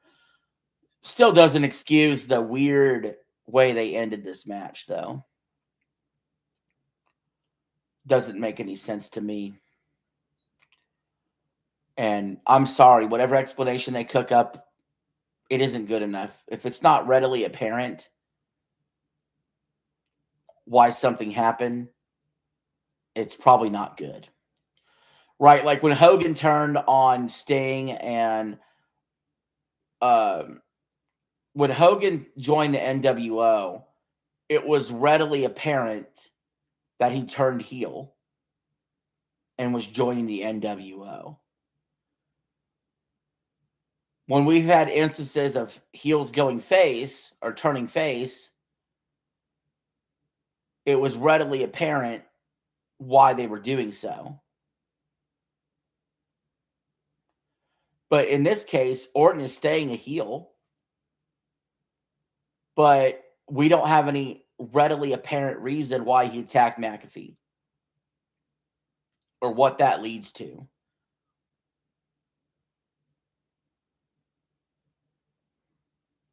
Because what does this mean? If McAfee's wrote off TV, then why'd you even bring him in at all? If McAfee's not going to stay with Orton after getting attacked, that would make no sense if he did.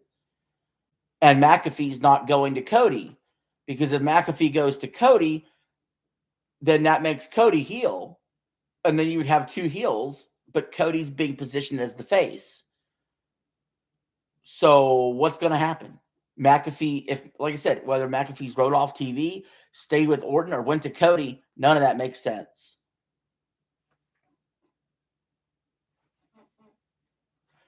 And if you're going to write McAfee off TV anyway, Orton could have been the champion without him. And if you were going to have, why even bring McAfee involved then? Why even involve McAfee? He added nothing to this story but confusion.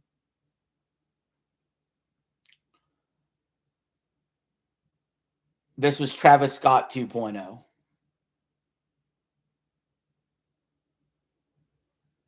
WWE has a lot of explaining to do. And with that, guys, I'm going to end the stream. Thank you for watching. We got 8 likes. So we fell woefully short of the 100 I requested, which is fine. 8 likes is still good. So tomorrow night, I'm going to be chilling. I'm not even going to watch WrestleMania Night 2. This made me sick to my stomach. I'm going to have my girlfriend over. We're going to chill. We're going to watch TV and movies together. We're going to hang out. I got a video coming out tomorrow. I'll put a video out on Monday about the Night 2 results. A standalone video about the Night 2 results on Monday.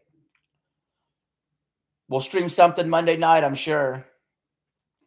Don't know what yet. Could be NBA playoff related, but we'll stream something Monday night for sure.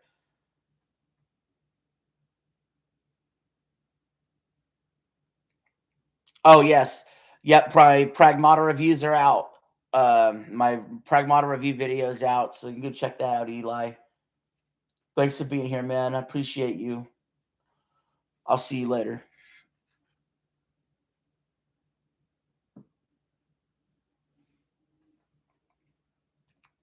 Wait, I'm back up to 363? Let me see.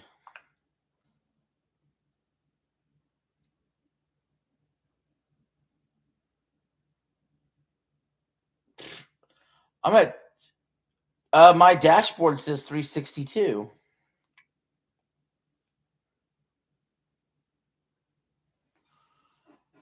Hold on, let me check the. Yeah, my dashboard says 362.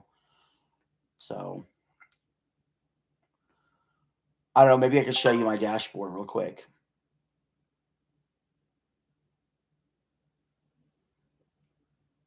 Trying to brighten this up. Oh, yep. See, somebody unsubscribed during this stream.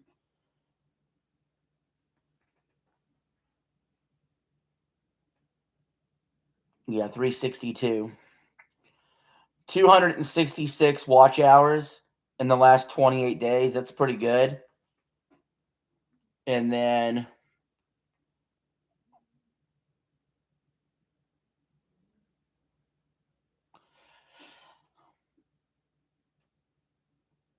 trying to get this to.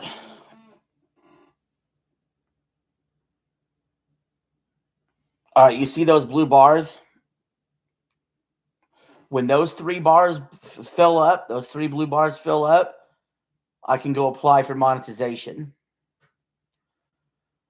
So like this top bar here,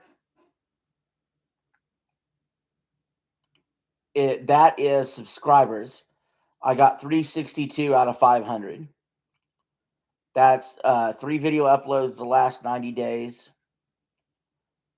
And then that one there is 1,222 watch hours out of 3,000. So I'm almost halfway there on the watch hours.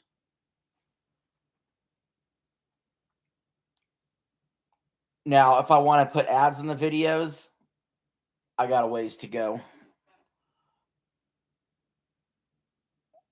I'm over a third on both. But for ads, you need 1,000 subs and 4,000 watch hours. And yeah, I know you have you've done YouTube before too, Eli, so you know how that works. But yeah, I think we're getting there. Definitely, growing like 100 subs this month was awesome. Because it was for a while there. If you remember, I was complaining about, I'm sitting between 259 and 261. It hasn't went up for weeks. And then like this last month, we grew 100 subs. Like just. So the watch time will take longer than the subs, I think. But we're getting there. So appreciate you, man. I'll see you.